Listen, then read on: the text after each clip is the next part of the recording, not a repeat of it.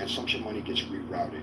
You're going to take whatever little change you get and get the food you get. You got to basically pay for your kids' lunch and breakfast that you didn't have to pay for, when you send them to school every day. The SNAP benefits are cut, so now that's got more money coming out of your pocket.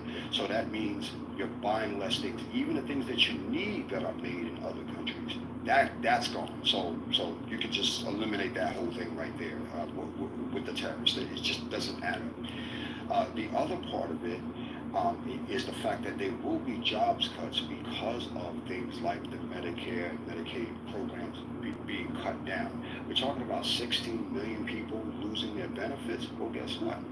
Not only those people are going to have to somehow come out their pockets, if they have any pockets, for this, but all of the workers who would have been able to take care of them, they're not going to have any money, so they're going to cut those jobs. And that's across the board on all different levels. We're talking about from healthcare providers that are physicians, administrators, down to the janitor. They're all going to get cut because they're losing a method of payment that was by a whole bunch of Americans in need. It's gone. And on top of that, all of the mechanisms of regulations are gone too.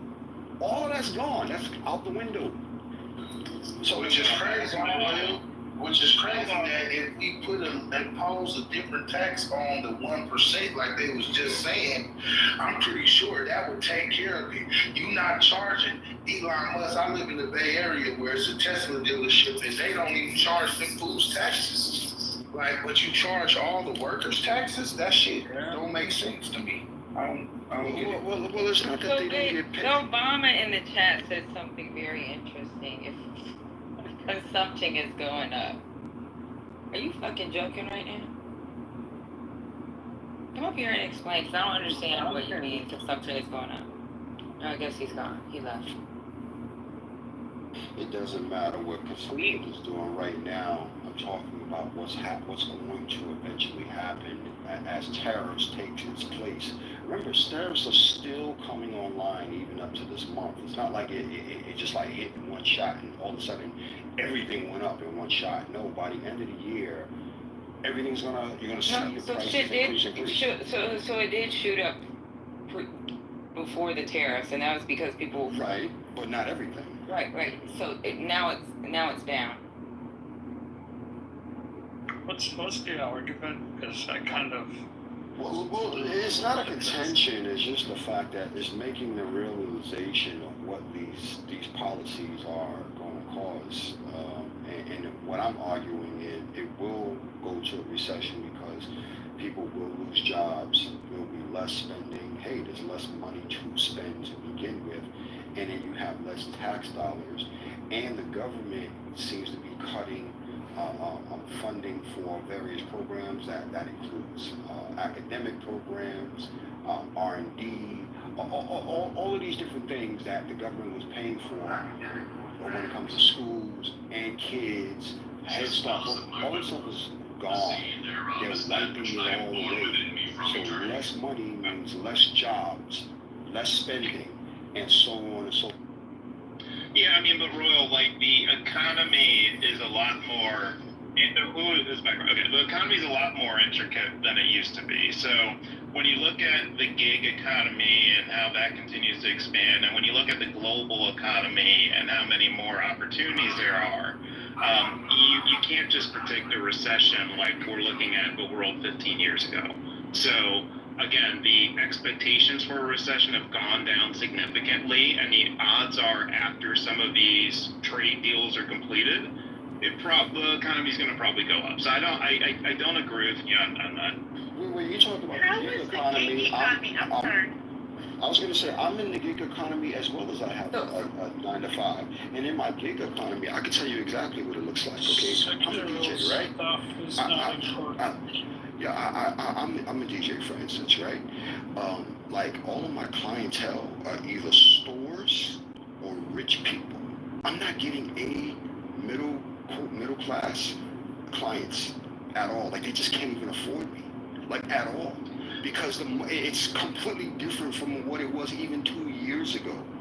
like and which means I'm making less money because I'm losing all of those clients. They just can't afford to pay the rates. So now what? Yeah, so the gig economy is I can.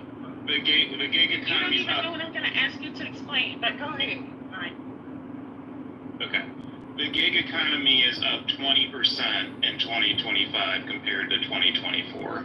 And Royal, what's happening, and I'm seeing this in my business, by the way, is a lot of people are holding their money right now. They don't feel comfortable spending it because of the level of uncertainty. And I met with I'm in a CEO peer group, and many of us are going through the same thing. So it's not that a lot of businesses, they have the money, but they're not spending it. So once the tariff thing gets set, if that ever truly gets settled, then you're going to see a lot more liquidity in the marketplace. So my question okay, thanks. So my question was, I don't understand how you're factoring the gig economy into stemming a recession. That's my first part. And then the second part related to that is when you said the people are holding their money, those are people who have money to hold, right? But when you're talking about, because we know like the economy is primarily driven by the people who have the least amount of what is it called? I don't know my words now, expendable cash or whatever the right term is. So I don't see how your analysis fits those people who don't have money they can sit on, who literally their outgo is in essentials. How does that and the gig economy stem a recession? I'm confused on that. Okay, so I have data on the first point, not so much the second one, so I'm going to let that be. On the first point, what ends up happening is we used to be in an economy where if you didn't have a full-time job or if you didn't have a small business, then you were SOL, right? But now this alternative with the gig economy gives you another way to generate revenue. Anyone can be an Uber driver, etc. So it allows people to find work and to get multiple things for them. So that has created more elasticity in terms of what the market, what job opportunities, income earning opportunities are. So that shift plays a big role in the economy compared to 10, 15 years ago. But okay, so people lose their jobs and they go and drive Uber. Who's riding in these Ubers? The Uber, the rideshare economy, yeah, I understand what you're saying. Rideshare economy and the food delivery economy, et cetera, all these things collectively are trending up, right? Because people are becoming more accustomed to using them. So this is all trending up. It is nowhere near its peak because there's still the education side of this happening. This market is only going to grow more. So the demand in this market will continue to go up. And you now have walking cities, and I'll give you one example. You now have walking cities where a lot of developers are beginning to basically say, okay, we don't have to worry about people having cars, right? This used to just be a thing in New York City, but now it's in Vegas, Nashville, and other places. We're building communities where you assume your tenants aren't going to have cars, and they basically are going to ride share everywhere. So this is beginning to come into urban planning.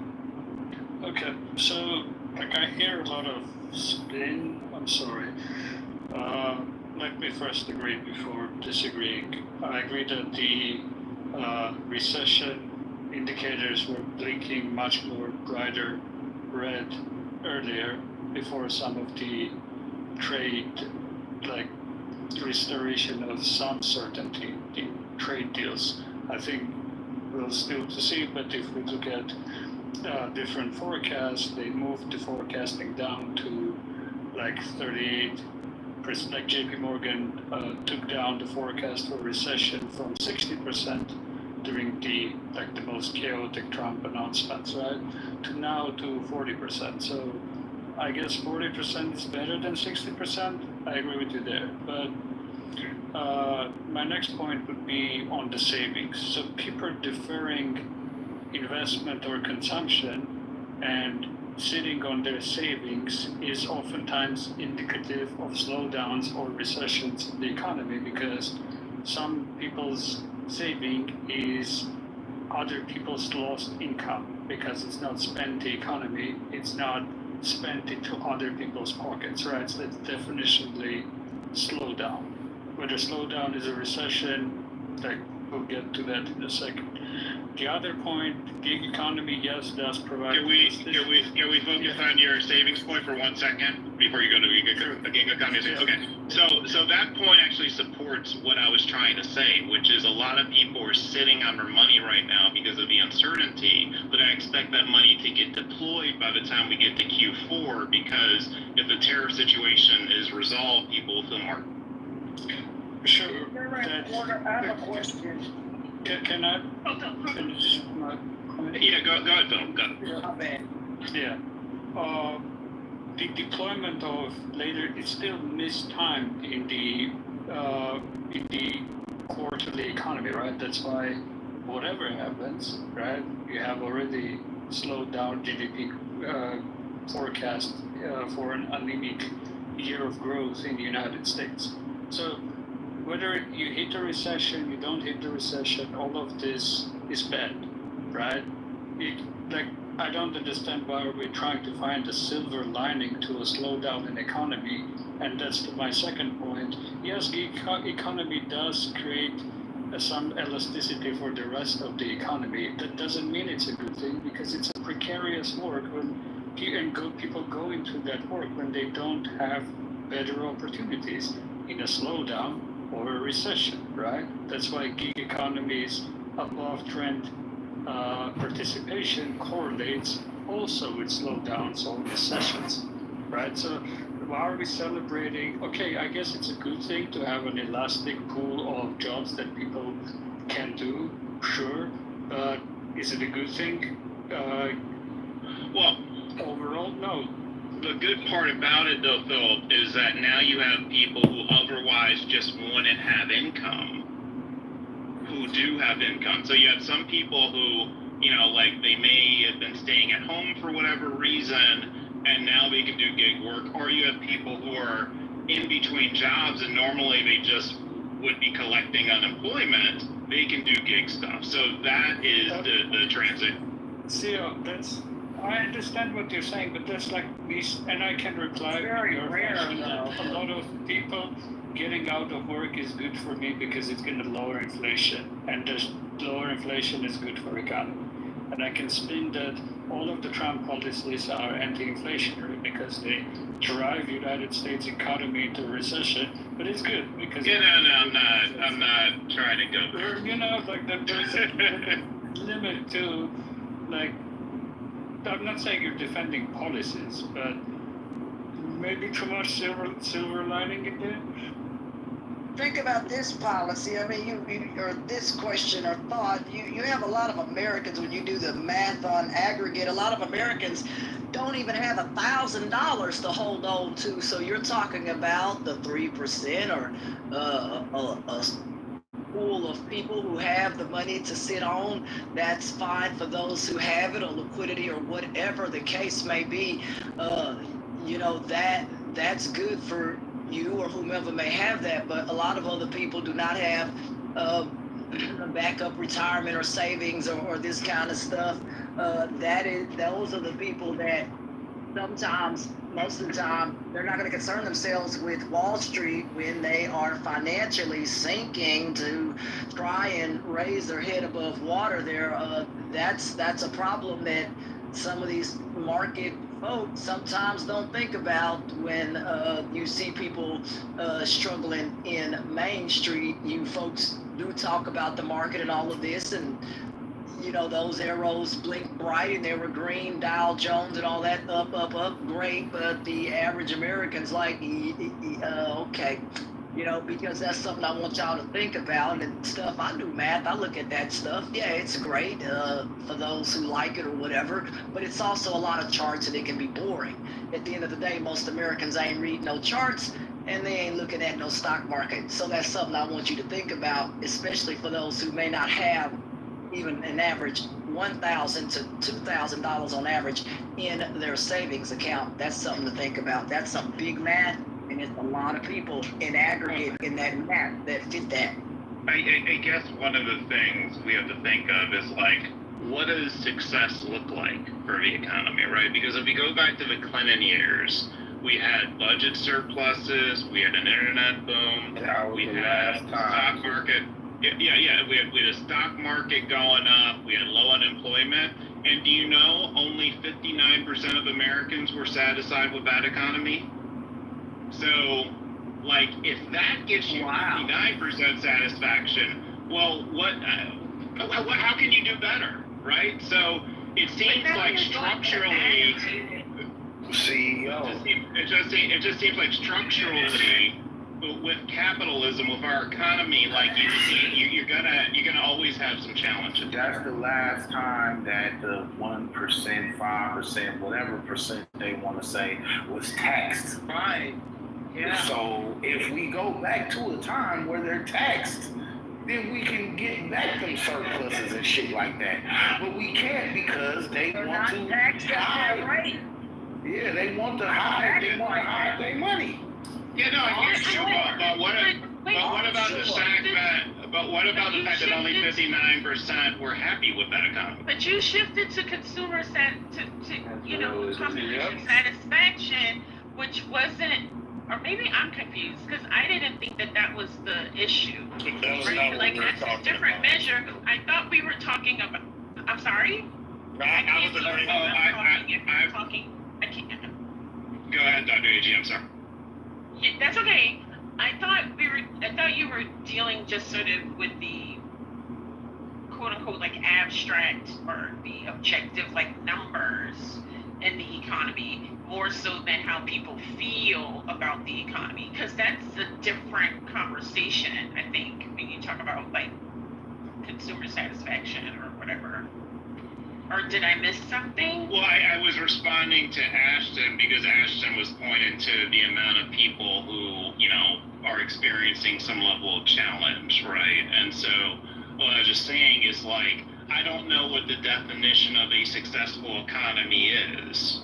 Based on like, what do we call a successful economy? I mean, first of all, not shutting down the programs and keep people out of poverty. You have this bill that's gonna shut down a lot of programs that help uplift children and their families out of poverty. I read a lot of that bill, and it's embarrassing. Hold on for a second. Sorry.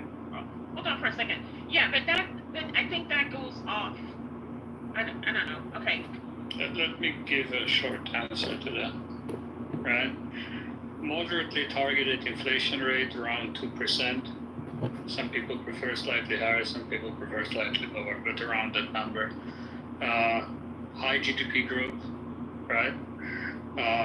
Or at least trendline GDP growth, 3%, something around that point at least.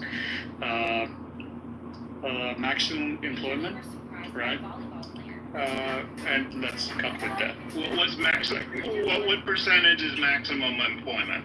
Well, what Federal Reserve considers full employment, let's go by that metric. So what is that, like 4% unemployment? I think it's lower, but yeah, I think it's around that number. Okay, yeah, so in that scenario, Philip, like, will there still be people who are struggling, and will politicians still be able to say, not enough Americans are doing well and Americans are struggling, et cetera? Yeah, of course, and they should have targeted policies to alleviate the... That's what I'm saying. Thank you. That's what I'm saying. Absolutely. Policies make things work for those on the bottom as well. You can't just have a bunch of policies that work for those on the top and those on the bottom are failing and dipping more into poverty, or those who have student loans are now having to eat that. That's the stuff I'm talking about. That's not okay. And that does but the challenge... CEO, I'd rather say it like this. We now have policies that will possibly put people at danger, put people on income security people who are fully employed, people who are able to handle the economy the way it is at this point. And now, with these particular policies, it probably won't.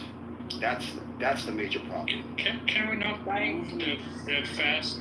Can we not move that fast, maybe? And like my basic 3 points, we can talk about income inequality, economic mobility, poverty alleviation, and all of that in a second, right? But the basic 3 points that I outlined are not met by the Trump administration already.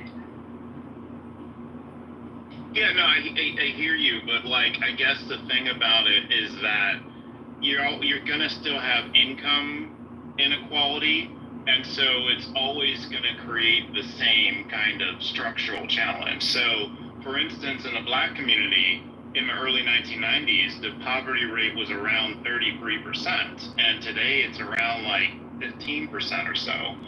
The country as a whole, the poverty rate has gone down significantly, but I don't. In many cases, the arguments, the conversations are the same as they were 30 years ago, because what people see is the disparity.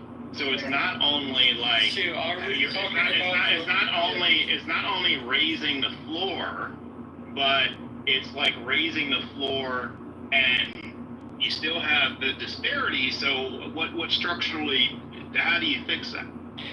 See, I'm not catching the conversation, right? Like, are we talking about how people feel or experience things, or are we talking like some numbers that we have a certain level of confidence in? And it's a blend. It's a blend of the two things, because we're using data points, and part of those data points are tied to how people are saying or doing, how the economy is working for them. So it's both conversations simultaneously. Yeah, can we separate them? Because I mean, but so for instance, if we were to separate them and go purely off an analytical perspective, then the second best period after the Clinton years was Trump 2017 to 2019, right? So that's good. I'm so confused, because I didn't know that the conversation was comparative. I thought there was a conversation about whether or not we are facing the potential of a recession, and what are the market, or what are the economic indicators that best allow us to answer that conversation, right? And so I went down an Ashton rabbit hole. I can go out of it. I can come back out of it. Okay, I'll come out of it. Don't blame me. I'm not sitting y'all. It was your rabbit hole, Ashton. It was. Look, it's a thought. I mean, it was a thought, but yes, you can separate it and talk about it later. I do understand that. I just brought that up because not everybody has money to sit on. That's what I was saying, because they were talking about people holding their money, and I thought there are some people out there that may not have money to hold. That's all I was saying. I just want to let y'all know CEO loves the rabbit hole. CEO's in here? All right. You talking to me? What you talking about?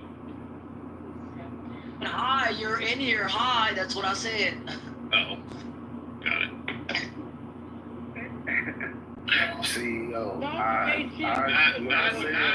Mel throwing me under the bus 2 weeks ago. I don't know, you was loving that rabbit hole yesterday. CEO, what I had said was about the taxes and shit. Hold on.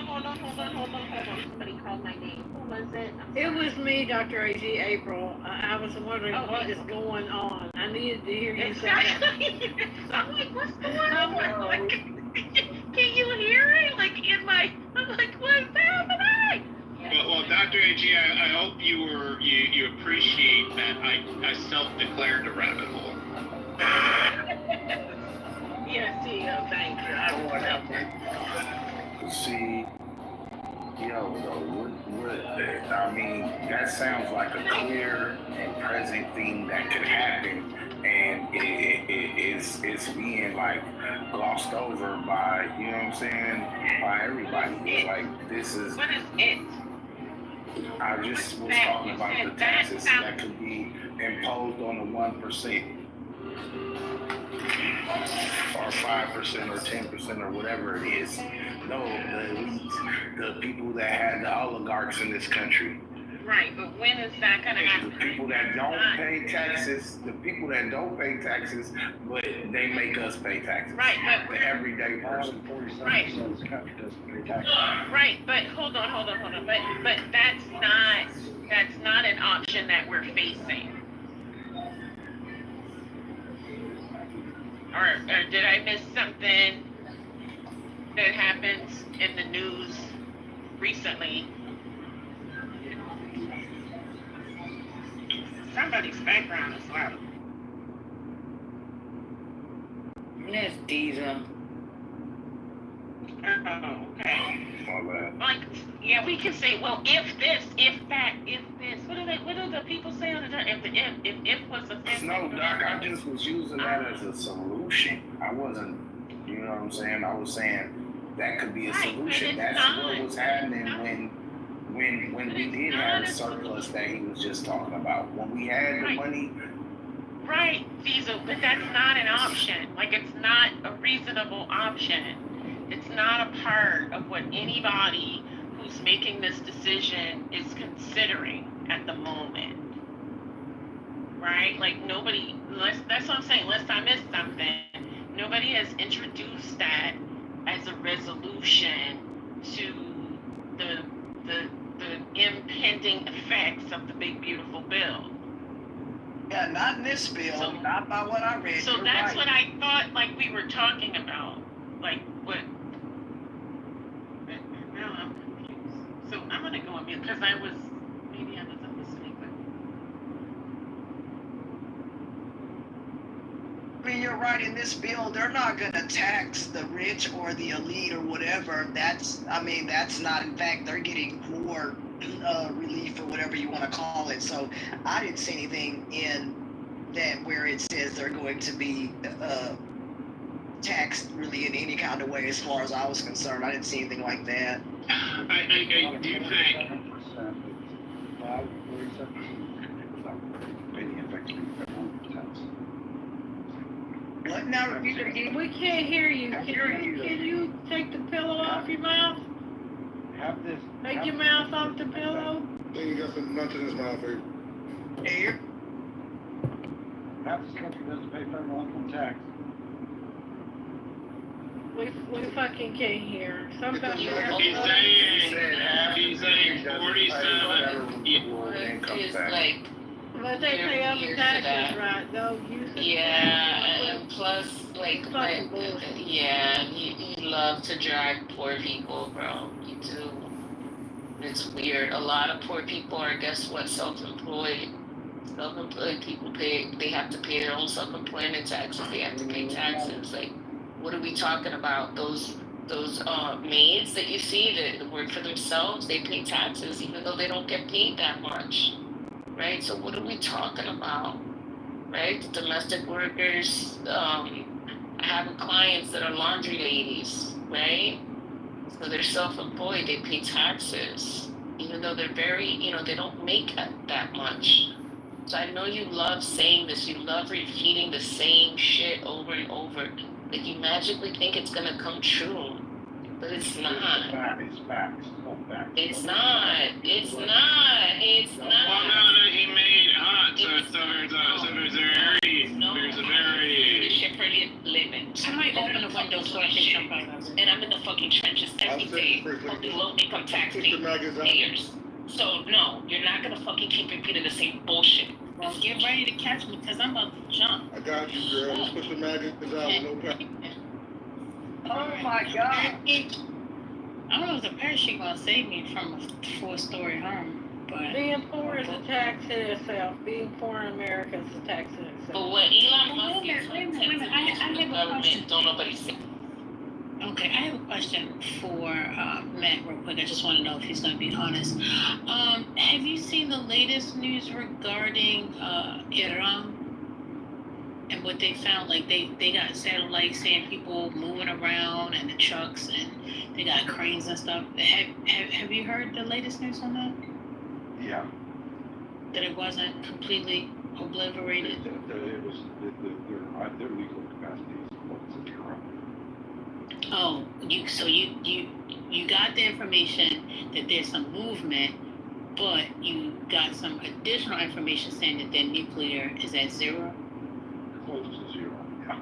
And amazing. Okay. All right, Mr.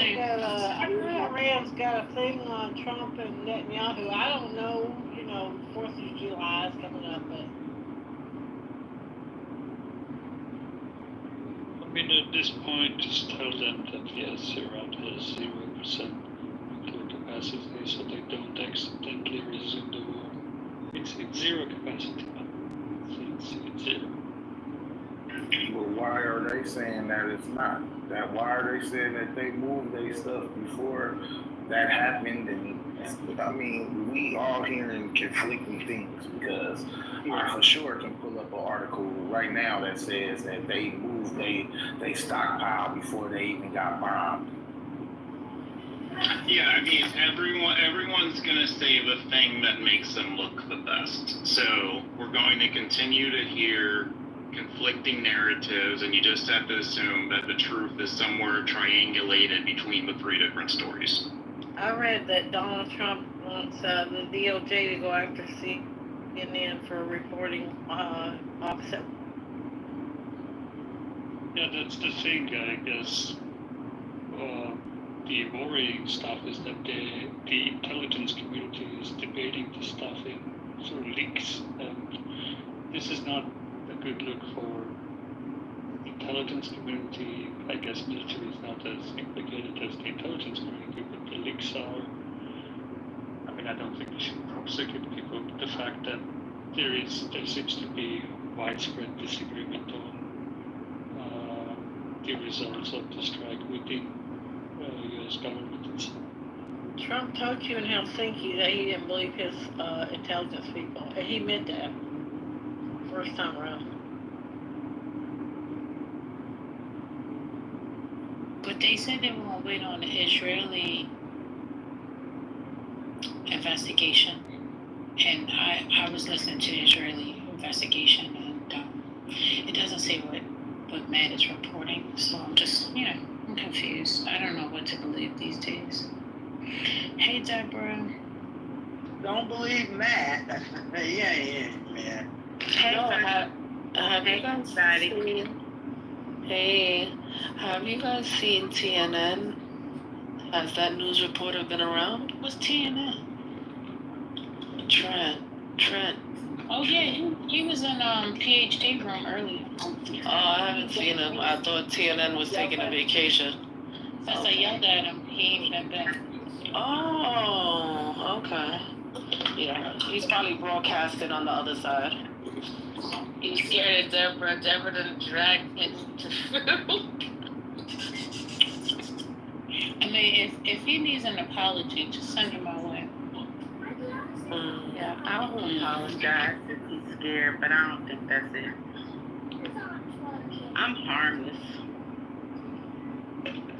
No, I think he was really pissed from me yelling at him because he left and never came back. That night.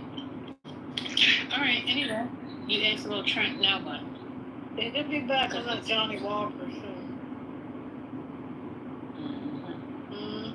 For you, First Lady, he will come back. Oh, whatever. It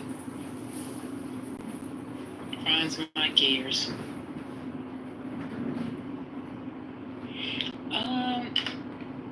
Hello? What's new, guys? Because my eyes is closing already. What's new? All right, are we going to talk about this clubhouse town hall that nobody... Oh, that was bullshit. That was bullshit. That was the first one I joined and probably the last one I'll join. That was bananas. What happened? I'm talking about it because I was in the... So you're supposed to send supposed to send Q&A to them. Go. Go ahead. What? I was thinking that maybe we should listen to the replays because I was there, but they just completely skipped over the question about the anonymous. He pretty much said, from what I get, and That's why I said maybe we need to listen to the replays.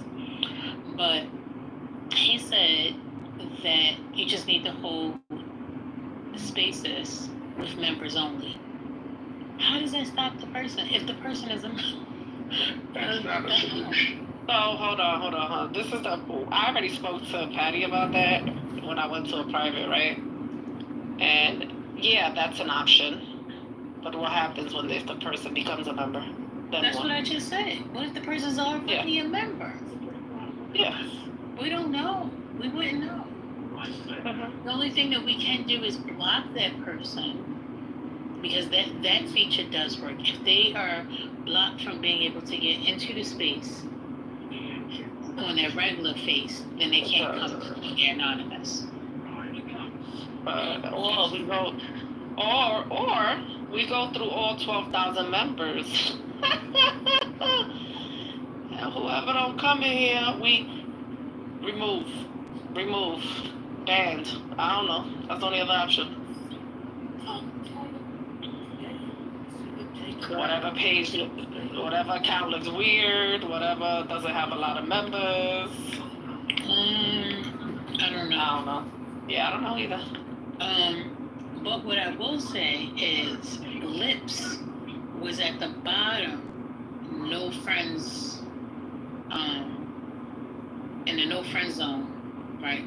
Yesterday. And then later on, they were in the friend zone with a pink ticket. Well, right now, Lips is at the bottom with the ticket. Somebody found him. Right. Others in the room, let me pull to refresh. Yeah, so nobody on stage right now follows him.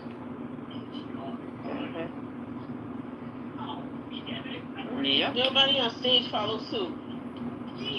Whoever Lips is. The anonymous motherfucker downstairs. Yeah, I got him blocked on 5 of his accounts. Yeah, well, it ain't this one. Well, he got more than 5 accounts. Yeah. And see, the anonymous that's at least friends with the speaker, it'll show anonymous friends with the speaker. If they're in the house, it'll show anonymous in the house. It's none of that. I also think, like, if you're a friend of the speaker or you're in the house, why are you anonymous? Like, that's creepy.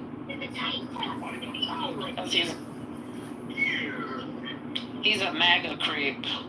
That's creepy. He's a maggot because he got multiple accounts, so there's maggots everywhere. Those are the worst kind, no? He's weird as hell. But you know what? Some of his YouTubes, he shows his face. Since we got military on stage, can y'all scan his face in the system? Since he claims he's a veteran. Nah. Oh, okay. But you can look him up on So is his name on his name is John Kitover. John Kitover is crazy. You know, since he likes to string the room, maybe we should have a room about John Kitover. Yeah, we should do that. Dedicate a wonderful space to Kitover. Yeah. Y'all know the district he's running in? They said he lost in Illinois. 16th Congressional. He actually was in the military. He wears a green uniform. He's mentally disturbed. This is weird. He stalks rooms. Yeah, it's fucking weird, yo. I went to the town. This dude has 80 followers or following 500.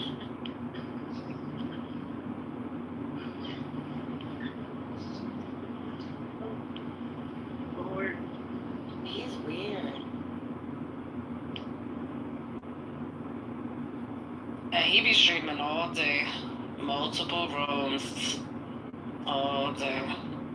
If you have been abused by Kitover, come into the space John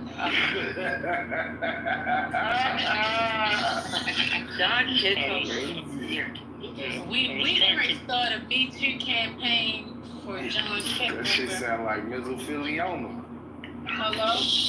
And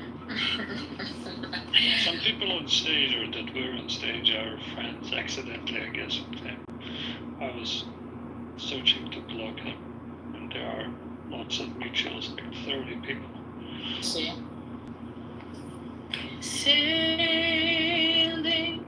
Take me away from where I belong. Who's recording?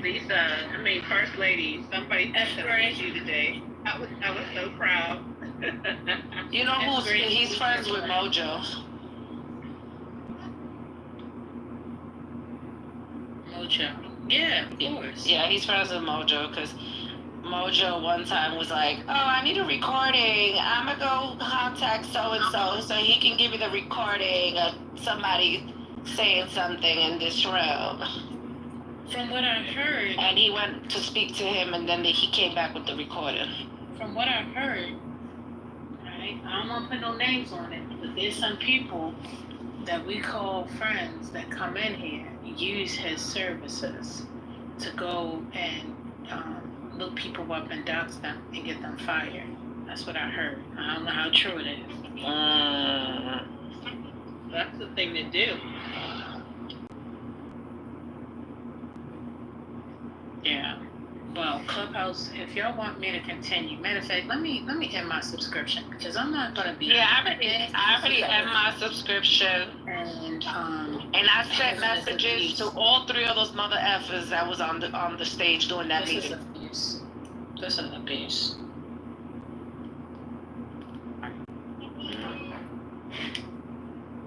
Shut I up, remember F. when I first wrote this stuff. People shouldn't be able to make money off of other people's content. When I first Other brought people's this up, voices. people were like, well, everybody's recording anyway. You know? Yeah, well, see that.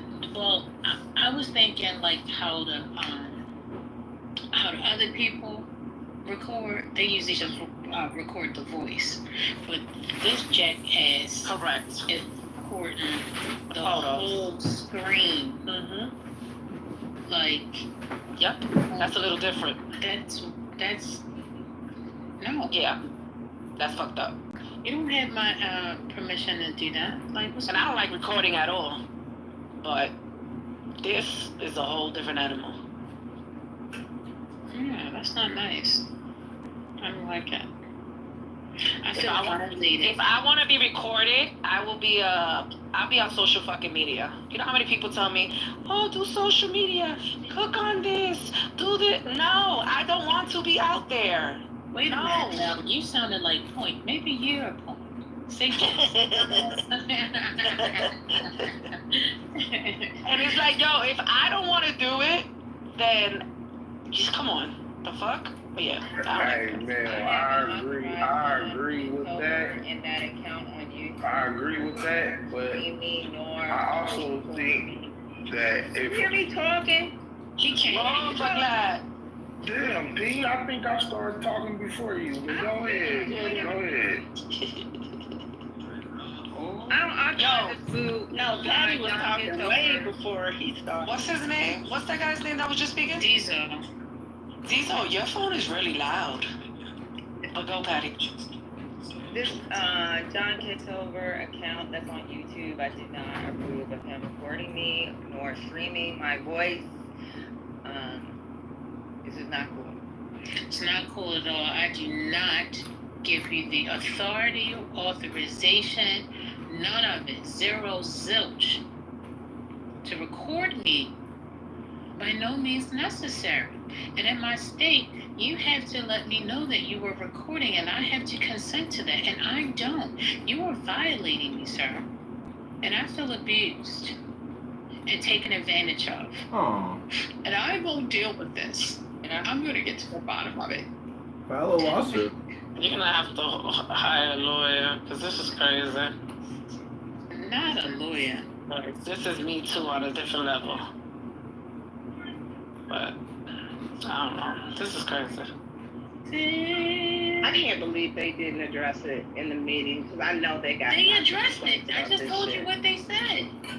Oh yeah, they said that you could block them or you could open a private room. Yeah, that's what they said. That's all they said. What did they say first? Let me get the recording for you so you can hear it. Yeah, they just addressed the anonymous. They didn't address the recording, the third-party recording. That was not addressed. Right, because I know we're not the only ones that complained about it. If he was in Ion's room, I know Ion blasted him.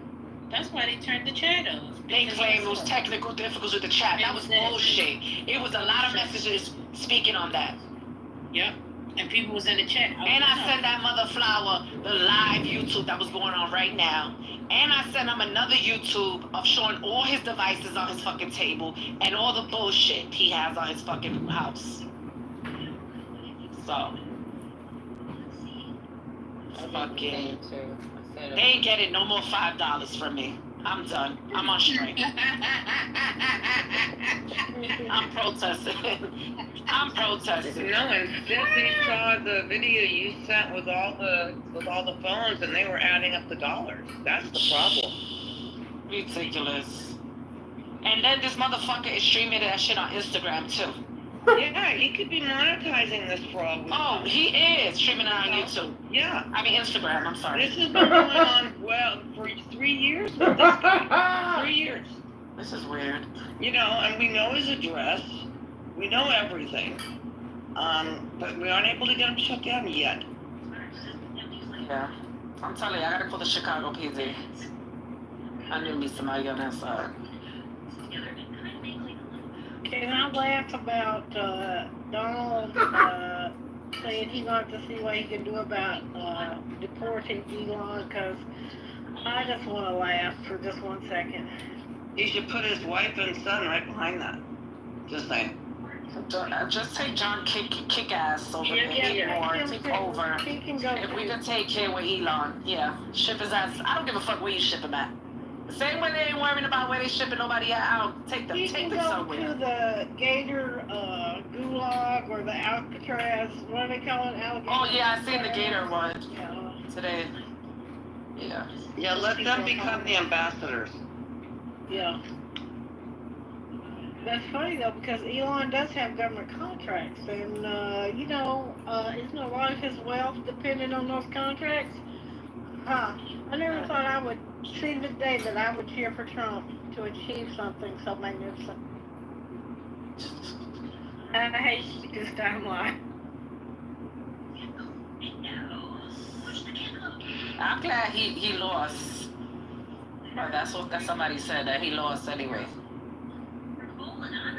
Wait, is the serial recorder and whatever the hell this man doing was running for a political office? Yeah.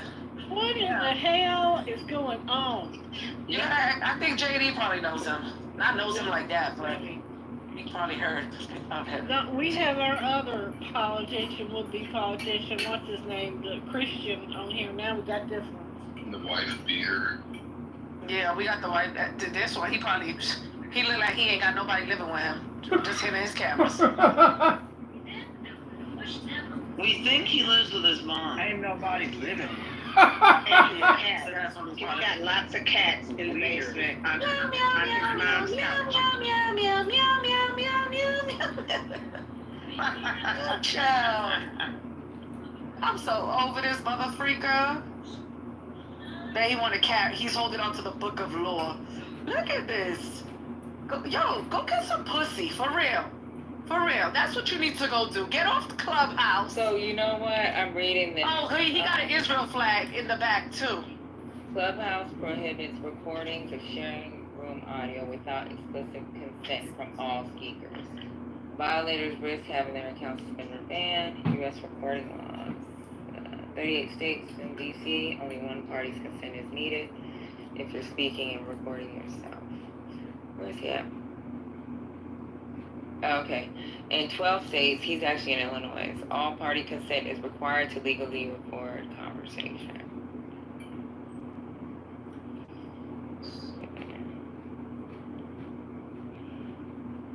Where is Rohan when we need him?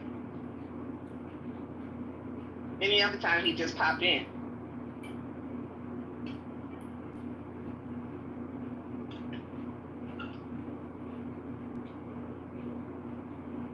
This is largely about emojis, as you may have noticed, and previously you could press on your own face and react and show the emotion you were feeling through an emoji. We changed that up so Speaker Reacts allow you to react to a specific speaker. Wow, there's a lot. I don't know how Adam's gonna sleep in July, but that's another story. Adam, so since you're here, is there anything we might want to tease that's coming up? Can we leave everyone with a little crumb of excitement, maybe something you want to leave? So we can actually talk about 30 minutes. Go ahead, you want to call the police? And then he got the fucking nerves to have Obama and Michelle Obama and kids. saying that because so with Illinois, because this is a clubhouse room, right? So if someone records or streams your voice from a clubhouse room without your consent, it can be considered a criminal offense under the state wiretapping and eavesdropping laws. Call local law enforcement, explain what the conversation that was recorded, streamed without permission, and file a police report. They may refer your case to the appropriate cyber and privacy crimes unit.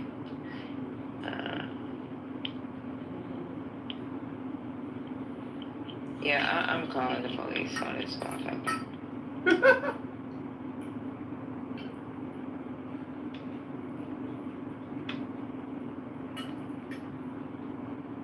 Go ahead, I'm sorry, lady. No worries.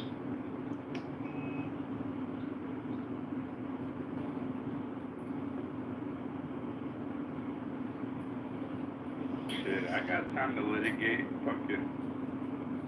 Litigate? It says, collect screenshots, video clips. Larry got screenshots, I got video clips. Username, timestamps, got that too. It says, report the platform to both Clubhouse and YouTube. File the abuse reports for privacy violation and harassment. Then let local law enforcement, let them know if this breaks state wire eavesdropping laws, which it does in Illinois, and ask to speak to an officer who handles cyber crimes and digital harassment. And he's been harassing us, as well as other. We have told you to leave, and you don't get it. Look at the Telegram. I put a bunch of photos there.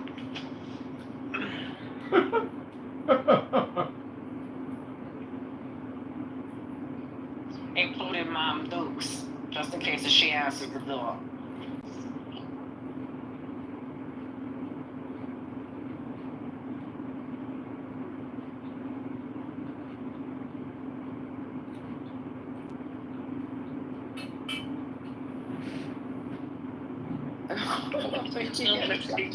Mom. Yep, that's his mother. Just in case she answers. Tell him I think he's a mama's boy. I think he lives with the mom. And he got his uniform there. You don't see him? I've been told he lives with his mom. Yeah. That's why that's important. Just in case she's like, oh, my boy moved a long time ago. My boy. Nope. Like he lives in there with her. My boy would never do this. Just be on his phone. Not my Johnny. I'm dying. So long as John out there. You can say public app. I'm looking at the how we're supposed to report him. In Illinois, regardless of whether this is because Clubhouse bans unauthorized recording or broadcast, it breaks their terms of service. It says, legally streaming someone else's voice without permission violates the state's wiretapping privacy laws if people said they didn't consent. That's why it's like we've said we do not consent to him streaming nor recording us at all. I don't want to be recorded. No, not without my permission. No.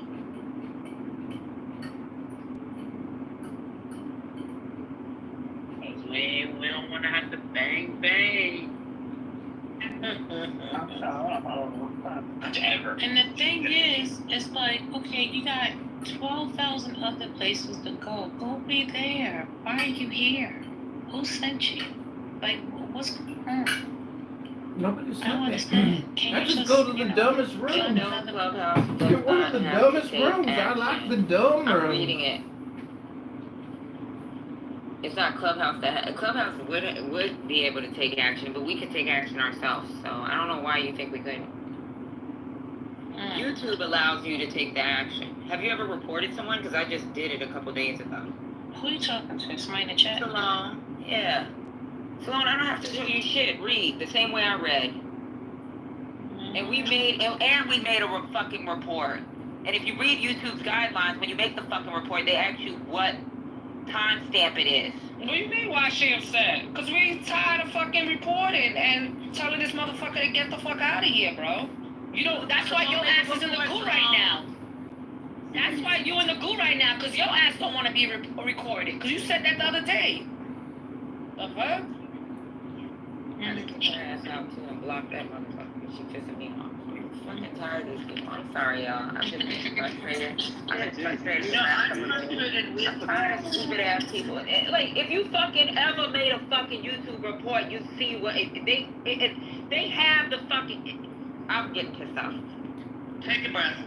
It's hard when we're fighting the fight and you're in there just complaining about us. It's just wrong. It's hard. Leave so long, because I'm about to block you and be pissed off and kick you the fuck out. She said, I'm in law school, she said. I don't give a fuck, bitch. You in law school in D.C., ho. Don't put I'm reading what they said for each individual state. Stay in school and study. Take me away.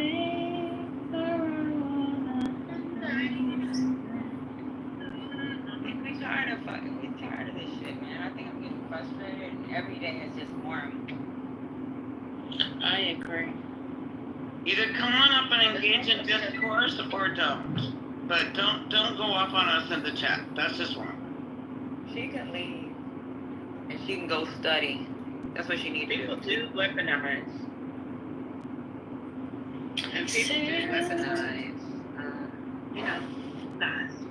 Recording. Like, this is not, this regime, right? It's not the time to be carefree about these things.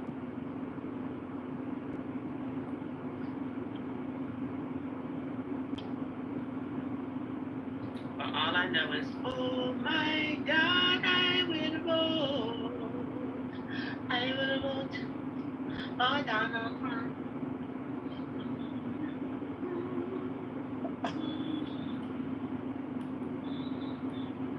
I don't know if you guys noticed, but early in the chat at the town hall, somebody said that they wanted to talk to Paul about the T's and C's. About the what? The terms of about the terms of service. And I don't know if they addressed it because I had to leave the room, but someone put that in there early in the chat. You didn't address that. I'm listening, and I'm about 17 minutes in.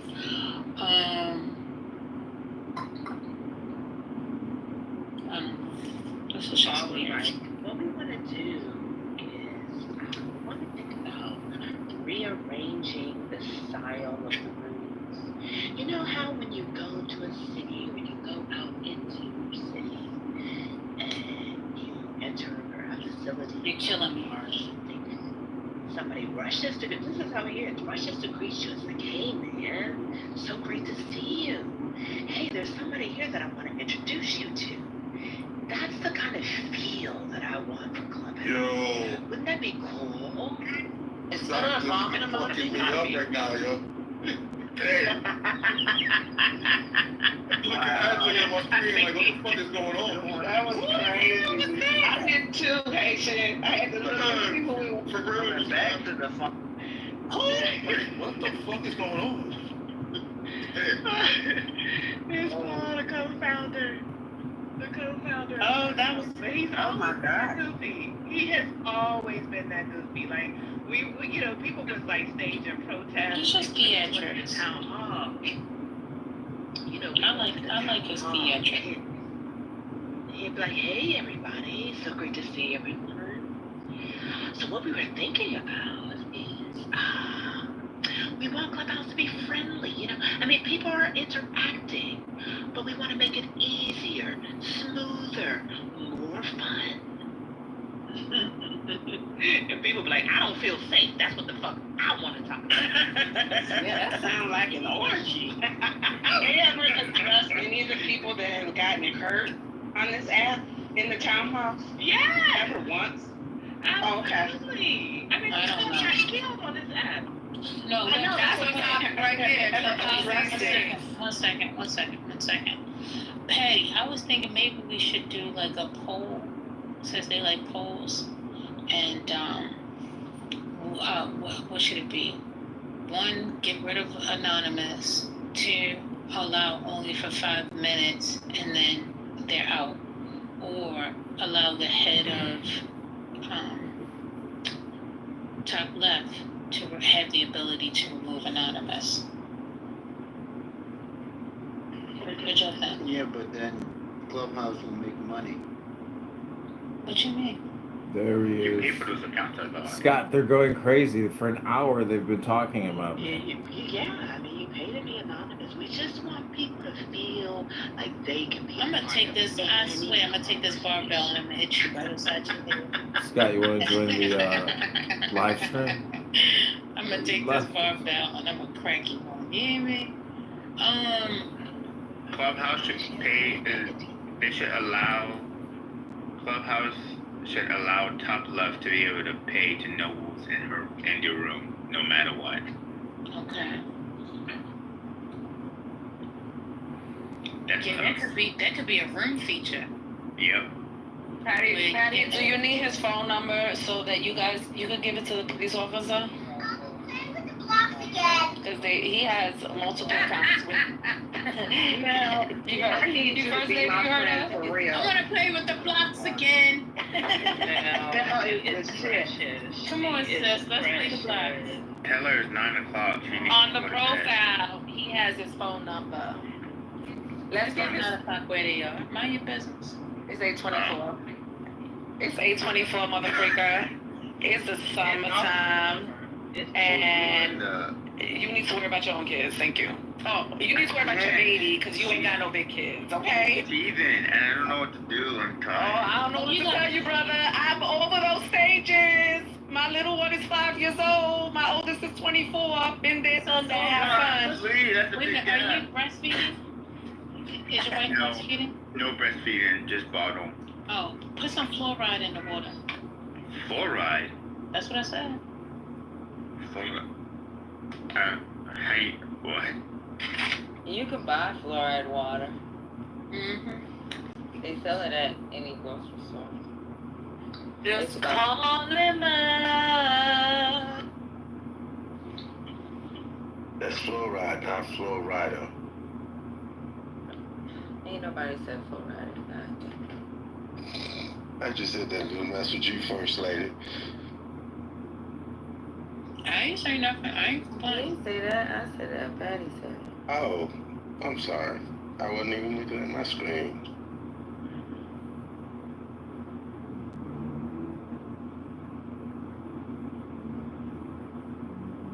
Oh yeah, Keisha.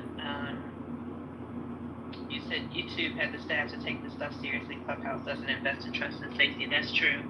Even when they started, they didn't. Oh God, I have to stop laughing at like diabolical things. But Clubhouse didn't even have a trust and safety committee when they first started. People had to complain, and then they started the trust and safety committee. And I mean.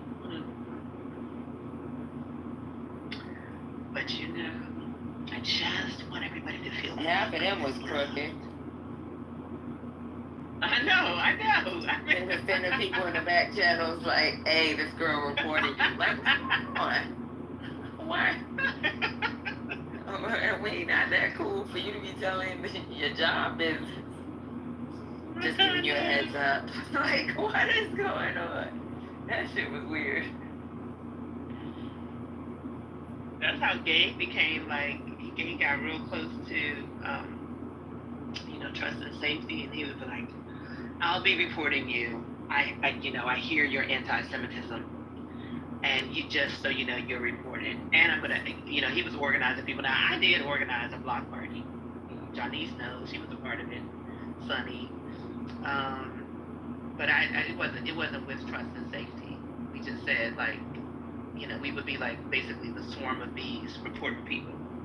Cause they was real violent on this app. Like I'm like y'all. I mean, I don't understand why you think you can just do anything to Yeah, but anybody. you Like know, some we're of not the having most that. egregious people was cool with the damn That's true. That's true too. That's Some true of the too. people that was the biggest violators of safety on here was freaking reporting people for no reason, talking about, oh, you about to piss me off, I'm just gonna talk to my friend. And they would disappear off the app within 30 seconds. It's true. It's true.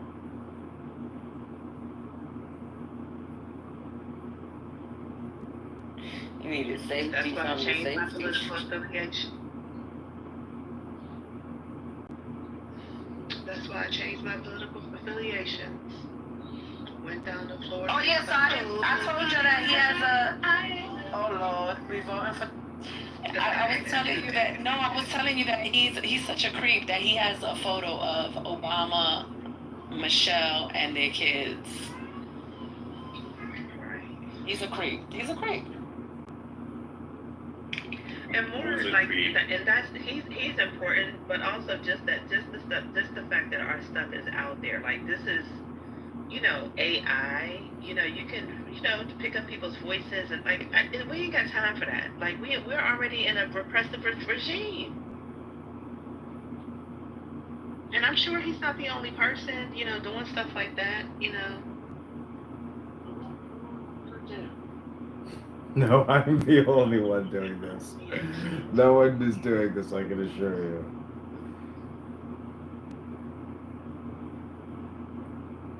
And yet, I've yet to meet anyone who can do what I do. I should have went and crashed that after party.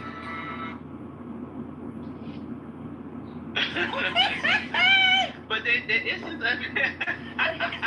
talking about, hold on. I've seen y'all song, but y'all need to listen to me first. And Jennifer, can you ping your buddies that was on stage? Like, this is crazy. We're going to an after party now. Mother freakers.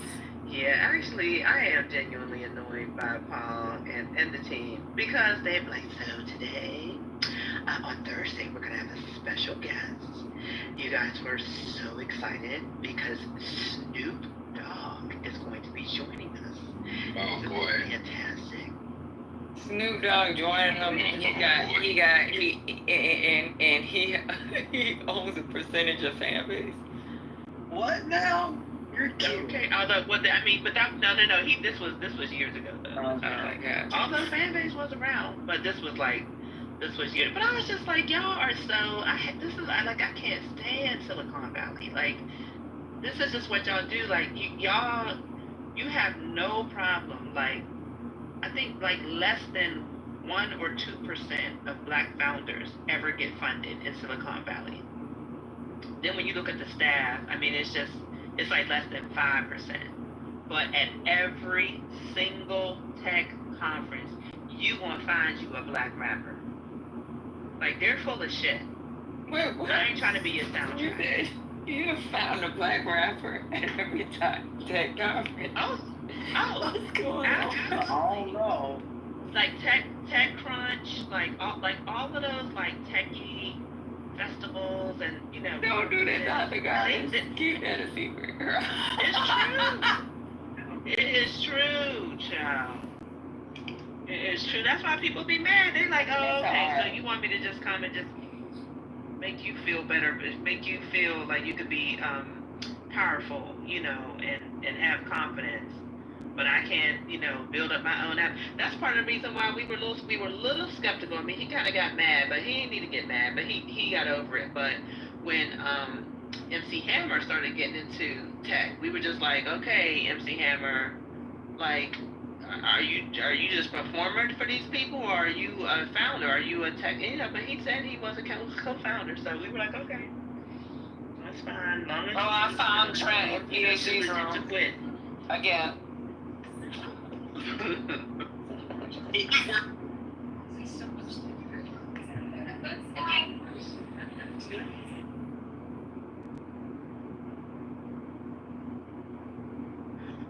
First Lady, I sent you a message. check it. I just popped into a room and you were explaining to somebody, I won't go down that path, but you were in a room and there was apparently like some heated beef. But I sent you a message in the back channel. Just wanted to make sure you were all right. Who is that? GA.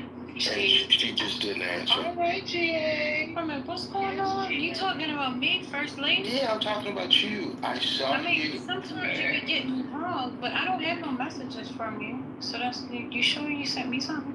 I almost positive. I don't send many messages, but you popped in the room because I popped in another room and they were talking about First Lady this and mail this and blah blah blah blah. I said, wait, what is going on? So I popped There's no in the room. mailbox. There's no mail in my mailbox. Okay, well maybe I sent it. Maybe he's in the message request because there's people I don't know how. No, he's my friend. Yeah, we're friends. I clean my messages out. Yeah, but I'm friends with some people too, and for some reason they're in my message request. I'll send it again, First Lady. I just wanted to make sure you're all right. I mean, I didn't know I got no beef for nobody. He's probably talking about the house from the other day. You remember? No, I don't. Oh, you don't? The one that I was turning up? You forgot? Is that what he's talking about? He may be talking about that one.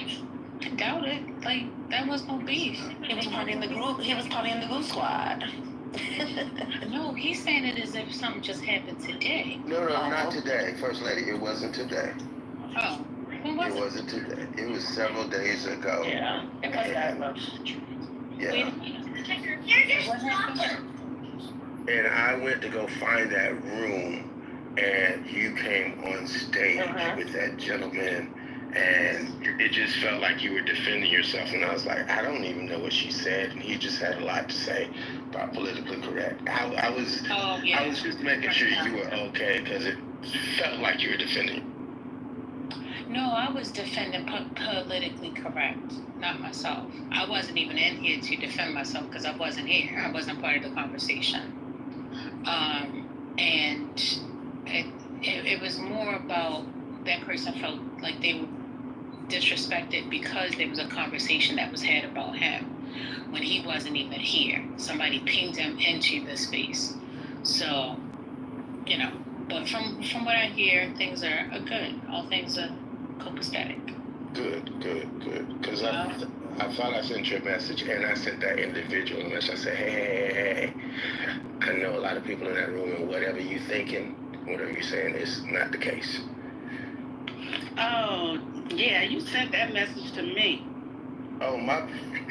What that? No, people problems. No, you didn't. Yeah. That's how you may get caught. I'm just saying. See, there you go. You just started the message to the wrong woman. Yo, I've been there, done that. Take your vitamin. Wait a minute, you've been there, done it. It was late. He was probably tired. Person before, Haitian? You said what? I said you sent the wrong person a message before. Yeah. Wow, I've never. Like one person, like I'm afraid I might do that one day. I've definitely done that before. hey, the person. I'm dancing But it with wasn't an like a iron relationship. Let him finish. I'm gonna go work on the iron. Nah, it wasn't like a dome relationship, later but it was today. like someone I was telling I was going to sleep and tools. shit, and then the other person was telling the other person I was coming through. God, diggity dog. You know Oh, I'm done. What you mean I ain't like no relationship? Oh yeah, you worse than me. You worse than me, bro. Mine was friends. Oh, okay. Wow, yeah, I man. was friends too. My friends, but No, but it was the same gender, not the opposite gender. Oh, okay. I Yeah. got you. So that's what happened that night, Haitian? Yeah. Oh yeah. Big one. Yes. I have sent a screenshot of a conversation to somebody else to talk about the person. The person was like, why you send me a screenshot about? Oh my God, I did that, First Lady. Oh my God, What the free? Yeah, I've done that before. She thought I didn't put the caption with the screenshot. That's what she did. She thought her about that person. I Haitian is trying to make me That feel was old. God, girl. Look at God did Lonzo down that. there in the You know, goo, real that quick. anti-Semitic rat-faced pubic hair my wearing bad. I was chin just ugly trying to bring a fucking. little Look at levity his to the cheeks, they're situation. whiter Since you than didn't white. send it How to do you Lady, I state figured, your let white me cheeks so see white, what he Lonzo? said. Free Lonzo from Deborah his didn't even future get prison into it. incarceration. And Free you know what, Deborah? Lonzo. But it's believable Free because I have free the done that. future Because Lonzo I'm from 53 and I prison. still get my children's birthdays mixed Free up on Lonzo, this. free Lonzo, free Lonzo from his future prison sentence. Motherfucker be fucking up our names all the time. Alright, so y'all wanna do the test again? Oh yeah, oh yeah, oh yeah, oh yeah, oh yeah. What test? Oh, yeah, well, we don't have all the people in here that need to take the test. Oh, Anthony was here last night. I said, yo, you need to take this test. Because he was like, I'm conservative, you know? I said, come back for the test. Yo, Anthony, he was on. My bad, go ahead for a second. That wasn't me. Are y'all talking about the test for political where you met? I didn't stop talking for you to talk. Stop talking.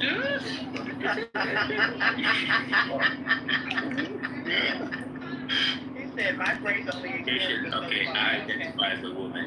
So y'all talking about the test? Yes. I already answered your question. Why do you ask it again?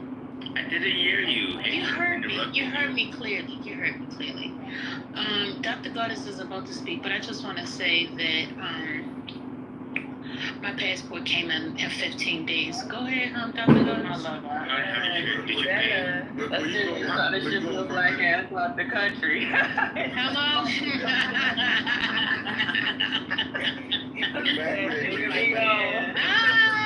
The fact that you smacked your lips before you said it.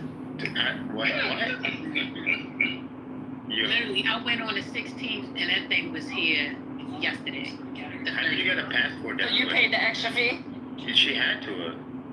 Yeah, but that even said that it was going to take at least 3 to 4, like, they said it was going to take 4 to 6 weeks with the expedited. It was done in less than 2 weeks.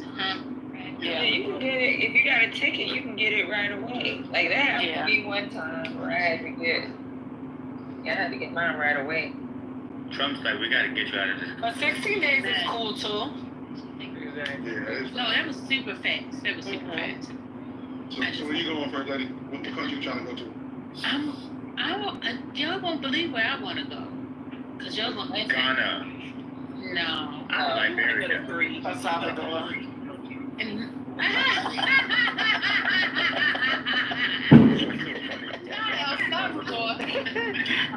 You want to go see Abrego Garcia? You want to see if they treat him right? No, I don't see him. Is it a white country? I heard there's an update on that. Have you seen that update? Is he back in space? I told you about it. He's back in the States. It's a olive country. An olive, like Asian people? The Greece to the islands? I'm not telling you because I already know y'all gonna say something stupid. She want to go to Thailand. Maybe. I think it would be better if you tell us because maybe it's not a good idea. Half Asian. She didn't say yellow. You said olive. What the hell is olive? Like green or black? I said green. Personally. It's not Greece, a little Greek. Greek. In your spirit. Yeah, a little Greek island. It's definitely not Greece, man. It's not Israel. What's the place known for? Only thing You getting close, money. Only thing left is Dubai? She going to Dubai? Yeah, she going to Dubai. That's the reason why I said I'm not telling y'all. Oh, someone's flying you out? You going in the summer? No, Listen to Patty. No, dummy.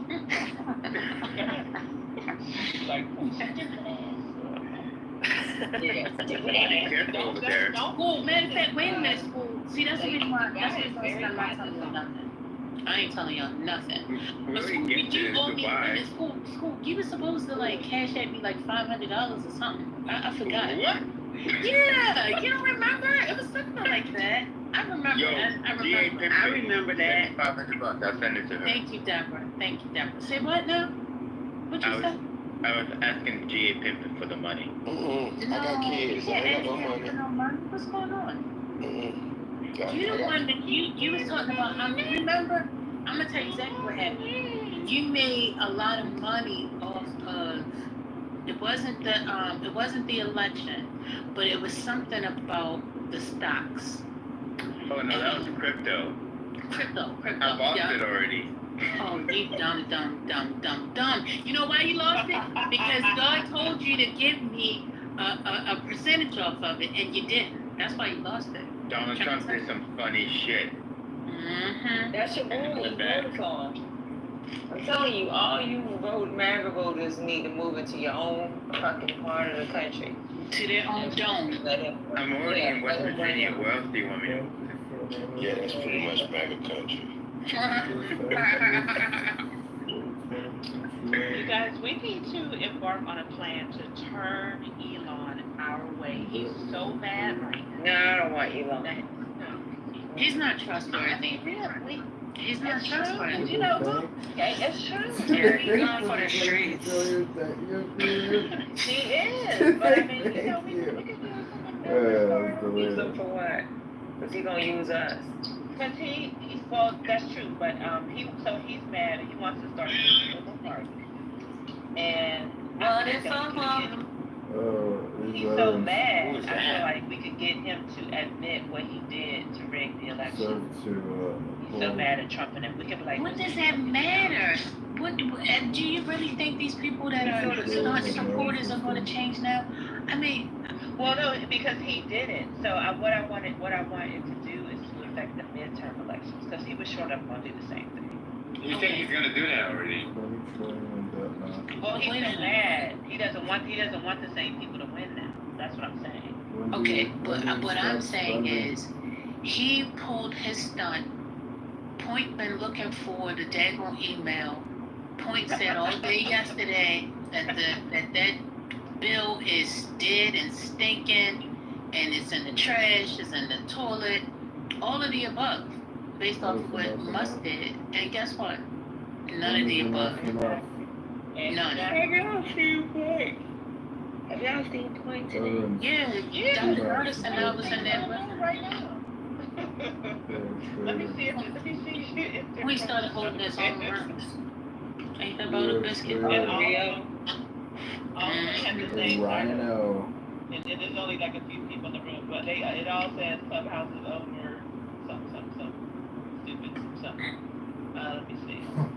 These veterans Point is serve to crazy. uphold the Constitution, which you Your clearly point is, but I have love no interest in. Fuck. What? Is that God? You name like 10 pronouns. When do you stop spending and borrowing Well, that's from the because Federal Reserve and increasing income Point and will property? tell When you is enough enough? their One is not pronouns are supporting he, the him, Rhino. me. Okay. So My pronouns is King Me. Y'all want to hear something real quick? Hold on. This is Rosalind. She crashed it out. Damn, why did it go? Daughter say? Hold on. I'm gonna go on mute. Hold on. I don't know what happened. The feed is not coming through. The what? The feed isn't coming through. She must have looked it up. And right now they're being quiet. But they have been supportive of this shit all this time. And because you're smart and you have a loud voice, they're being quiet. Everybody in the who supports MAGA. I don't come here because these people are crazy bigots and they're not American in this room. And they want to see America fall. And they support America going down. They truly do. That's vicious crazy. And Grant does. And all the other fucking MAGAs here do. And they want America to fall. And they're only being quiet because you're smart. And thank you for coming here. But let me just tell you this much. I hear you, and I see what you're saying, and I feel the exact same amount of passion. You guys, if you haven't heard earlier, I'm from Philadelphia. I am a strict originalist, constitutionalist. I take the American experience. All right, that's it. I just wanted you to hear her crashing out. He's a strict originalist. What? Mind you, she's not even crashing on this app. She crashing on Chatter. They streaming it to this I was just there the other day. My late wife is buried in Washington Crossing National Cemetery. That's where I will end up, the place of America's greatest, earliest military victory. I take this shit very seriously. And if some of you wonder, man, why people get really passionate about this, and they're pushing this conversation, what's the matter with them? We paid for this shit. We paid for it in blood. We didn't get paid anything other than our mere survival. But we built the Capitol. We built the White House. We built the city of Washington, D.C. We helped forge all the structures. George Washington's personal assistant was a black servant that went with him the entire war. Soldier that he would always speak to. So many Jesus. I don't know what's going with this feed. It went back down.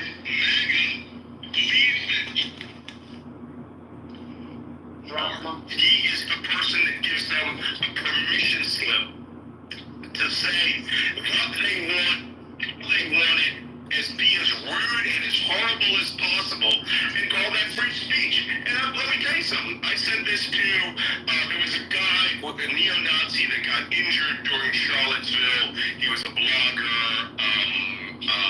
His name will come to me. Pink Alaska. And he... All right, y'all thought I'm listening to this fool? No, it's another room streaming. I just noticed Rosalind's voice. I was like, oh shit. Yeah, Grant can't be in there tonight because she wouldn't have been able to crash out without him. Yeah, she even mentioned Grant's name. You didn't hear that? Yeah, he obviously can't be in there, and Cindy can't be in there either because they wouldn't have even they wouldn't let anybody talk that long. And they not jump in and call them all kind of names. Yeah. Cindy's not don't exaggerate Cindy. It's actually Cindy get on my damn nerves too. But she wouldn't let her keep yelling. Now Grant on the other hand. Grant Cardone? Patty, Grant wouldn't have let her. Yeah, he wouldn't have been arguing back. But lately, I think they've been pulling this reins back on him. Because have you noticed, like, he'll drop him? Yeah, I did notice that. He'll drop him or kick him out the room when he does too much. And then he'll be like, oh, like, he gets upset about it. Grant gets upset about that. But I think Jonathan's kind of getting frustrated with the MAGA. He's been, like, dropping their ass and kicking them out the room. We should run a secret police, right? I'm going to come on camera so you can see me. If any of you believe we should run a secret police, I think that that's a good thing. That we should run a KGB-style secret organization where you don't know their face, you don't know their badge number, and that they can secretly run up on you and throw you into a van, turn your American card in. You're a communist. Alright? Oh, you liberals are communist way of doing it. No, you are straight up authoritarian who believes that secret police will work for you against your enemies. It's something that's a good thing. Because guess what? You could be thrown into that van too. And this is why we fought a civil war. You just can't run out there and do what you want to hurt other people without consequence.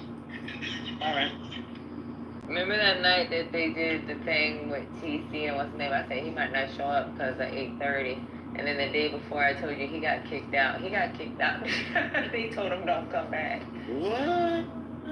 Yeah, he got kicked out. I mean, but he slid his ass back on in and they let him back in. You listened to him get kicked out and they told him don't come? Yeah, they kicked him out. Like, kicked him out and he keep trying to come back. And I guess with Chatter, you can kick someone out and then they can come back later. But he's been coming back and they'll kick him out. I know exactly who this guy is. If you have heard of a person named Malcolm Nance, he's a person who wrote the book, The Plot to Betray America. He also has a podcast. His voice, cadence, and the way he talks, slightly yelling, is very particular. I put a link in the chat, but if you just type in his name and type in like podcast or YouTube videos, you'll see he's got a lot of stuff. He's like former CIA or something like that. He's written Ex-Navy officer. He's an ex-Navy officer. Yeah. Yes, Malcolm Nance. He's known. He volunteered to go fight in Ukraine when the war first broke out. Black guy volunteered to go fight in Ukraine. He used to be a contributor on MSNBC. I think his wife passed away. He's very pro-Israel, but he's not a MAGA. He didn't like what they did with Iran, but he's like ex-military. So, yeah, I know that guy.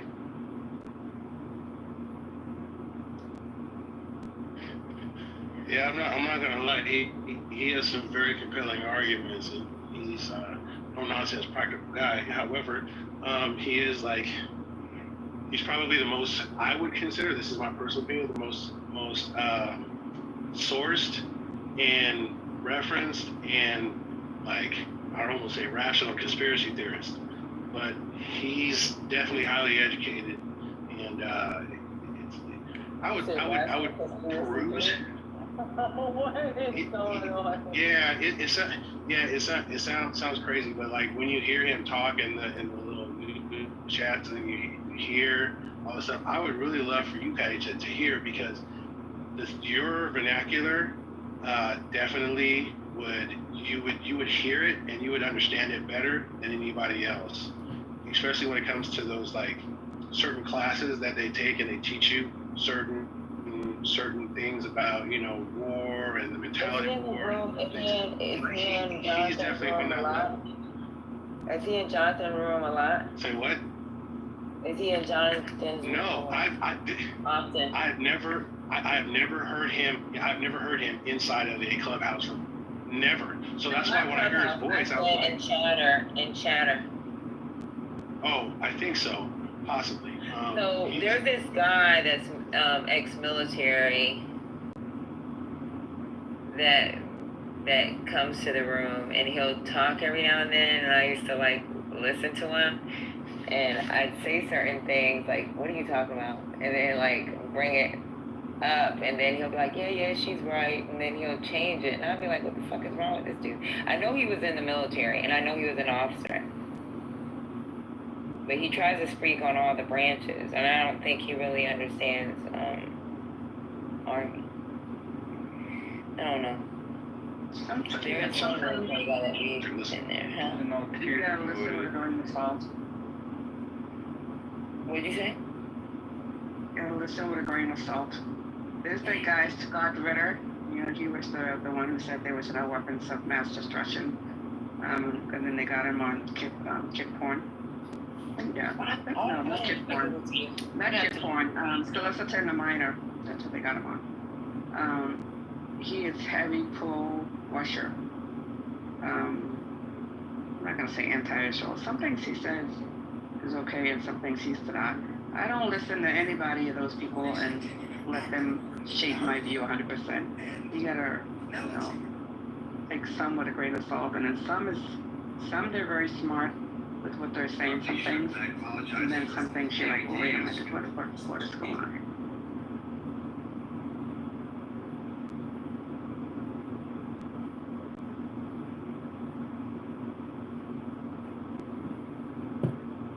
Trump is now threatening to deport Elon, maybe, or a sick dodge on him, Doge or whatever. And now we have Alligator, Alcatraz open. We got 3,000 cots waiting.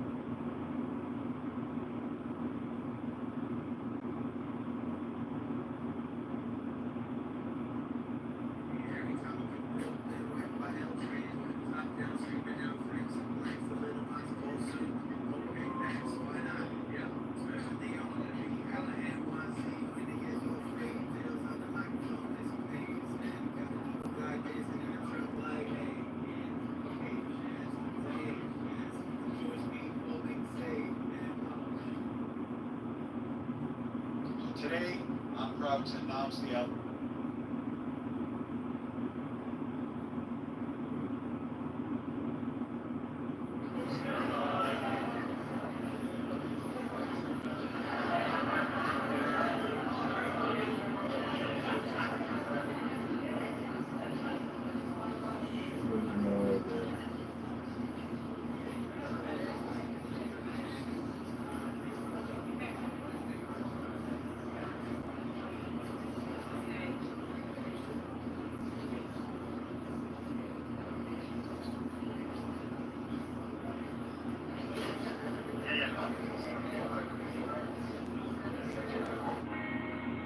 Seniors have been forced to pay through the nose for life. All everybody quiet.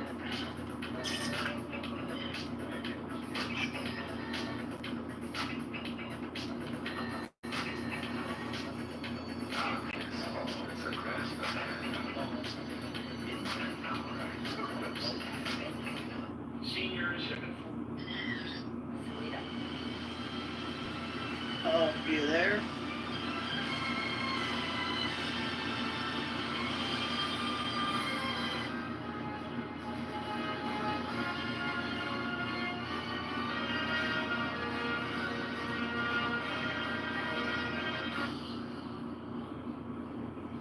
Commercial break. over 400 dollars. Oh, it's like,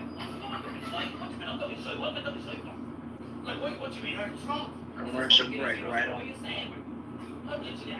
Wait for this up. You're a disgrace. You're a disgrace. You're next to smell. Hard funk. Yeah, whoever that lady was in that other room speaking, that was something, man. That was wow.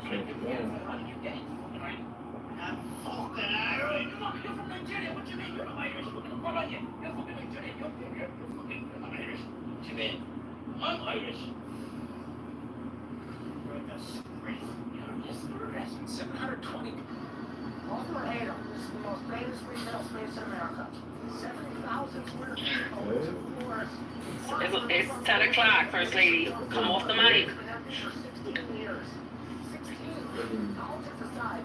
She's about to be like, I want to sleep.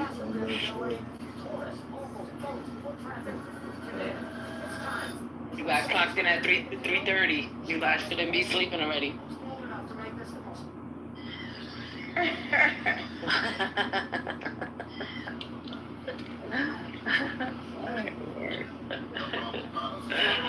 Out at 8 o'clock. Better not be. I'm old. I'll be saying that all the time. You find yourself, you keep yawning, your eyes are shutting on it, so like, what the hell's going on? Yeah, girl. Bones be cracking and shit. My hip is hurting. Yeah. I told my husband that today. I said, I don't know, but I got this pain right here in my hip. And I told my mom the other day, I said, I think I'm having menopause. I be having heat flashes. She was like, I hope not. She's like, if you're going through menopause, you need to go to the hospital.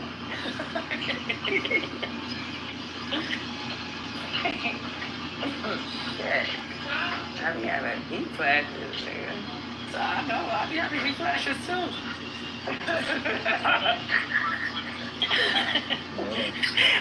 my husband look at me like I'm crazy because 1 minute I'm like, hi, put the air conditioner on. I need it to be cold in here. I need it to be cold in here. Hi.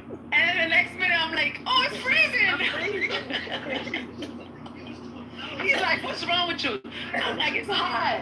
You don't understand. It's menopause coming early. Girl, one day I Googled menopause, like, what age can you get menopause in your mid-30s? I don't even think we can go by, because they say you should ask your mom when she went, when she started premenopause and then menopause. But I'm not even going to go by their numbers, because times is different. You know how, girls are getting their periods earlier. So I feel like we can't even go by, when it comes to period or menopause, we can't even go by the numbers from back in the days. I don't know.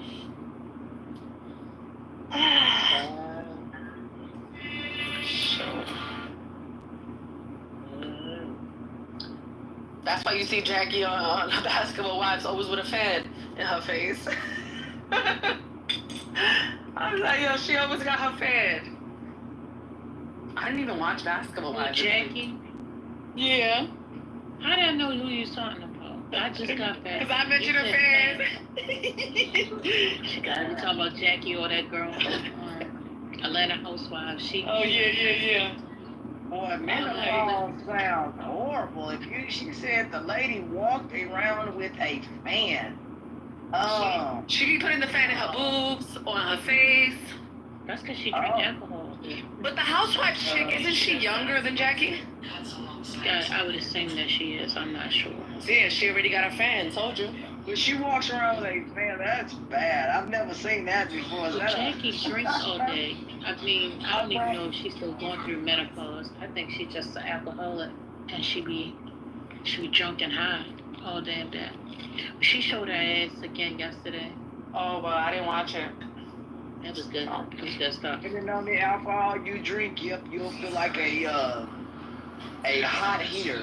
Yeah, depending on what you drink. I ain't gonna lie to you. That's why, man, look here. Okay, it makes you feel really hot, depending on whatever alcohol you drink. So don't be drinking no alcohol when it's 101 degrees outside, because that is a death sentence. Not out here. Not when it's that hot. You will be boiling. Ain't no fan gonna save you out here. Sorry. Bid not. Oh, Mel, you want to see my picture that I was born in New York? I mean, you know, y'all try to say that I wasn't born in New York. I didn't say that. Don't play with me. Even though you left when you was young, that New York is still in you, okay?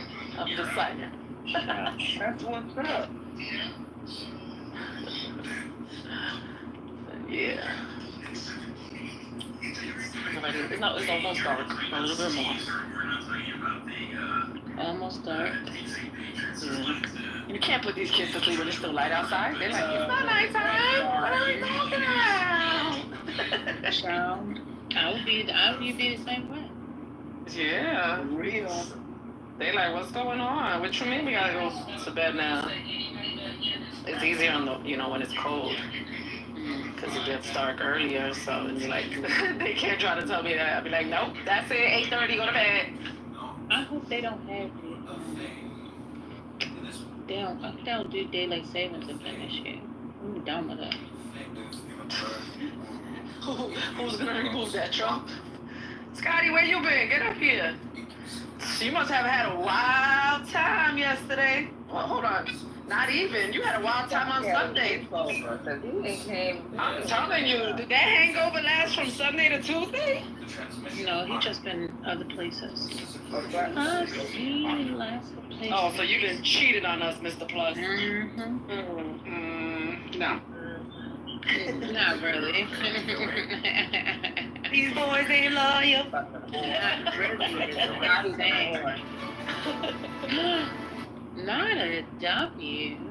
I've been outside, messing around. We done cheated on us. He was over here twerking at Pride. It's crazy. I seen you. Yeah, this shit was nuts. I seen you on the news. Right, and then capping off the night with the shooting. You know, Scott, you've been stopped during Pride. Amazing. Well, I put up some good content. Yeah. Should I send over like some Revital IVs or anything? Sounds like you might need them. No, I'm good. I worked all day anyway. I'm beat.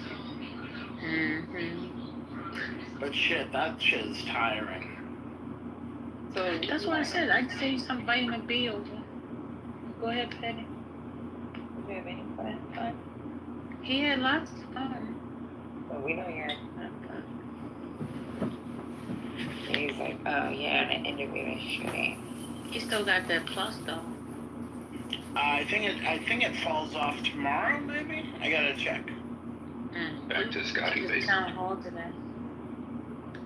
We went to the town hall today. Oh, We're what getting was, rid of them. We're not going to spend $5 if they can't adhere to our demands.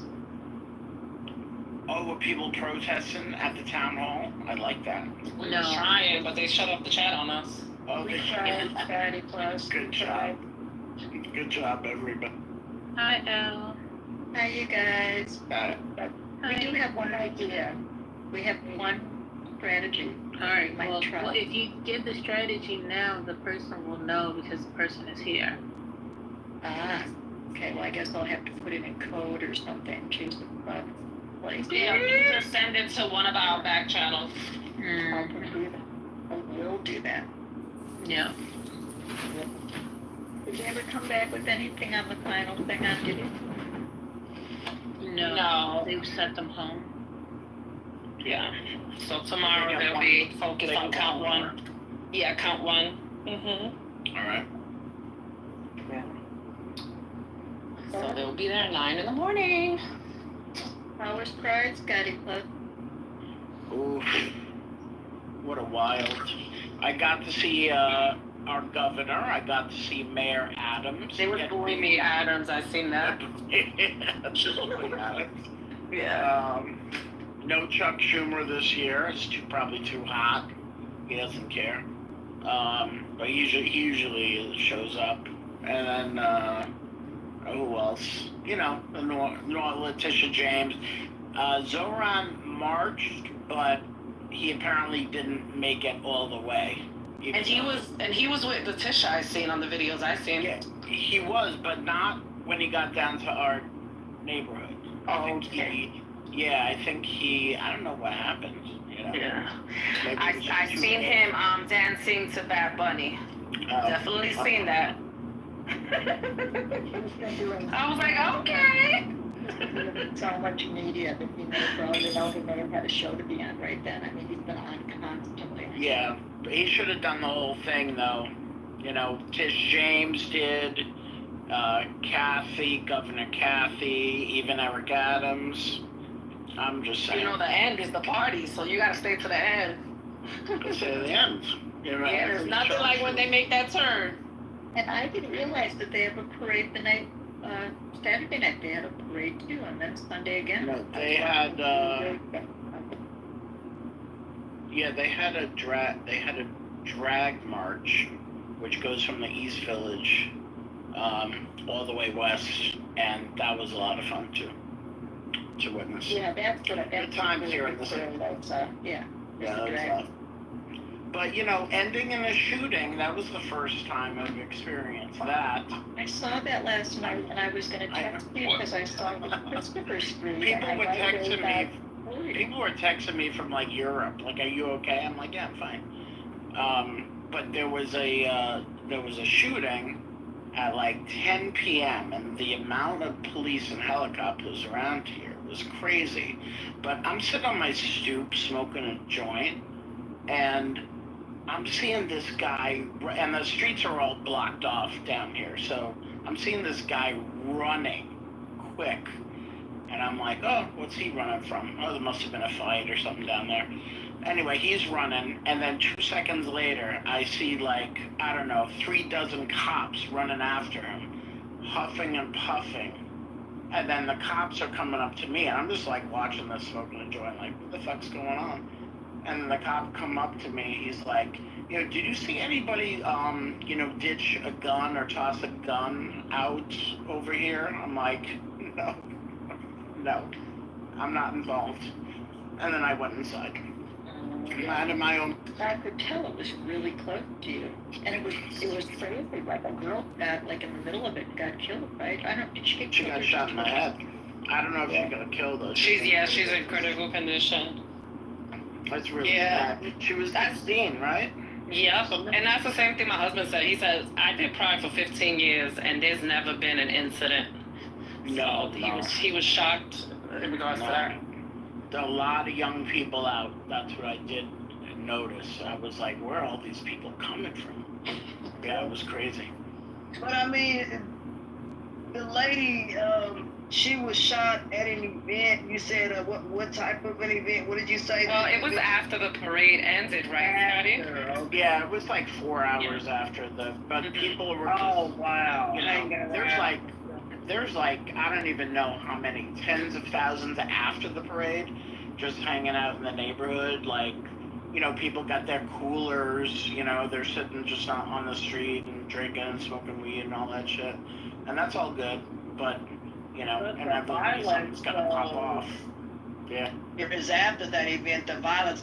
I mean, everything that they put together out here was pretty safe. I mean, they had the police, they had I don't know if it was a news helicopter, but they try to have some kind of helicopter in the air at all times. So they do try to do the best they can to try to keep everything safe, regardless of whatever event it is.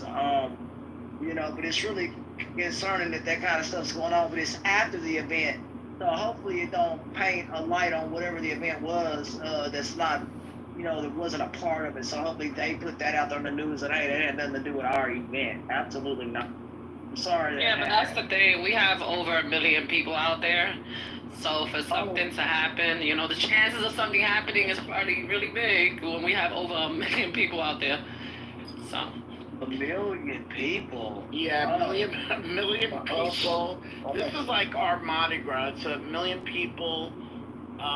They had like, it said, I was looking at the numbers, they had 60 floats and 75,000 marchers. Like just in the parade. My gosh. Yeah, so I think it's as big as Macy's. I don't know. It's one of the top 2, I think. Yes. The biggest parades. Mm-hmm. Mel knows. Yes. And the last one we did was the 50 years. Oh, that shit was fucking. That one was. Oh, it was lit. And we had so much fun. And let me tell you, that sun was beaming on my head, but I had fun. Oh my God. I was so dehydrated. I was drinking gallons and gallons of water. Never had to go to the bathroom. Yeah, it was. And me neither. I never went to the bathroom to the end.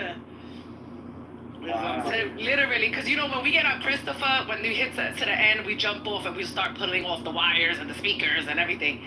And I didn't have to pee. Yeah, it's not. It was 90 and sunny. You know, I mean, it was. You know, it was hot, but we had a great time. It was really wonderful. Glad it was a safe event overall. Well, I didn't hear you. You said something about better? I'm sorry. Glad it was safe. Glad it was a successful event. Oh yeah, yeah. It's usually pretty great. I mean, something does pop off, but I've never seen like, you know, a shooting a block away. Like that. No, I know it normally would never be like that, but just with the political climate, just with everything, I'm glad. Oh yeah, no, I mean it was, you know, it was very good, very positive. Well, this is sort of cheerful right now. There's like a really polite stand-up going on the 6th Street downtown LA.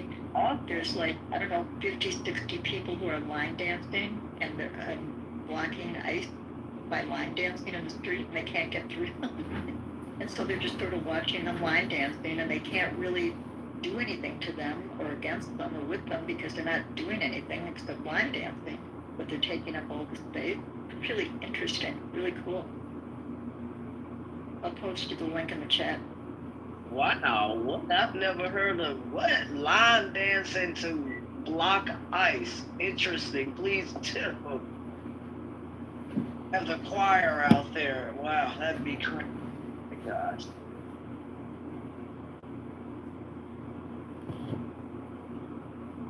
That's wild. And there was a video, Facebook or one of those sites, it was some folks surrounding ICE. They went to someone's house and all these people come running out. Oh, what's wrong? And they surrounded ICE. They were heavily outnumbered, but I just think with the climate we live in, I don't want nothing bad to happen to nobody. I don't want and should not believe that people who are wearing masks and stuff should be able to come up on your private property because somebody said privately, I won't picture that the lady said they come on my property and I don't know who they are. They're going to be blown to pieces out here. You know, this is Texas. you don't have to, find out who somebody is behind a mask. At least that's what she was saying.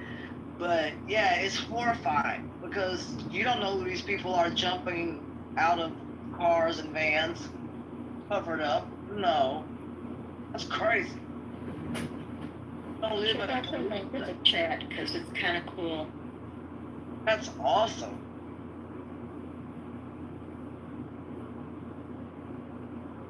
We don't live in Russia. That's how the police, I don't know, man. We don't live in countries like that where the police can run around as this secret force and stuff. That's scary. And we do know. We do know, actually. Well, now, but I'm just saying, in general, this country shouldn't run like that. It's really scary. You wouldn't want a secret police force. Nobody would.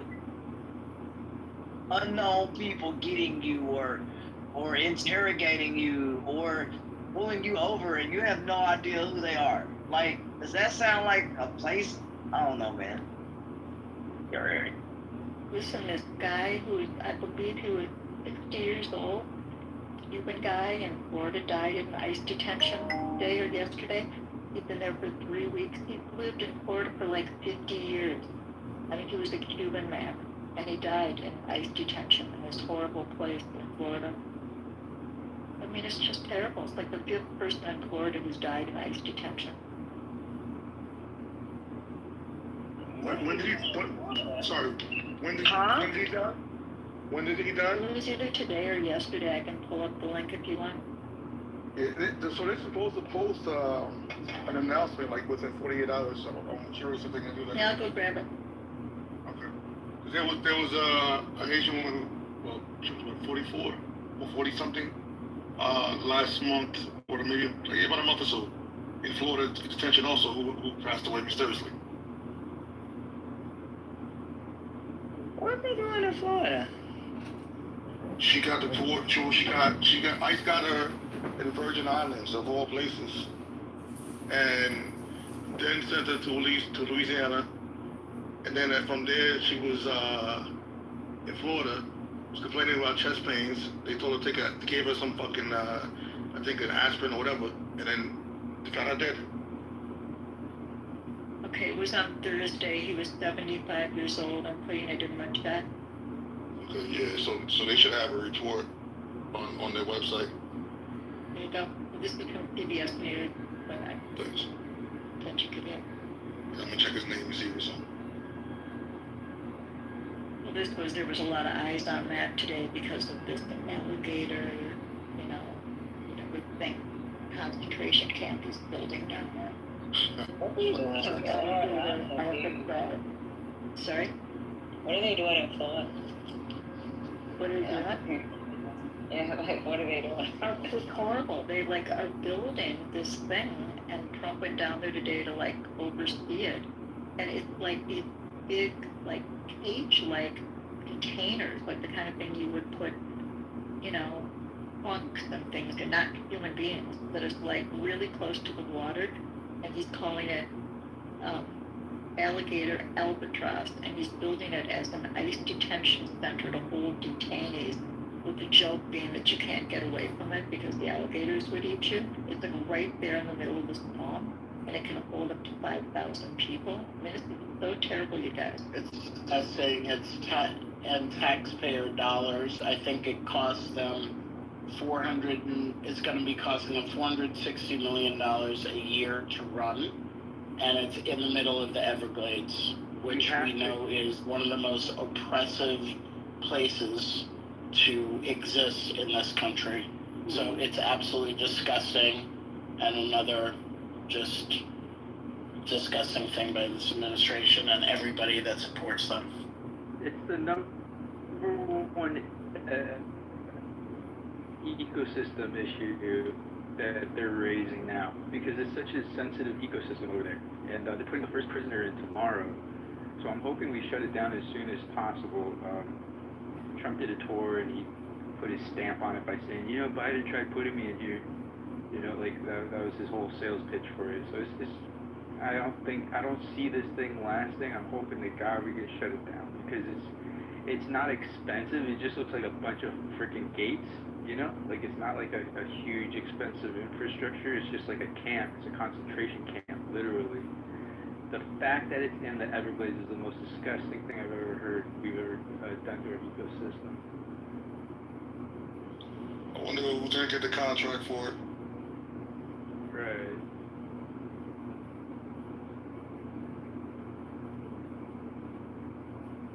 It's like an animal shelter.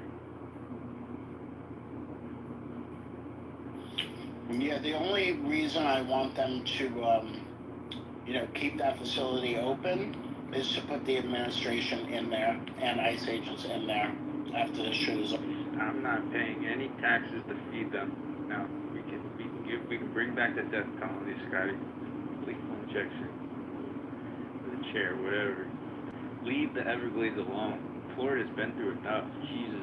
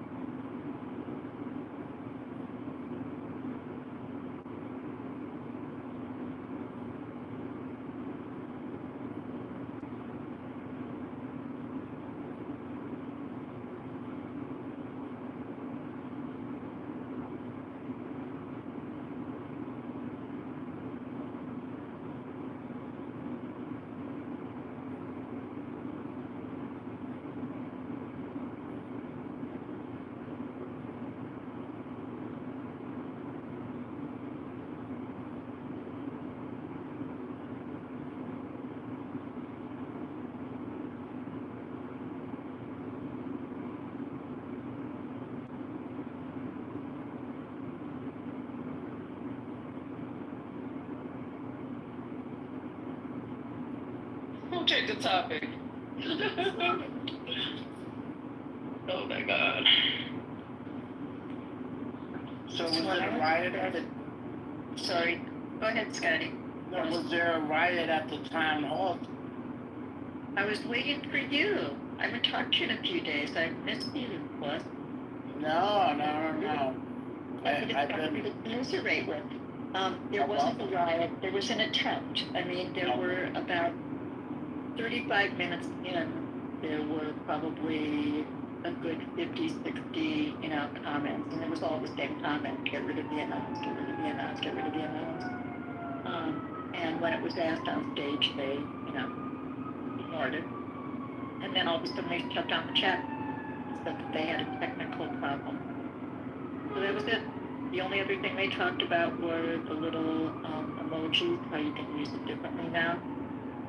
And they made some reference to that they're trying to figure out how to come up with a new magical room that will be like going to like the best party ever. We want to figure out how to do that on the app so that when you come into a room, it's like we went to this fabulous party and we walked in and there was somebody you knew across the room and the host came right up to you and gave you a hug and they had your favorite food or whatever they're imagining. I don't know how they think they're going to do this and they don't know how they're going to do it, but they lied us. What are they smoking? I don't know what they're smoking. They were not. That new guy was in there too, Adam, the one who we met like 2 weeks ago when they introduced Plus. He's there again on stage. Plus, Mr. Plus, Adam. Ask Water what you smoked to come up with. And Jennifer Robbins was the on-stage personality today. Oh, well, that's cool. Yeah, she's having a music room right now, but she came in to invite you to. I promised I would go. They're having an after party that just started a little bit ago. Yeah, I went over there, but none of the guys was over there, so. They weren't over there yet? Okay, because she just texted me and asked me when I was coming. I'll go check it out and go see what's going on. I'll be right back.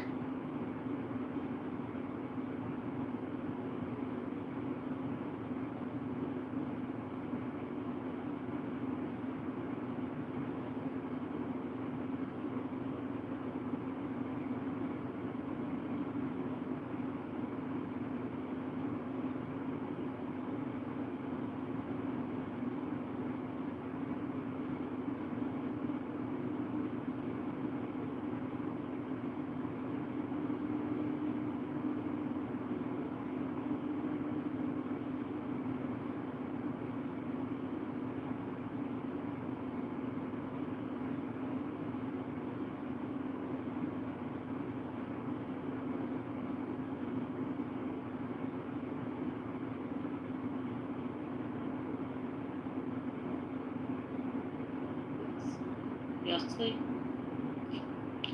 Always be right there. It's 10:28 here on the East Coast. And I was gonna say, I looked at my clock. Okay, it's 9 o'clock here. Okay.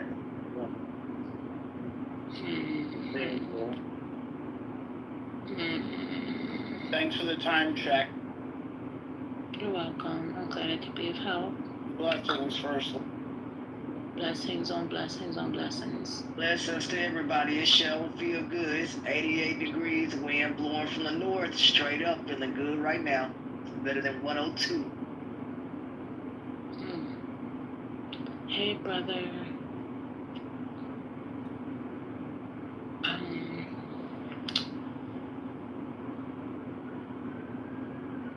Hey, Massa.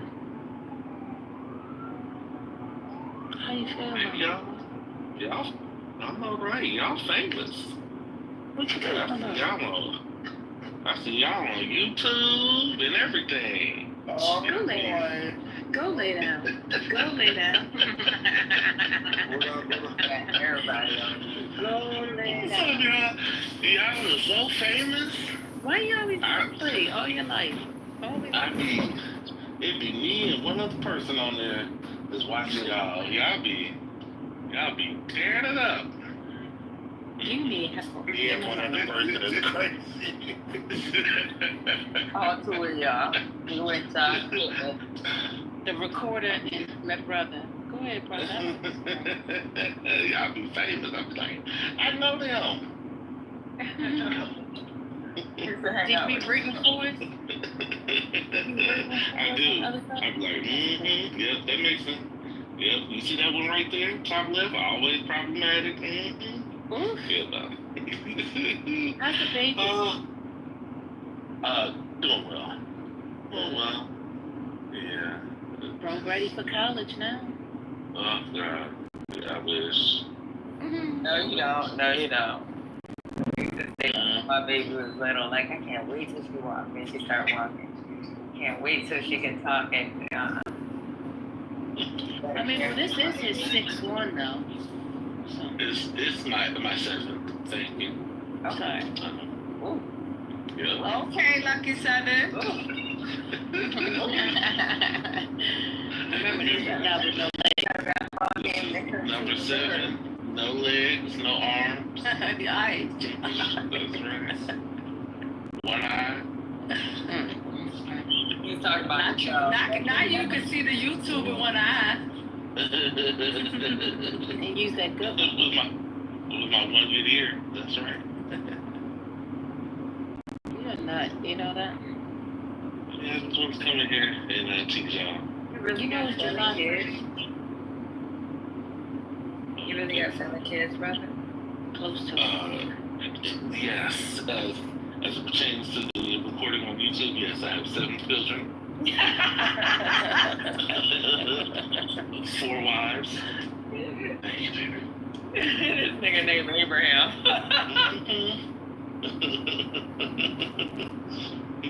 Yeah. And I live in a little chateau in France. That's funny. This nigga, yo, he's crazy. I heard he be recording y'all room too. Y'all close down as soon as he come in. This nigga crazy. It's good times, good times. Next week, see y'all. I'm about to go back on in the goo. Bye. Bye. You see, nobody even want to come up. Nobody even want to come and speak to us. Because it is mother freaker. And look at Roy, he quiet. He don't even want to talk to us. This is crazy. I can't. Nah, Roy be talking. I just wanted to be over. I just wanted to be over. Yo, Mel, what Royal didn't tell you is he was outside twerking on Sunday too. Oh, okay. And what he said, he was DJing. Yeah, he was doing the Citibank float, I think. Oh, really? That was our float. Royal. No, I'm messing with pick on him. Yo, you gotta give me commission, bro. Your husband used to DJ for them? Yes, we had the Colin Lord and we had the Citibank float. Yeah. Yeah, they definitely did not have a... She Royals got it. No, I have no idea what you're talking about. So I gotta make shit up since you can't unmute. What? I don't know. Yeah.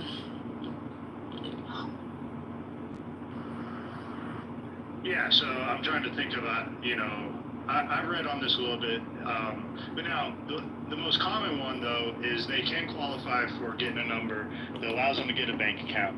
Then eventually they can get a EIN number to where they can qualify to get their business. And once you get it in a business's name, then you can operate, if you're a landscaping company, things like that, you can operate everything through your business.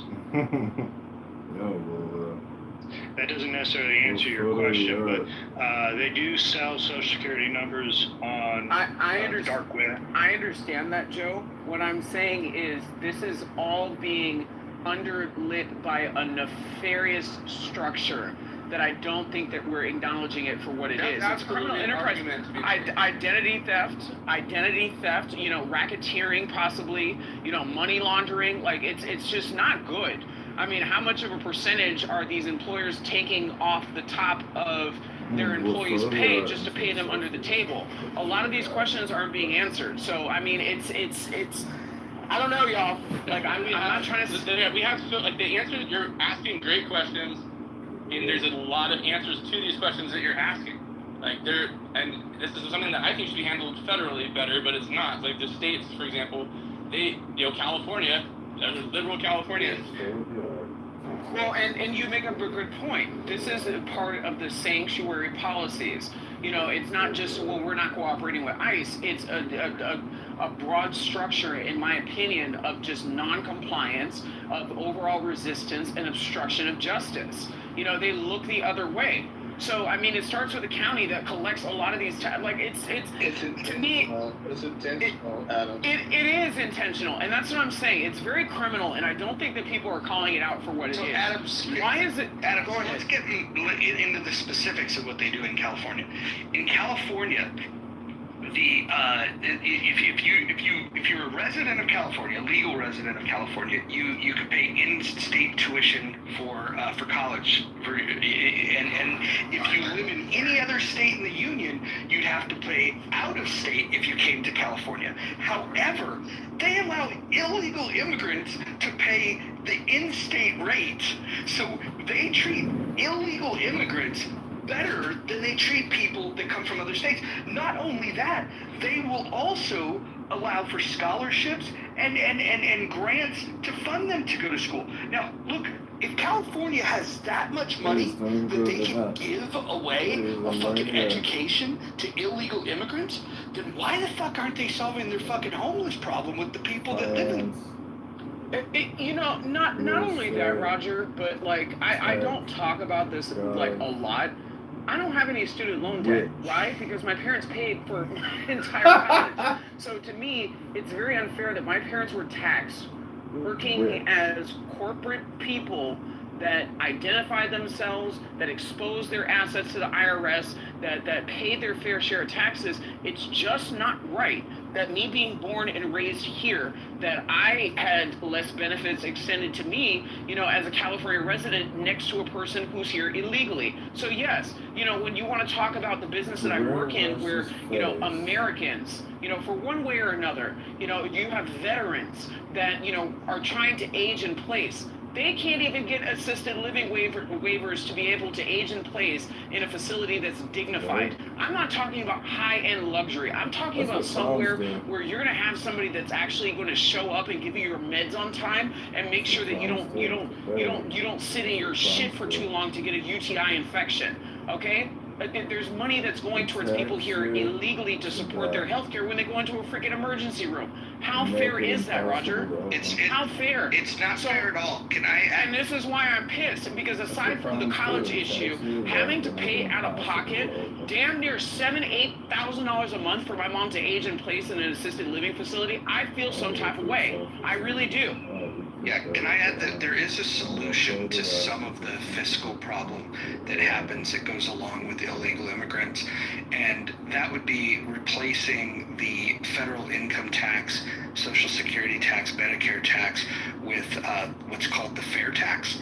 And the fair tax would replace all of those things with a federally instituted sales tax, and there is no escaping the sales tax, because the people that come here, they're going to buy things, and so they might not have an income that they would be taxed on, but they would absolutely because they're receiving funding, they're just not paying their taxes in that fashion.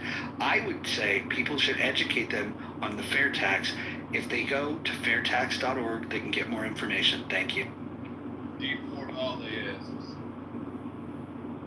I think we should deport Adrian. I think we should deport your ass. I think we should deport your ass to the Guys need to get around. Get around, guys. So hold on, let me just say this as well. As far as for the families out there, I don't know if anybody's in California has ever tried to put a child into freaking daycare, okay? That shit is freaking, like, it's like almost the cost of a 2-bedroom apartment. So if there's anything that should be subsidized in this damn state, it should be at least giving parents in a cost of living market the ability to go to work and to support their household if they absolutely have to, without the cost of childcare like this. Like, it's absolutely insane.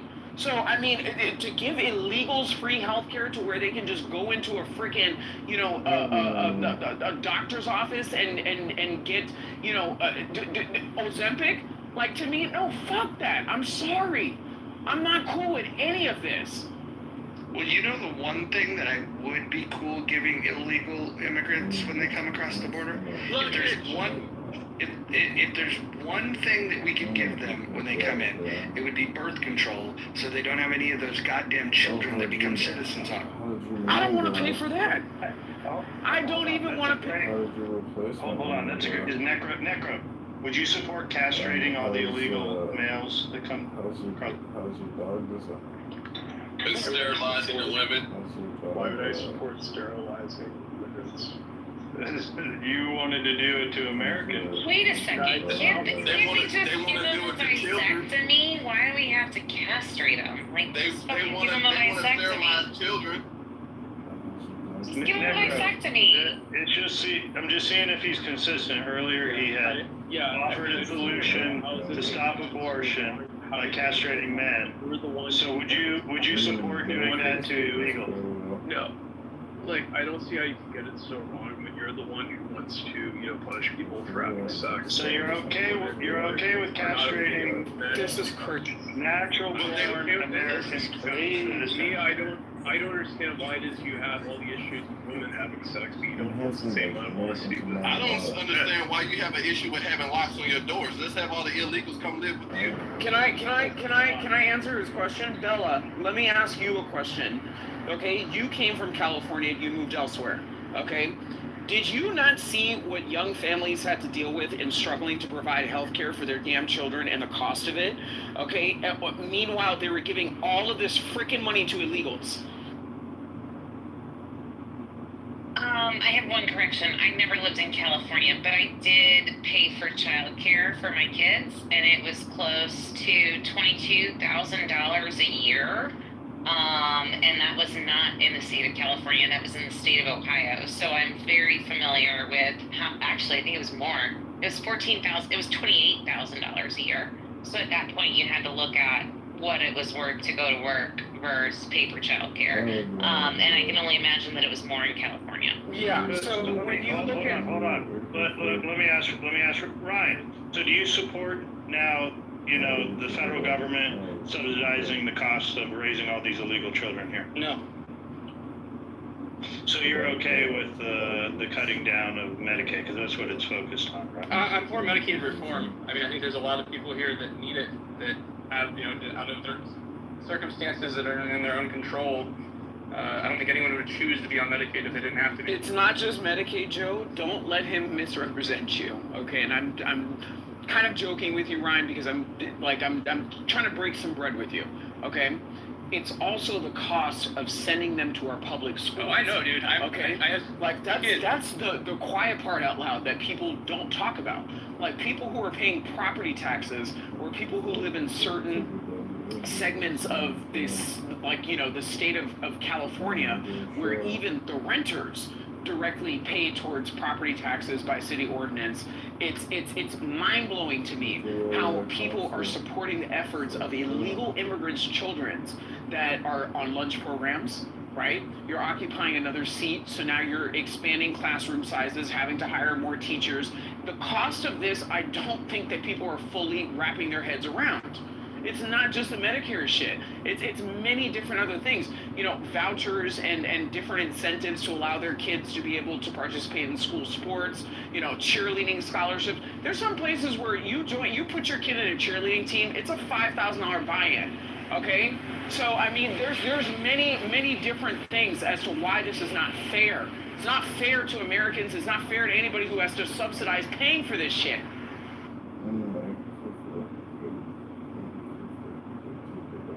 Well, at least Ryan's consistent, I guess, to a certain degree, but Necro's not. Right? Is that the game here, Ryan? Is that how we... I guess. I don't know, man. I think that, we have a giant fucking problem that isn't being addressed, and both sides seem to be pointing to culture war bullshit issues that detract from the meat. And when I asked you, for example, about abortion, did you support the recall of Gavin Newsom because he the one that... He's a piece of shit. Yeah, I did. And he's in your business, by the way. You know that. He is, Ryan. Yep. He is in your business. Is he equally as affected, Ryan, in his business interests with the Getty family? I think he owns a house in deep red. He just bought a new house. He went from what I think it was like a $2 million house to a $5 to now a $12 million spread. That's crazy. No, he's a piece of shit. And he's bought by PG&E. I think what I was trying to get at earlier, because his dad used to be the general counsel of Getty Oil.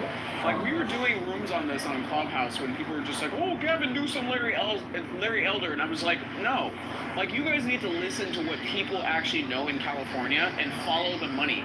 Look at the actual pedigree, right? Look at the ancestry and the way that people commingle, the network of people as this. Do you know that Gavin Newsom, well, of course you know, he was married to Kimberly Guilfoyle, who was just, engaged to Donald Trump Jr. It's crazy to me how people just don't actually pay attention to the details. She's the ambassador to Greece. Greece, yeah.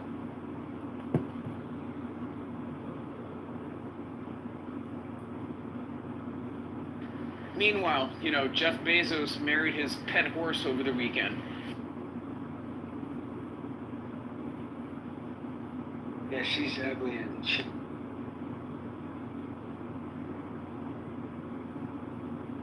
All right, now, boys. She's not ugly. That's just stupid. Like, it's so petty. You sound like you're fucking in high school. No, I thought that was John Leguizamo. I'm not even kidding. Yeah, no. You sound very insecure. You sound like you have a small penis and that you drive a Hummer. Like, that's the stupidest thing. She's fucking gorgeous. She's gorgeous. The dress sucked, but she is fucking gorgeous. So you literally just have a small penis. She's not gorgeous. If you want to say she's not ugly, that's fine. But she's absolutely not gorgeous. Sorry, sir. Bella, have you seen it before and after her plastic surgery? She used to be beautiful. Yeah, I remember her when she was on the news out here. I used to watch her every morning getting ready for school. She used to be beautiful. Now it's just like, yeah, she became, Seabiscuit Bezos. Yeah, she was naturally beauty. She was a natural beauty, and then it looks like after all the plastic surgery, it just looks awful, Bella. It looks awful. All right, I can respect that you don't appreciate the surgeries that she had, but I mean, come on, let's be honest. Like, she's not ugly. No, but sometimes the surgeries are not like a positive. Like, Oh, for sure. There's so many. Right? There's so many. But, like I've met twice now Chrissy Nome, and she's gorgeous. She's done work. She's one of the most beautiful women in Washington. Beautiful, and Her and Carrie Lake. She's done a lot of. Chrissy Nome's done a lot of work, but she looks really good. It's just a question of whether it came out right or not. That's fair. I don't know. I was just in Venice, like I at the same hotel that they took over. I left, I guess, 4 days before the onslaught, and they were preparing for it at the hotel. Abby. And also, the people were bitching there about them coming in. Abby, who's the hand job Republican chick?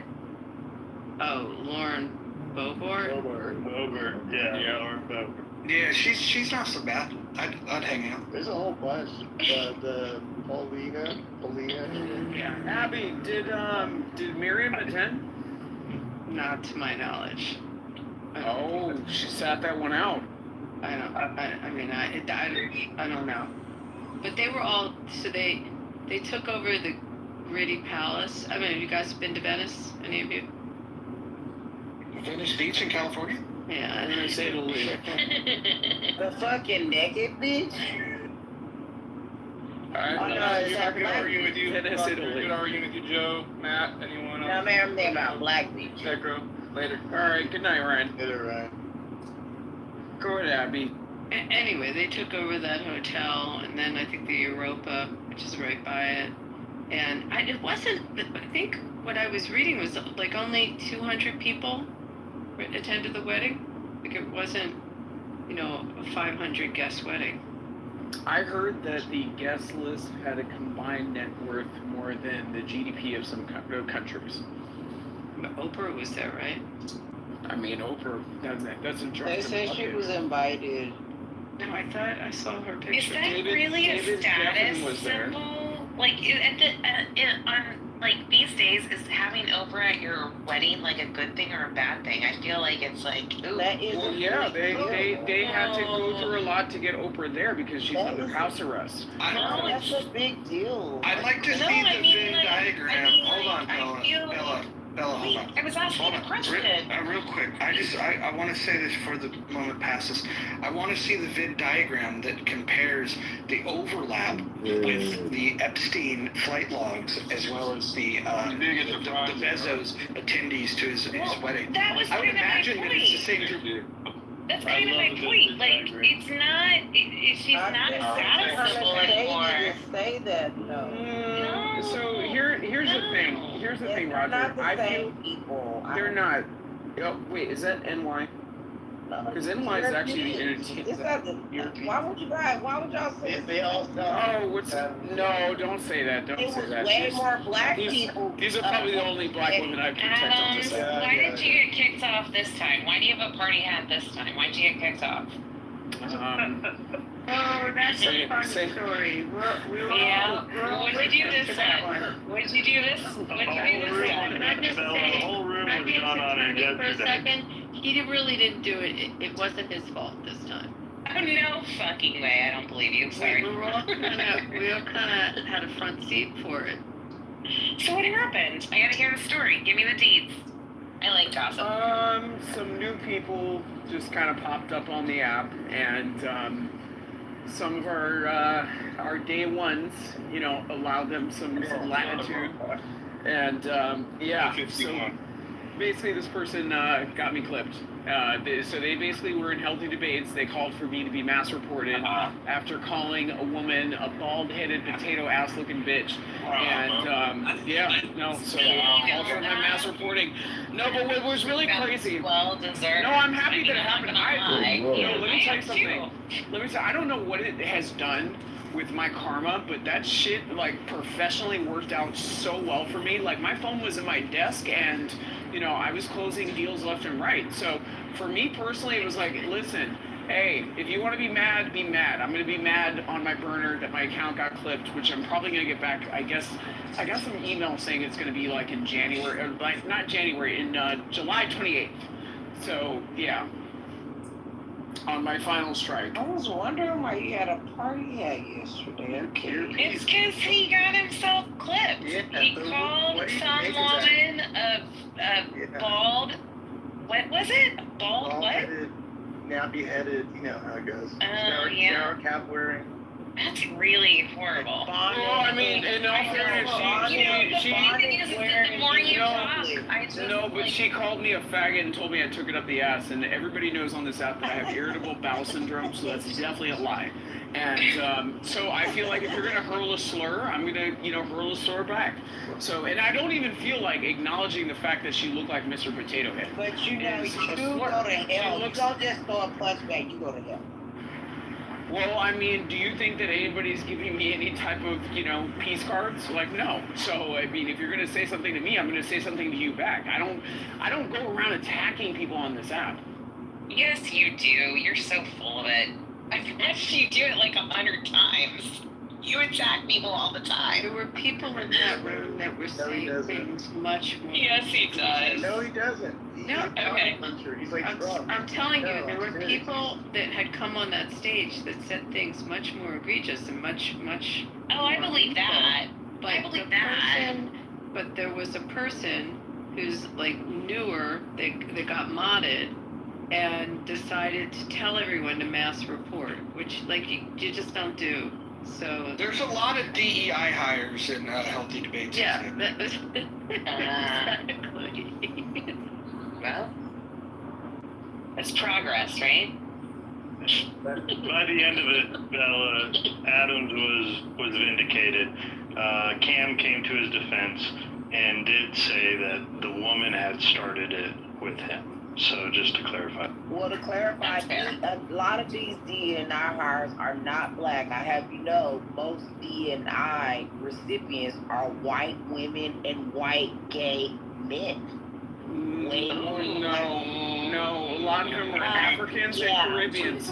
Nope, Africans, Caribbeans, the Haitians. Like, have you noticed that the Haitians are probably some of the most anti-Semitic on this app? Abby, have you noticed that? I mean, look at Lonzo. Lonzo is Hispanic. Black women. Haitians are Hispanic, and it's crazy how White women was.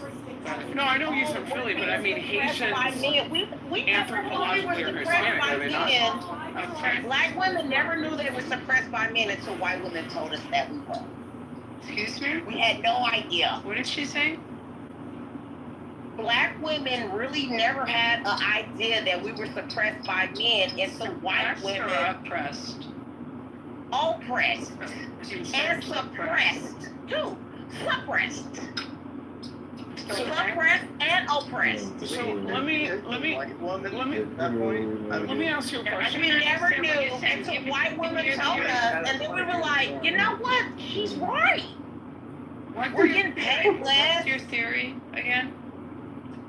A lot of black women didn't even know they were oppressed from certain things that were patriarchal by men, period, no matter what the color was, until white women told us. Like what? Feminism, period. Feminism wasn't started by black women. No, Betty Friedan. Period. Gloria Steinem, right?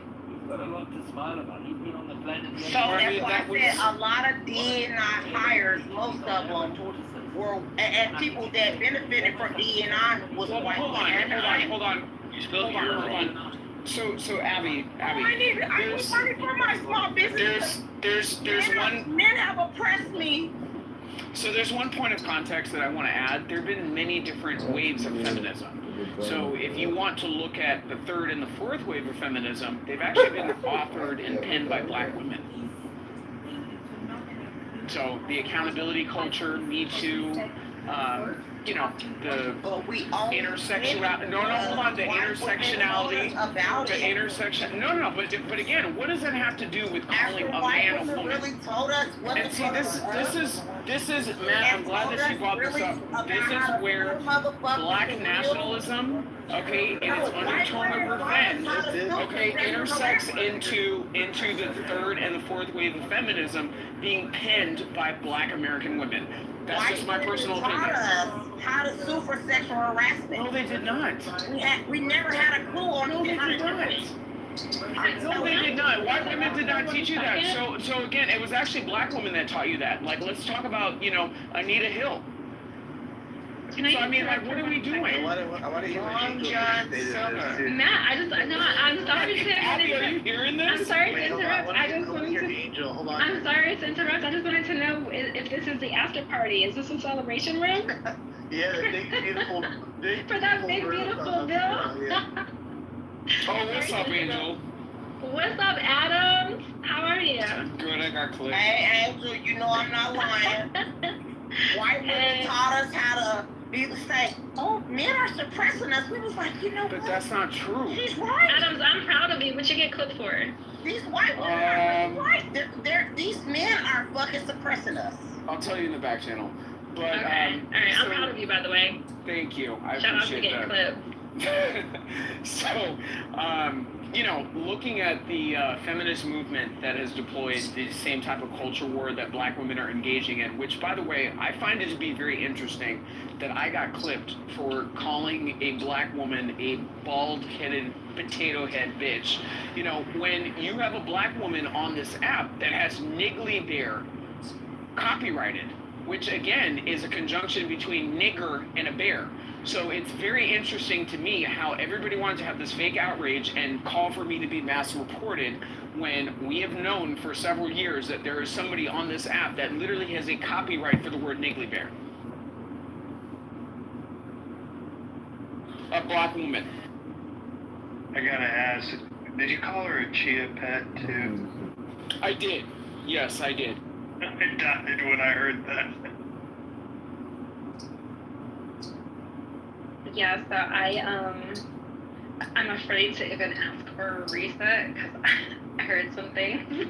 No, okay, so this is what it is. Like, she was calling me all types of choice words, and then when I responded in like kind in what I said, which, again, I don't feel like what I said was a slur. I knew it was offensive. That's why I said it.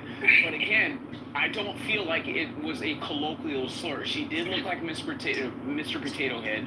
I could have called her a lot worse. I could have called her Mr. Potato Head. I'm not going to go down that road. I'm a work in progress. But again, it was one of those things where I called her the Chia Pet.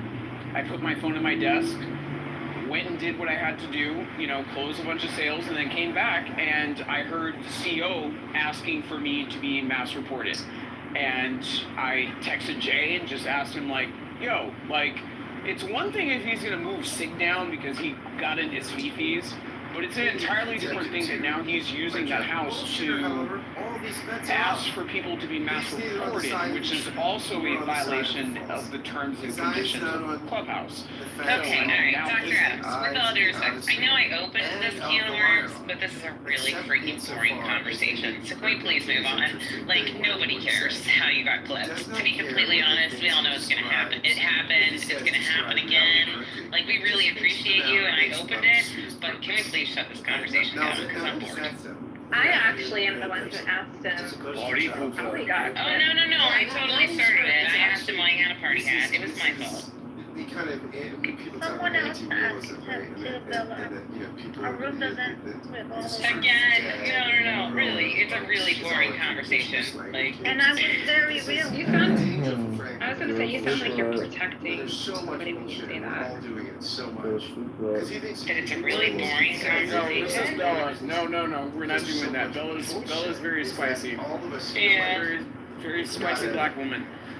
So, I want to know why Sarah hasn't been clipped for misinformation. She was saying that there was no construction happening in the Palisades, and she can clearly see from my PTR there's construction happening in the Palisades. You know, she got me so annoyed, I literally drove across town just to take pictures. Your picture is showing a cleaned, burned home. I don't see. Because there's construction happening.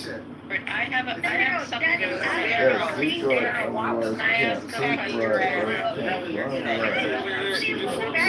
Wait, Abby, before you go into that, I just want you to PTR again. Okay, look at that wood frame. Look at that beautiful wood frame, Sarah. Look at that beautiful wood frame. Like, what is happening? Okay, ping Miki to come and look at this wood frame. Okay, go ahead. No, don't share it. Don't share it. Don't ping Mickey. Give us like an hour before you ping her. No, but Angel, does that not look like construction? Absolutely, yeah. Absolutely. And Matt, I was very entertained. I'm sorry that Bella didn't really appreciate what you were saying. I felt like you were giving an honest contribution and that we can have like a, a lesson learned from this. So. I get it. I totally get it. I have a question for Ms. If you guys are following the news and you see the reports about... I'm sorry, Reddy, can you please mute? Thank you so much. I got it. Go ahead, Abby. If you're following the news and you're seeing the reports of all the heightened security and the lone wolf fears, do you think people are going to refrain from gathering on the 4th the way they usually gather? And that's why, let me just say, there's two forms. So there's the parades, and then there's the evening to see the fireworks. But do you think people will be, and I don't want to say gun shy because that would really be a ridiculous pun, but do you think people will be a little squeamish or standoffish, not standoffish, but squeamish about gathering in larger groups? What do you think? I guess it would depend on where you live. I was gonna say, in major cities, like, forget it. I used to love to go, like, to my downtown for fireworks, and major crowds, 300, 500,000 people to go watch the fireworks, but no way in hell would, no way. And I wouldn't subject my children to it. When I was a kid, it was like the highlight of your summer. But I wouldn't bring my kids into that situation because you just don't know. You don't know what's going to happen. So, And is it worth it? Like, is it worth it, though? The thing is, like, is it worth it? No, but yet it's such a tradition of Americans to be in some kind of public place to see the fireworks. Even if you leave the parade aside, and if you think about like beach communities that have celebrations, they do the parades and they do the fireworks. And I'm hearing you, like a big city for sure. I mean, I grew up in Philly where they would have like tons of people by the art museum, big celebrations. I think they're doing one this year. But the thought, you're right, of a couple 100,000 people and the risk. So here's what, wait, hold on. Here's what I'm concerned about, Abby. I'm not coming here for 4th of July. I'm not either. I'm going to work. But I'm not going to be. It's not a matter of fear, though. Like, it's not a matter of fear. It's a matter of common sense. No, here's what my fear is. Okay, let me say what I need to say. It's not a matter of fear. It's a matter of let me say what I need to. Okay, so common sense, right? So I just had a fire burning 1,000 feet from my front door just 6 months ago. So this is what my fear is. People with these fireworks and this whole La Raza movement and this no kings deportation shit. In my personal section of America in Los Angeles, I am concerned about the protesters and possible unrest. That is what I wanted to say, Bella. Out here in Florida, we're not worried about that. Yeah, I was gonna say, in Florida, all I have to do is go to my driveway, and they're like like boom, boom, boom, boom, boom, boom. I'm just worried about my house catching on It's on fire a Friday. from some idiot. See what Oh I'm yeah, saying, it's gonna Bella? be insane. It's gonna be insane. Oh yeah. Bella, I did not even have any time to even pull my car up to my house to load up my car. I had to You know get the suitcases. difference between California and Florida is that like it's gonna rain all week, so at least my house is gonna be moist. That's right. I use the word moist as much as it makes us all cringe. At least maybe that'll help it so that it doesn't catch on fire. Yeah, so reporting from the Redneck Riviera, there is no concern to go out on the 4th of July. Well, no, not zero. Like, would you be in like downtown Tampa or downtown Miami? On the exactly, so there is concern. That was my point. Like, I used to go out to the city center to gather with 500,000 people to go watch fireworks. And if you think I would spell it, like, would you go to Coronado if you were in California? Like, would you Absolutely not.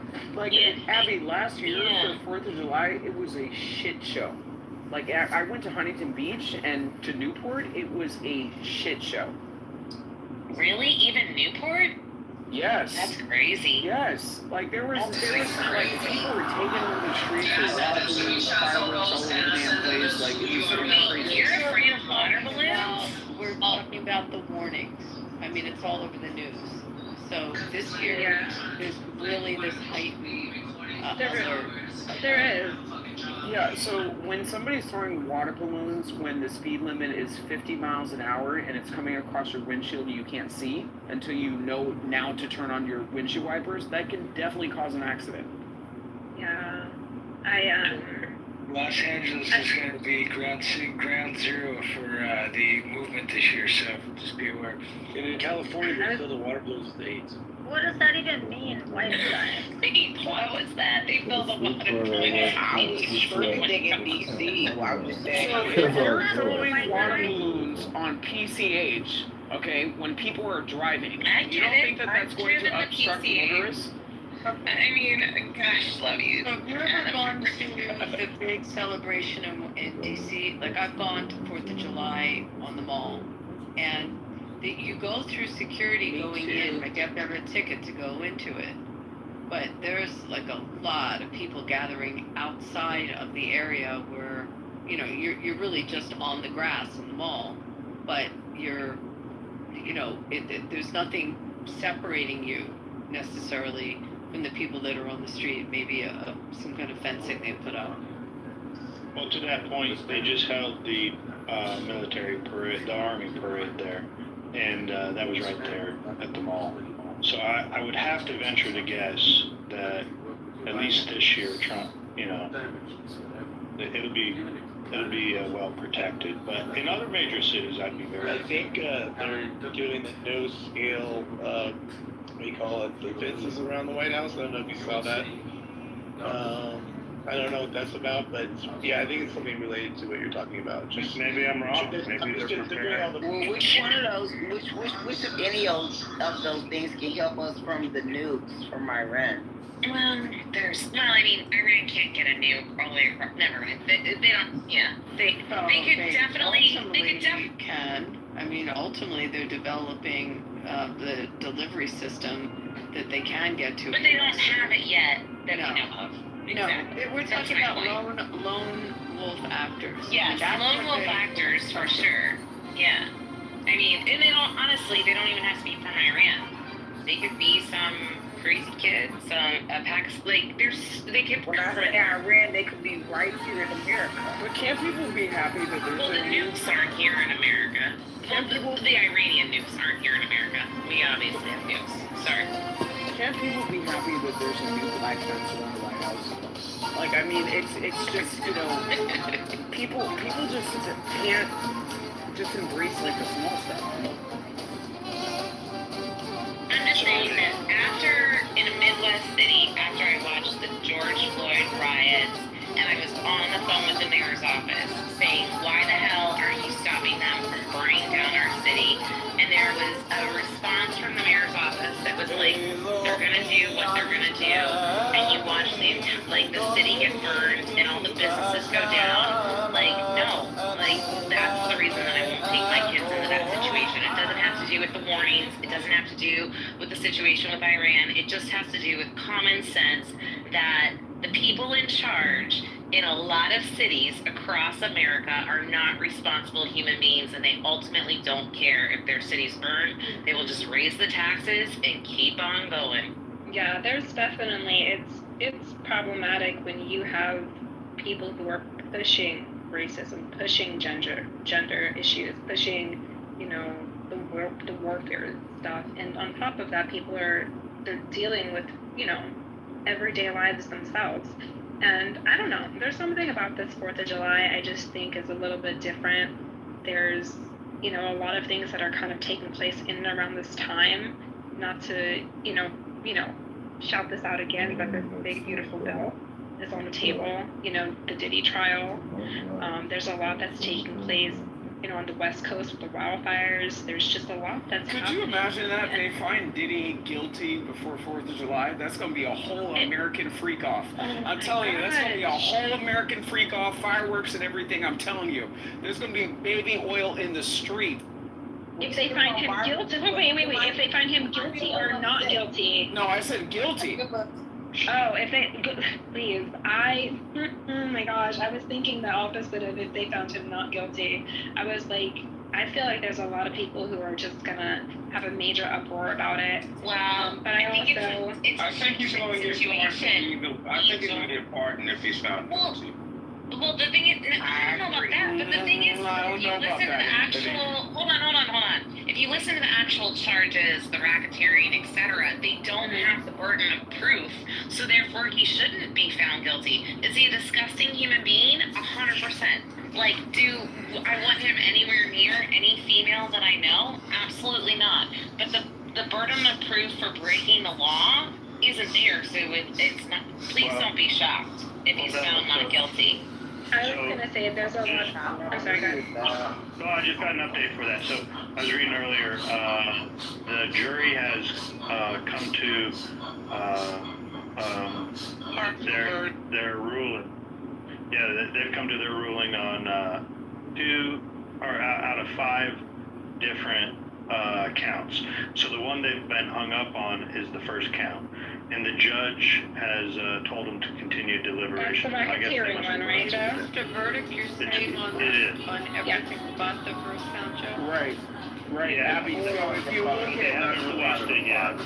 Did they reach the verdict? 4 out of 5. No, they didn't. They reached a partial verdict. So basically, Okay. right. So basically, from what I understand, Abby, and you're a better expert than I am, but from listening to what I've been able to listen to, they sent a message to the judge asking them to clarify certain definitions as to the elements of the crime and to how that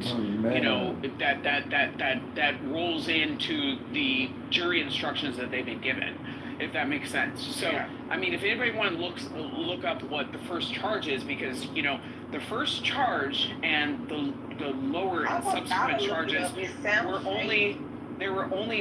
were predicate charges. You see what I'm saying? So it's kind of one of those things. Did they find him, guilty of prostitution, but not the overall encompassing racketeering charge? You know what I mean? Like that's where I'm kind of just what's going on? You know what I mean, Abby? Like it's. I heard one of the questions that they went to the judge about was, like you're mentioning, Dr. Adams, it was like if someone's at the freak off or whatever at the party and someone asks for drugs and then you give them the drugs, are you now a distributor of drugs? Like you're not selling it to them and they're asking for it, so is he now distributing if they're just asking for it? I think that was one of the questions that I heard. Right. Also and I feel like some of the later counts. They're get a juror removed or some shit. And I feel like some of the other counts, like the count 4 or 5 or whatever it was just like the promotion of prostitution. You see what I'm saying? Mm-hmm. So maybe they found him guilty on that, but then they're not necessarily finding him guilty on the overall sex trafficking. You see what I'm saying? Yeah. Right, because there's like Abby, does that even argument make sense though? First of all, the first count, and I haven't followed this enough, but the first count was the RICO one, wasn't it? Right. racketeering. That's the overall umbrella charge. Exactly. Racketeering conspiracy. You're asking whether, with the prostitution, whether he was engaged in like what you would have a you versus just someone who's soliciting it. I mean, they're different. That's what I'm saying. Like, for there to be like trafficking, which was and see, that's the thing. Like, the overall umbrella charge with RICO is just implying that it was a part of a criminal network. Now, two things can be true at the same time, if I'm not correct, to where you can still engage outside of a criminal network and still be guilty of these federal charges for your activities that, you know, maybe perhaps a jury found you guilty of. I mean, is that like a correct understanding? Well, they found him guilty on what, 4 of the 5? So yes, he can be guilty of the underlying crime, which it sounds like they found him guilty of.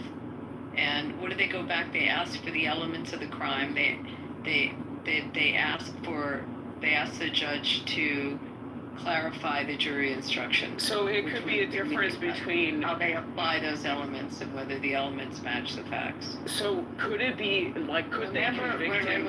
Remember that the jury is a trier of fact. Well, but I don't think we know that they. I don't think that we know. Hold on. I don't think that we know that they found him guilty. We just know that they have a partial verdict. We don't know which way those verdicts went. Yeah, Did I miss something? well, right, but she's basically saying that there is, out of 4 of the 5 have been resolved, so they've made their decision. Right, but we don't know. We don't know which of the 4 of the 5. We don't know. No, and we also don't know which way the 4 of the 5 have been. That's what I'm saying. So again, that's why I'm asking the question. Can we do know which 4 of the 5? Hold on. I'm asking Abby, and I'm not trying to be. So I just want to stick with this thought for a second. So can he be found guilty for elements of the crime that would contribute to the overall RICO charge without them finding that the overall encompassing RICO charge was a criminal enterprise? Because that basically is the undertone of what is required for the overall RICO charge, correct? Like he could be guilty of these individual acts, but did it relate to a whole entire criminal enterprise? That's a whole nother conversation. It's also the difference with the RICO on sex trafficking can be life in prison. I mean, it also has to do with the penalty and there's mandatory penalties. So, but can you be guilty of sex trafficking without having a criminal enterprise? Yes. Mm-hmm. The question is how advanced that criminal enterprise is, and what you said earlier, and their burden is to, if they've met their burden, to show. Well, I'm basically saying if the jury is, questioning anything on revisiting any sort of instructions on count number 1, then they may perhaps be questioning whether the encompassing acts were a part of a criminal enterprise, as opposed to a standalone act of violating federal law based on those individual acts. And that could, that could be predicated based on participation. That could be, I mean, it's one of those things, because I mean, a lot of the things in question was the intimidation factor. You know what I mean? As far as, somebody basically feeling intimidated in his station in life, showing a display of violence, in front of them, of feeling like, I had no other choice but to be compliant. So again, maybe the jury is arguing back and forth. Does that go to the overall aspect that everybody worked in tandem to create this criminal enterprise or otherwise? That's what I'm kind of going at. Does that make sense, Abby? Yeah, I understand. Yeah, I understand his lens. Yeah, I was just gonna say, I understand your lens of it, but can I ask, why are you, maybe I'm misunderstanding, why are you saying that the RICO is the umbrella of all of this? I thought it was the racketeering. Which falls under the RICO. Yeah, RICO. Why did I think that it was separate? No. Racketeering is one of the it's one of the major components of the RICO Act. of the RICO Act. Like it falls underneath that umbrella of RICO. That's like the If that makes any sense. So like basically yes. So they came up with the RICO Act, which was racketeering. I forget what the ICO is, but essentially that's how they took down Al Capone and the mob, etc. And these are the Racketeer Influence and Corruption Organization Act. Thank you, Abby. I appreciate that. Yeah, I didn't know what the others were for. But yes, so racketeering is under RICO. Angel, that was my So what? Maybe when I was listening in the room earlier, did they put something aside out of that RICO?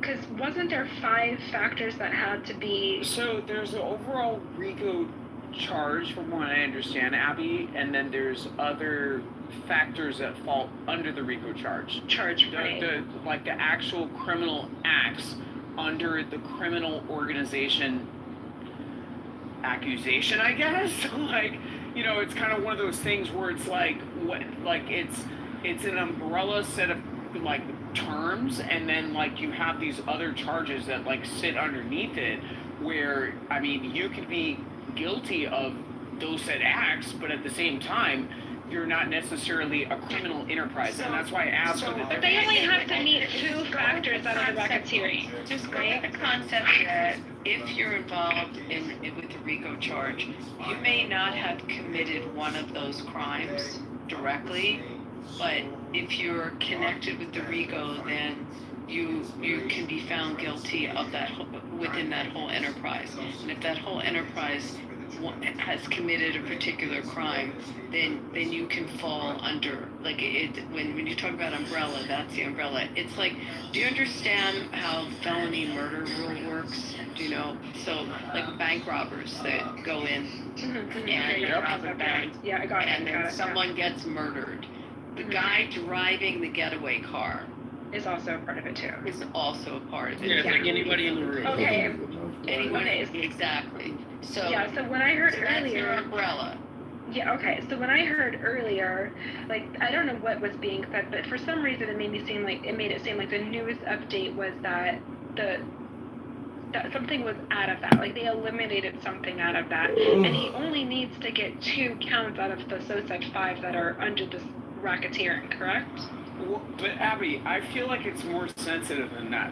I feel like it's where the money was lent, or where the money was given, who assigned certain direct, right? Who signed certain directives and who monetized based off of those directives. So it and who benefited based on the monetization of those directives. Abby, are you understanding where I'm going with this? No, I feel like those I haven't followed this enough to give you an answer. I haven't either, but I do understand what you're saying. Even the security guard at the door, right? There's a lot of exactly. And somebody had mentioned earlier in the room, I think it was when we were on Chatter. The question was, where are all the other people that were a part of this? They took deal. And somebody was like, well, some of them were, they took deals, some of them were kind of excused off or whatever. And I was thinking, when we began to take a look at this from that lens, I was like, okay, so there was 34, 32, or 37 prosecuting witnesses, right? Are we focusing on all of them, right, and everything that they said, or are we just focusing on Cassie? What is the jury really supposed to be, well, they each have looking at here? They each have their individual testimony onto the elements of the criminal enterprise. Of the criminals, exactly. Right. And you know what I mean? Mm-hmm. And so I get where you're saying, okay, the racketeering is the full umbrella of this. So I to answer my question of what I was asking before, I see the lens of it now. Because before I wasn't getting it. I, for some reason, thought that the sex trafficking was in this as well, and that was the main thing. And then everything kind of spilled out from there.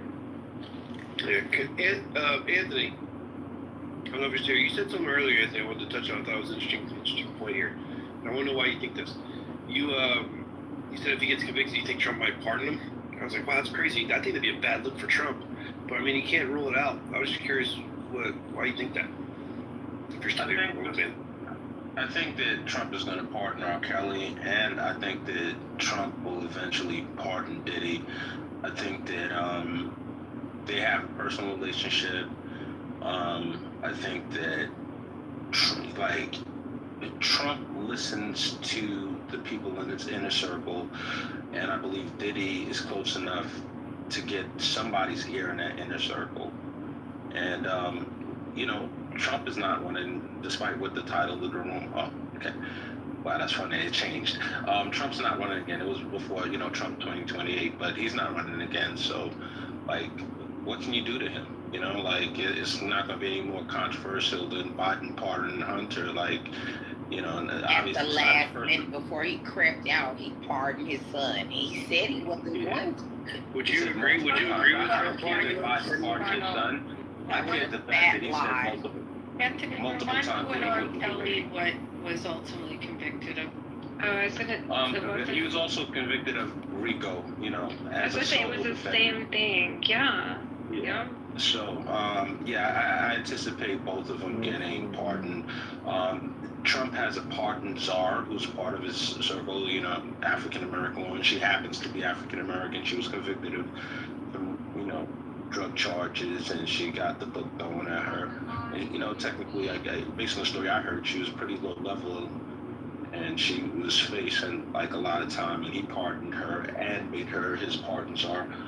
And I think that she kind of has some kind of influence, and I don't think Trump gives a damn. The January 6th, that's one of my biggest issues, besides the big beautiful bill, is the blanket pardons for the January 6th. I thought some of those guys needed to sit their ass in jail. I mean, I know well that he's pardoned. I actually have a woman I know very well in my city that he just pardoned.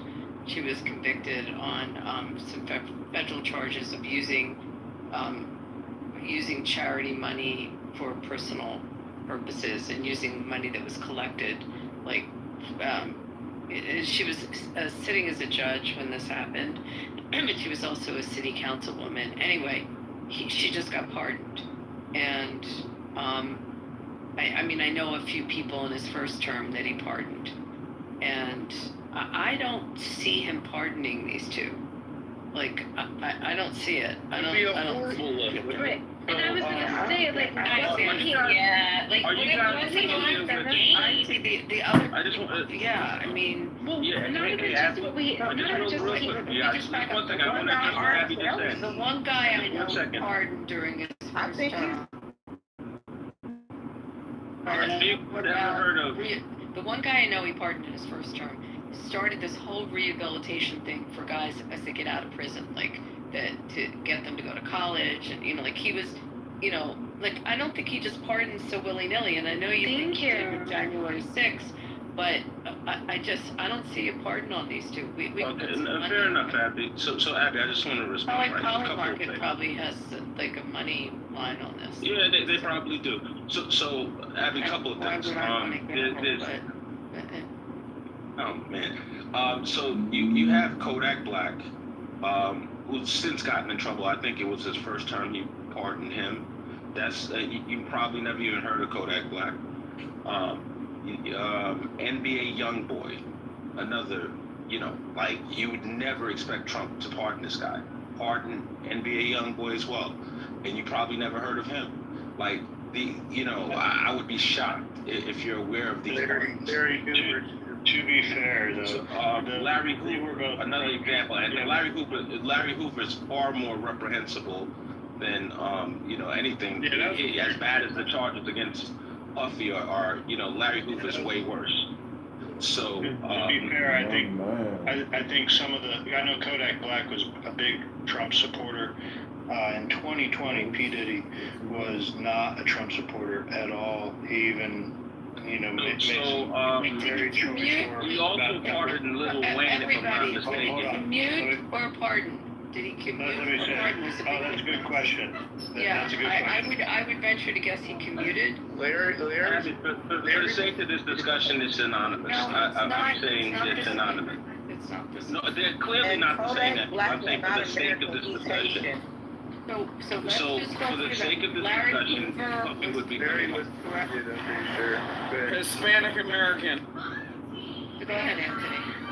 No, what I was saying is that for the sake of this discussion, it would just mean that Puffy would be coming home from jail. Now, whether or not it's a pardon or the sentence getting commuted, like for the sake of this discussion, I think it's reasonably similar enough that the net result would, pretty much be the same. Puffy would be coming home. But like I said, there's multiple people that he's pardoned that I don't even think you're aware of, Abby. It's not like you mentioned a woman that you personally know and a couple other people that you personally know. He's pardoned some people that would surprise you, Abby. I don't really have an issue with the J6 ones as much as I have the Larry Hoover. Like they did 3.5 years. Like we all watched January 6th. I mean, maybe you could argue that some of them could have gotten maybe 5 years, but they did 3.5 years. It wasn't like they got out the next week. So I don't know if he pardons. How much time did you want the January 6th to do? And if he pardons Diddy, he can't pardon Diddy within the first if Diddy gets pardoned after 8 years in jail, that's one thing, but Trump will be able to do that. And he sure as shit better not pardon him within the first next 3 years. That's nuts. So I think Trump shows sympathy to people that have gone through lawfare to a certain degree, and that was the driving issue with the J6 people is he didn't feel like they were afforded due process. However, he probably plays a little bit of favoritism. Kodak Black was a big supporter of his vocally, and look, Puff Daddy came out. He had some very choice words. I got them right here. The number one priority is to get Trump out of office in 2020. He even raised funds for the Biden-Harris ticket. Yeah, he actively campaigned against Donald Trump in 2020. And now look at So that. I wouldn't jump to a conclusion that Trump's going to just automatically pardon the guy. Joe, can I say something? Real quick, He's Doctor. not even guilty yet, It's just a quick squabble, y'all. So Joe, here's what's up. As it relates to the stuff that you mentioned, Trump can be very forgiving. He was very quick to forgive Elon the first time around. All right. So and then the idea, I want to say it was a Rolling Stone article was the first one that kind of introduced this idea. I thought it was kind of far-fetched when I heard it as well, but there's been multiple sources that, at least that he has access to Trump's ear. So one, like I said, he doesn't seem to hold grudges. Two, I believe he pardoned Lil Wayne. I believe he pardoned Lil Wayne. And I believe Lil Wayne had said some disparaging things. Okay, commuted. I'm not sure which it was. I pardoned a woman from that sat in front of the abortion clinic. I know that was a pardon. But again, commutation is different than.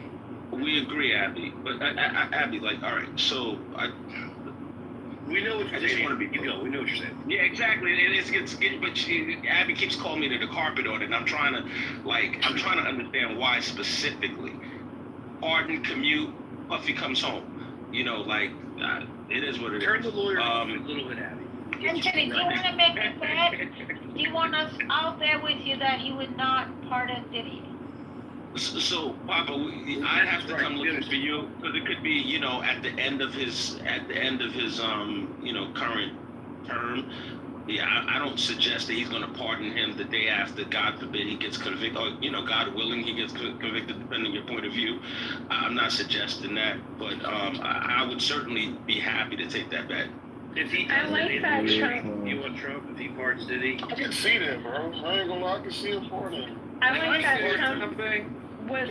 like that Trump was bold enough to say that I'll look at the facts. You know what I mean? He didn't really have that tone before. Even with the R. Kelly, from my understanding, there was some threats towards R. Kelly's life, and his legal team, decided that they were going to submit a request for pardon because he's, likely to lose his life in this situation. Zero possibility that that's even going to happen. As he should. Because he peed on a 14-year-old. Period. And so I love that Trump was I love how he uses his words sometimes. He was like, I'll look at the facts, because the facts here are just as egregious. So Anthony, it cracks me up. I'm glad you're laughing too. It cracks me up that you are really, you think that this is a possibility after the facts that have been presented. Okay, so I'm not speaking. And I'm looking at a lot of these pardons. A lot of them are securities fraud. Securities fraud. Thank you, Miss Abby. I just wanted to Thank you. Securities fraud. Yeah. Chris Chrisley, white collar shit. I just wanted to respond to. She just spoke to me directly. So Angel, and this is something that happens on Clubhouse all the time. We're talking about ideas here. The idea is whether or not Trump is going to pardon Diddy. It has nothing to do with my personal feelings towards what Diddy is accused of. He hasn't been convicted yet. The nature of his crimes, nothing to do with that. I hate the demonization, the whole holier than thou. We're just talking about an idea. Will Trump I'm talking about your idea too, but it was your idea, and I went ahead and I just kind of read a little bit into, some of his pardons. Oh no judgment whatsoever. I'm sorry that you took that as shade. I'm sorry that you took that as shade. There was no shade towards you. You made a very bold statement, in my opinion. So and your opinion was just very loud, in my personal opinion. I just wanted to just, turn that dial down a little bit and say, listen, he specifically said, I'll take a look at the facts. And we know somebody who is in kind of similar, situation, just so happens to be R. Kelly, just so happens to be in the same industry, just so happens to be in the same pool of people, who literally just recently submitted a request for pardon because his life is at risk, right? His legal team put together their request trying to get this woman's life to be saved, and there is zero possibility for that. Zero. Angel, because of the facts that are involved here. Hold on, let me just finish. If you take a look at some of the facts out right now. of those who have been pardoned by him. No, I think she's actually glitching. Yeah, because I'm not. She's not. What are you talking about? Of those who he has pardoned. Why I think she's glitching. I will There have never been any of them anywhere near egregious.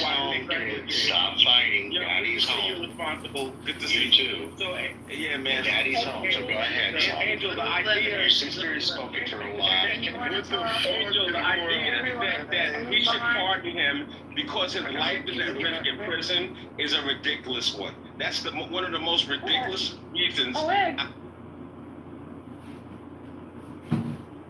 think it's one of the most ridiculous reasons I've ever heard lawyers assert that someone should get pardoned. Anthony, this idea, Anthony. Did somebody just use what's going on, Adam? I've been trying to get in for 10 minutes. Y'all can just going back and forth. Can I intervene too also as well? How about I land and then everybody? Right.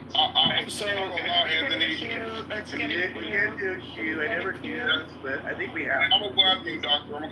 Hold on one second, you guys. We'll let Anthony finish his little bit, and then I'm gonna go.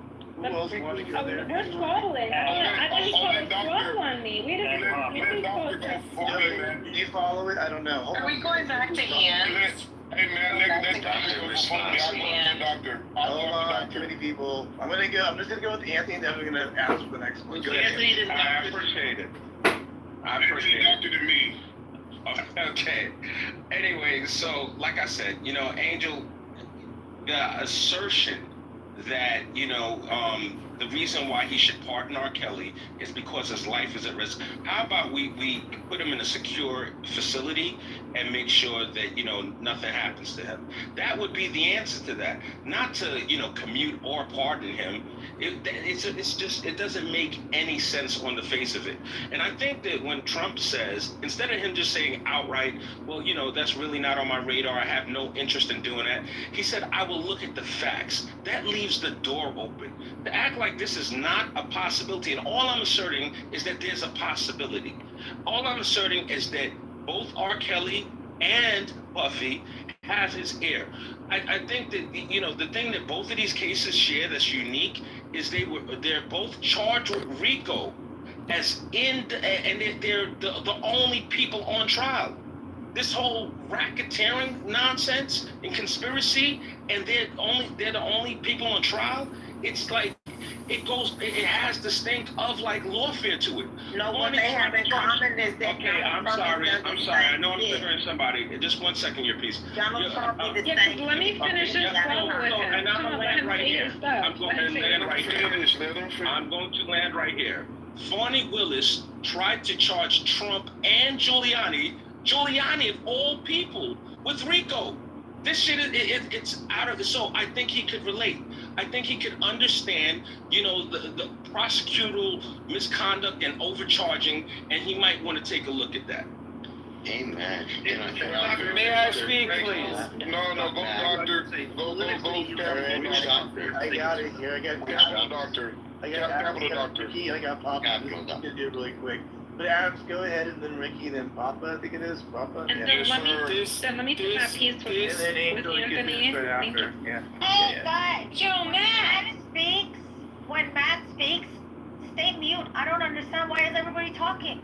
Yeah, What happened? a little bit. Hey, Sarah, can we please let Angel respond? Because, she got muted, Okay. and she was making a point. Quiet. Matt is running the room. How about everybody mute up, and he's gonna go in the order that people are. Yeah, Matt, just don't forget, don't forget Angel. Matt, just don't forget. This is the deal, guys. If you guys don't mute up when Matt is talking, I'm gonna send you guys down to the audience. Go to bed, He's being Sarah. too nice. He's being too nice. Yes, ma'am. Okay, let's go, Adams, and then Angel. Yeah, I'm not gonna forget you. Don't worry about it. You're good. I got you. Just gonna be a little bit delayed, a little bit, okay?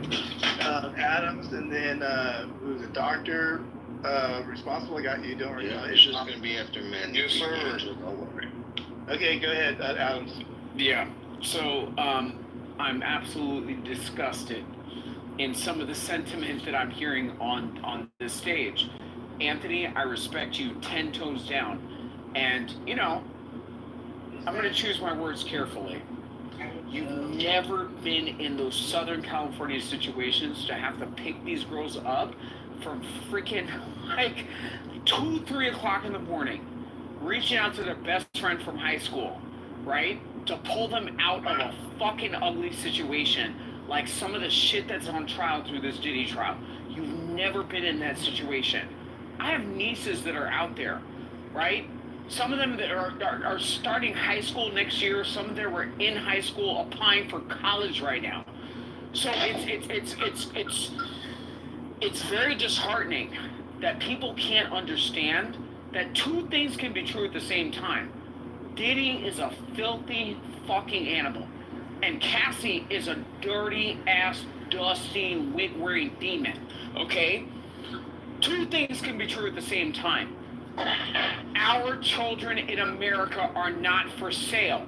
So for anybody to advocate the fact that R. Kelly should be let out of jail under any circumstance, okay, I find that to be reprehensible, morally repugnant, okay, and absolutely disgusting, okay? R. Kelly should be in jail. As a matter of fact, let's go to Project 2025. Because, Matt knows that I've always wanted to meet halfway in the middle. But now listening to this shit, especially after the Diddy trial, and especially after men coming into spaces and saying that the main structure for which a society is taken seriously in their ability to protect the women and the children, people are making excuses for this shit. Let's bring in 2025. Project 2025, the death penalty for anybody who's going to be touching children and raping women. I'm sorry. I'm done with this shit. Okay? It's disgusting.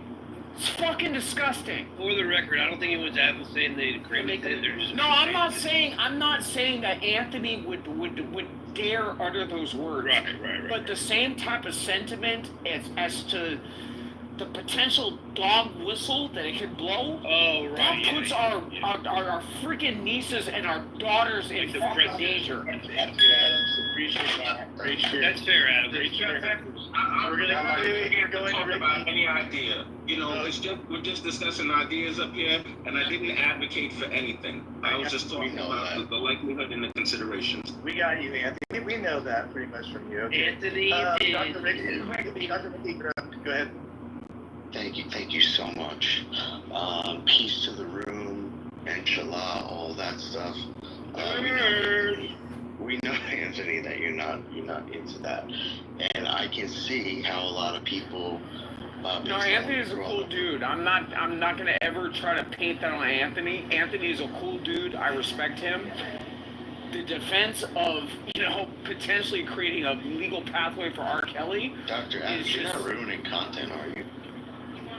It's a lot. Sorry.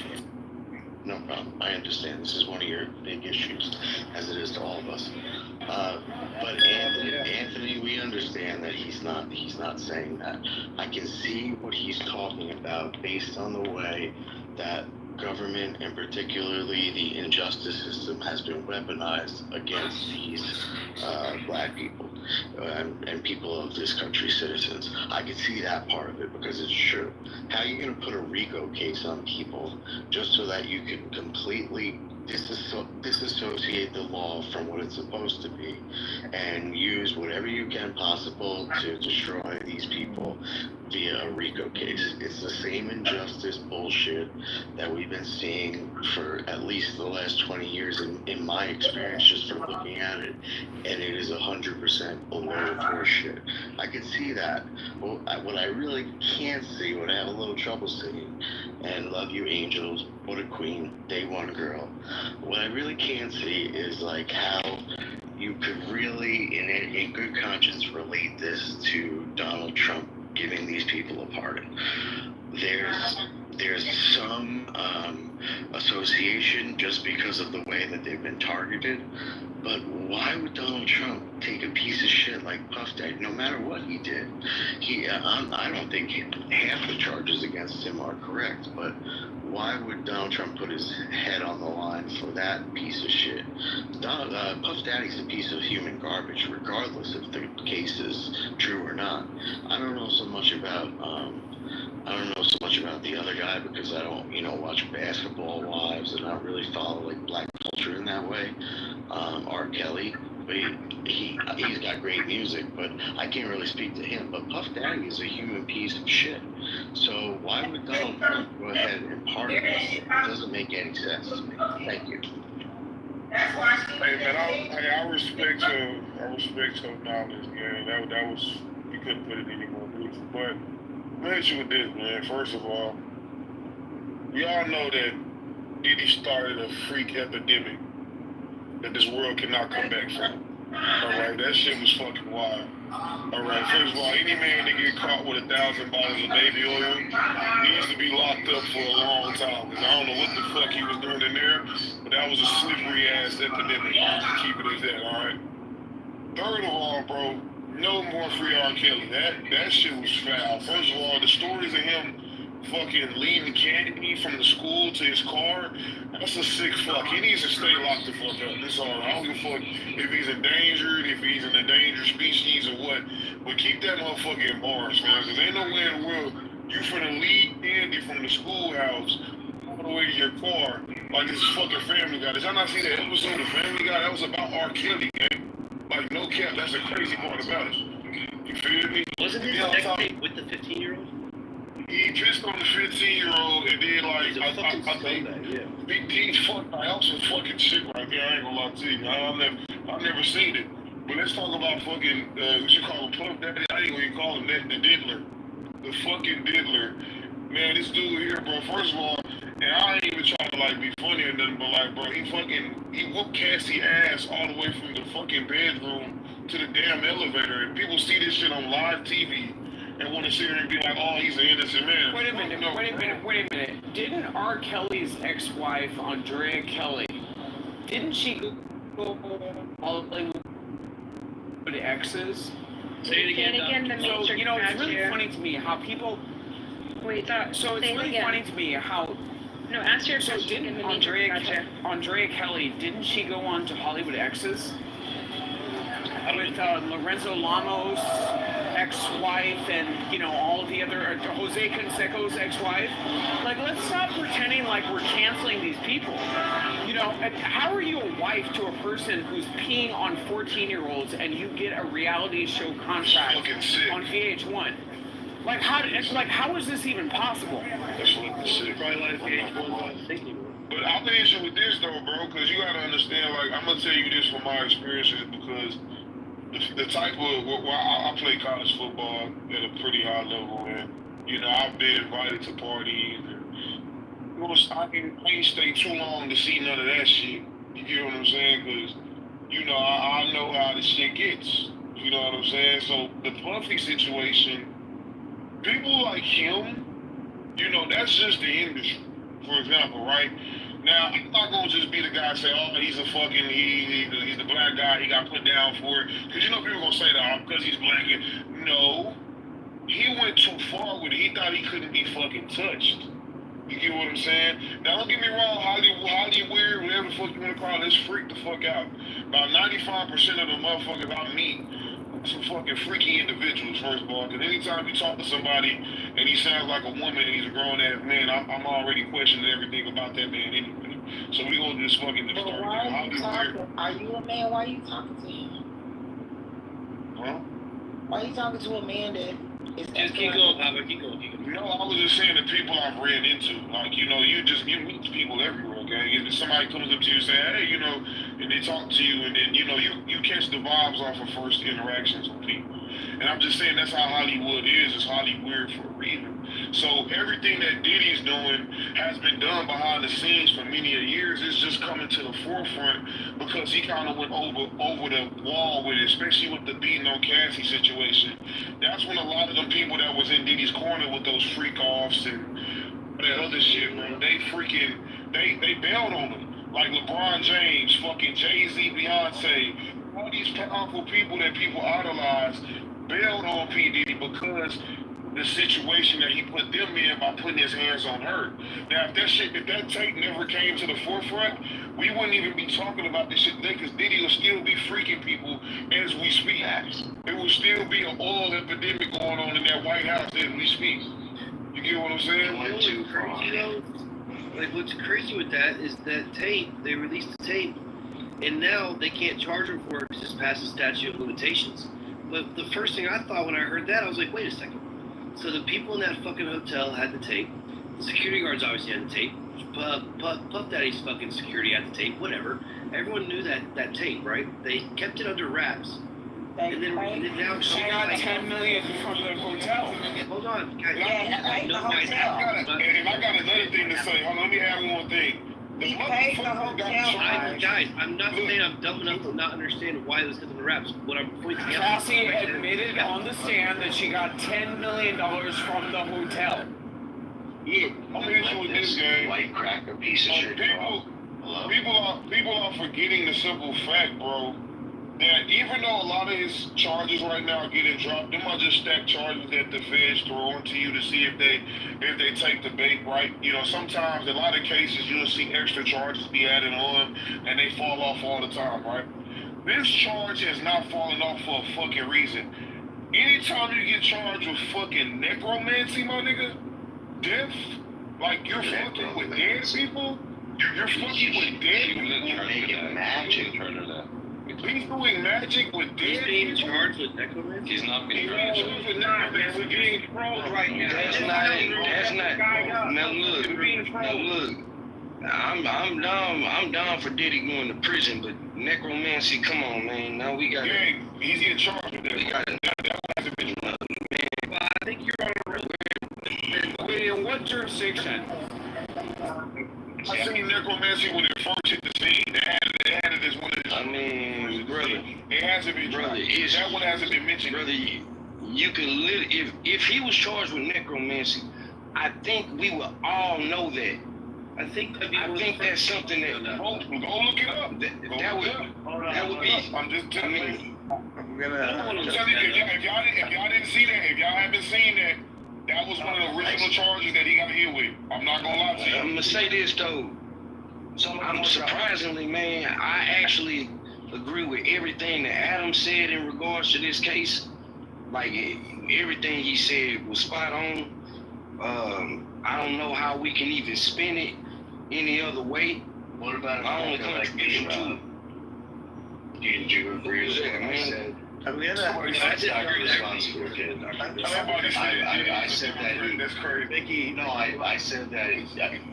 I said that he had that these RICO charges were a bunch of horseshit, and that doesn't mean that he's innocent, but it means that the Injustice Department is doing their thing again. Like, oh, okay. See, I disagree right there. All right, nah. From my understanding of RICOs, what I've seen with my own experience with family members, yeah, I think this was kind of weird to throw a RICO at them. I mean, I felt like that was just their way of trying to get something to stick on him. But he's definitely not innocent in the sense of traditionally being innocent. He might not be. Yeah, you know, that's so the thing I about agree with what you charges, said. though. Like, RICO charges are like, that's literally what the government throws at people, exactly what you said, to make something stick because they don't have anything concrete. Like, it's 100%. But I think we're missing. And then it's a combination of things. It's not like it's just one thing. But It's a the thing is, like, combination of it's they make up literally shit as they go with a RICO. They totally make it up as they go with a RICO. Like, that is what they're. If you get charged with RICO, it's because they don't have a specific instance, so they're going to charge you with the big umbrella of like, what do you mean? They literally invented these charges to get Al Capone. Okay, like, they invented them. Is there let's talk about this. Hold on. So I got the 5 charges. Hold on, Mike. So I got the 5 charges. Okay, the necromancy claim comes from a TikTok video. That's not true. So the first charge is racketeering conspiracy. The second is sex trafficking by force, fraud, or coercion. The third is sex trafficking by force, fraud, or coercion. The fourth is transportation to engage in prostitution. And the fifth is transportation to engage in prostitution. So, and just to be clear, racketeering charges are for when you're running like a criminal enterprise. It's another level that he's orchestrating it as a criminal enterprise where he has other people working with him to do the, well, to enforce this coercion. He has paid people or hired people, or he has people. So there's another. It's not just like another level umbrella. It's that he's running an organized operation committing these crimes. Well, they just dropped the sex trafficking charge, and what's the other one they just dropped? There's another one they just dropped that fell off too. The one in the 5 that you just named. So he's only charged with 3 right now. He's still I want to say this real fast. No, hold on. I gotta have the Angel go. I owe her. She's gonna kill me if I don't let her go. But go ahead, Angel. Okay, so I know that Anthony is no longer in the room, but he did mention that Trump would pardon R. Kelly and he would also pardon Diddy, and I really wish he was here because I just. Go get some baby oil. Sorry about that. Oh my God. I really just wanted to kind of get, like an overview of the political lens that he is looking through. I love that Ricky kind of touched on that, and it did bring an element of, understanding for me. I'm with Adams on this one. There's no excuse here, and I'd like to just hang on to Trump's words for a minute that he said he would look at the facts, because if you are to take an understanding of what is actually being here, and I think Joe just was nice enough to talk about the charges, we're talking about racketeering, we're talking about sex trafficking, we're talking about prostitution and the elements that have come along with this. And what I've heard, and I really haven't been watching this case, to be quite honest with you, just some of the things that I've heard that this man is up against speak very loud. I mean, we have to, just for 1 second, I'm born and raised American. And when I think about Donald Trump and all that he's been through, he knows firsthand what it's like to be publicly attacked and judged unfairly. I think he shares, some similar shoes as Diddy in regards to this, this public nuisance, but these are really serious, inhumane acts that have been committed. And the description of those they run into a farther detail than many of us could just sit here and just, kind of gossip about. I honestly don't think that Trump, as the American president, and just even if he wasn't, I don't think that he would look at the facts and make the decision to say, hey, you know what? I think in R. Kelly's case, despite what he's been convicted of, the sex trafficking, the coercion, the exploitation, the abuse and power, I'm just going to give him the opportunity. I don't think he's going to say the same thing for Diddy either. Now, Diddy has yet, unlike R. Kelly, he has yet to be convicted or charged with anything. Well, convicted. R. Kelly is the only one in these two examples that has actually been convicted.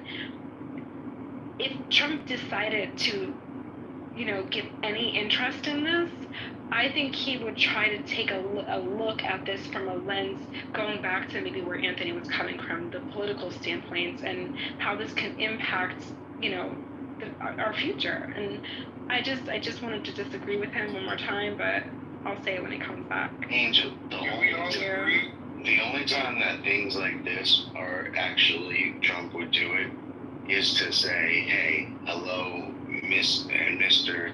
Horrific Injustice Department in Georgia, Miss or Mr. Horrific Justice Department throughout each of the states that's involved here. This is wrong, but it's really a stretch for him to go out of his way and pardon these absolute monsters. I'm not saying that everything that Diddy is charged of he did. I'm saying the exact opposite. But he's still a piece of shit. And so when you go and you look at what the president might pardon, he's looking more for people who walked into January 6th with a flag on their shirt and were respectful and courtesy to the police officers and pardoning them. Not pieces of human garbage that had freak-off parties and fucked a million underage women and fucked a whole bunch of other men, etc. Like, I just can't see it. And I agree with that. I think that he for if this request ever came across the table. I need to yell and check the fuck like this. What the 9/11 is happening? Be quiet. Go back to what you're gonna say. Well, read the room. I was waiting for the Allah Akbar, but I realized he had like a Jamaican accent. Angel, can I say something? Can I say something? Yeah. So, you were such, a breath of fresh air on this app that, I'm just gonna say this. I feel like one of the most. There's so many rooms going on in this room today. One of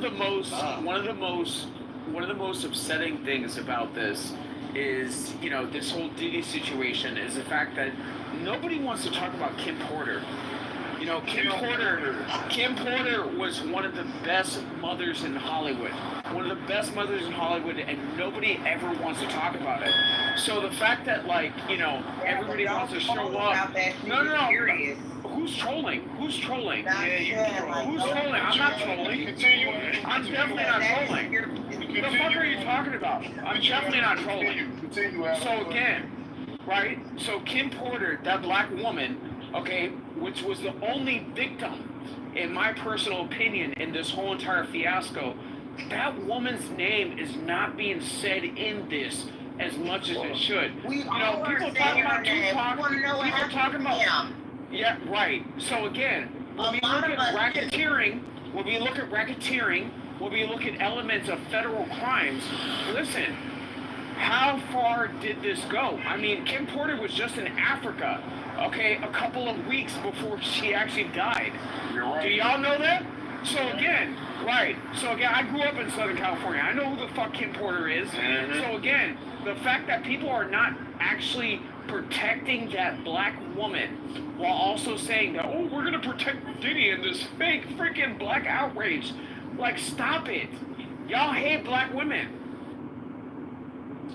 Hey, I ain't gonna lie to you, man. We gotta I ain't gonna lie, it's just fuck, man. It's just an epidemic of You sound like a liberal faggot from. I'm gonna tell you right now. Hey, gang, hold on, Russ, man. Listen, we're in an epidemic right now because there's two freaky fucks that are asking for pardons to be let back in society. Thank you. Only R. Kelly.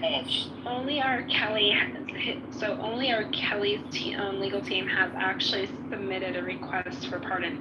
Diddy, obviously, he hasn't been convicted of anything at this point, but people are saying, you know, like, what if, you know, this was to come across his table? Would Trump even, you know, what would Trump do? But I guess it was. You know what's crazy? You know what's crazy? And it was asked, and Trump did say that he'll take a look at the facts, and I love that he said that. But he doesn't need to look at the facts. The facts is, what are these two freak fucks going to help society with, gang? First of all, Diddy hasn't been a fucking A&R guy in fucking 2 years, right? He hasn't had a single artist in 20 years that's fucking this. Man, fuck all that. Fuck all that. Let's talk about the street politic, okay? Kim Porter is the best fucking mother, okay, in Hollywood, other than fucking Kathy Hilton, okay? Everybody fucking knows this shit, okay? Y'all may think that I'm trolling or there's some other weird shit. Kim Porter is arguably one of the best mothers in Hollywood. One of the best mothers in Hollywood. It's crazy. Next to Kathy Hilton, who yes, Kathy Hilton is an exceptional mother. Oh my God. Exceptional mother. Exceptional mother. Prove me wrong. Prove me wrong. Right. Prove me wrong. Beverly Hills. One daughter married Hilton. The other daughter just bought freaking Mark Wahlberg's freaking house in Beverly Park. Like, what the fuck are you talking about? That's how you measure the value of a mother. One of the best. How is she running for president? She's deceased there. Kim Porter was one of the best mothers in Hollywood. The fact that people want to show up and show out for Cassie are freaking paid for, as opposed to Kim Porter, is crazy to me. It's fucking crazy. She's a slut, bro. And then the thing is, fucking R. Kelly, I love this music, man. That's why I'm so fucking pissed about R. Kelly, man, because I was listening to him tell me that he's sleeping with little girls, bro. He's sleeping with little kids when he's making music. The song was fucking fire. He was telling on himself, bro. It's in the song. That's what happens when you listen. That's what happens when you listen to certain music, right? Listen to the song. It's telling you what he was doing. Like, even fucking, I even take this to another name. Who made the song? You may be young, but you're ready. Not Beyonce, but Beyonce. Keith Sweat was telling you she's young, but she's ready. They should have told people, like, hey, what the fuck? You been sleeping By the way, his ex-wife ended up on the Real Housewives of Atlanta first season. Shout out to Lisa. So again, at the end of the day, y'all will glorify any shit as opposed to protecting actual black women. Kim Porter never wanted to go on reality TV. Kim Porter never wanted to go on reality TV. That black woman was always natural. No, the fuck she didn't. I have a hard time trying to protect black women. I got Oh my God. Y'all gonna protect whole ass Kathy over Kim Porter. This is crazy. Hey, Kim Porter, your favorite black woman. And we all know this, man. She's a fucking whore. She's a class B slut. And she sit there and let this man, she helped this man fuck countless of men. And fucking, I don't even think it was women in the fucking room when the whole was. Thank you. We're talking about Cassie. No, who's he talking about? He's talking about Cassie.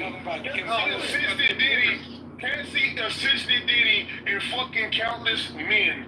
Because it was women in the room. The other one with Epstein. I don't think this man got caught on $1,000 of That's what I was He needs to be thinking. crucified. She's Ghislaine Maxwell. That's exactly who Cassie is. Cassie is Ghislaine. That's right. Bonnie and Clyde, except for with the oil. She's got a little more rhythm. The new You didn't see Kim Porter do no shit like. Kim Porter. Cassie is the new age Bonnie and Clyde with baby oil. I'm just gonna say, because her and Diddy, they were fucking countless number of millions. Y'all can't have Bonnie and Clyde, they're ours. No, but see, y'all just want to indict black women so badly. No, Cassie, Cassie, that's an Asian woman. That's an Asian Latina woman. Y'all wanted to indict a black woman so badly, right? So again, the real victim is Kim fucking Porter. Right? Porter! Thank you. So the fact that y'all talking and making this Diddy shit about black women, this shit has nothing to do with black women.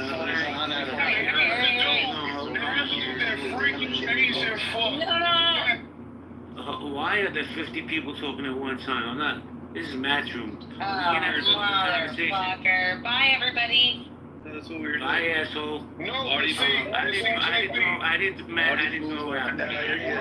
Indian guy. Yo, respect the stage, guys. Come on. Can we talk about Kim Porter again?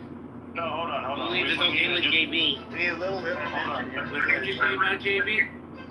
Oh, yeah. Hold on. We just need a little intermission. We need to clear up an allegation while we have Necro and Marshall in the room. Marshall, Necro alleged that you attended a No Kings rally. Is he lying or is he telling the truth? I walked around my local No Kings rally, yeah. Met a bunch of cops, nice people, DPS, folks like that. So. That's okay. You didn't do anything like Let's see it. So the answer is still true. In fact, the only person that got in trouble at our No Kings rally was a guy in a MAGA hat. He lit up a joint in front of a cop and thought he was going to get away with it, so the cop arrested him. So you were. Shit. Seriously, that was the only person that got in trouble. Marshall, I gotta ask you a question, Marshall. Are you a part of the police department anywhere? No, never been a police officer. You just being real hard to Marshall, did you take part in the chant that started with hey, hey, hello? No, I'm not a chance started with Also, did you bow down before any black people? I need to know the answer to that. Did you wait What did your sign I say? didn't run into any black people to protest. I ran into lots of Hispanic folks. Marshall, quick question, Marshall. The protest, Marshall, I'm not calling you racist and I'm not saying that, alright? But Marshall, you just have the face and you let you. Marshall, where were you going The to protest that you ran into. Say it again, Abby? Who was at the protest? The person I ran into that got arrested parked close to where I parked. He was a dude with a vest carrier and a MAGA hat. And for some reason, the guy decided, because he was at a liberal protest, I guess, that it was cool to light up a joint. And there was a cop not 20 feet away, and the cop came and arrested him. Where was I didn't see anybody else. What were the people like at the protest? Marshall, we love you, Marshall. Who made up the crowd? Marshall, are you a troll? Marshall, what was the crowd like? Was it Mexican? Was it white people and Europeans? Was it Cassie's family there, Marshall? That's what I mean, they're pretty peaceful. Did it smell that there, Marshall? What's the power of the empanadas? So Marshall,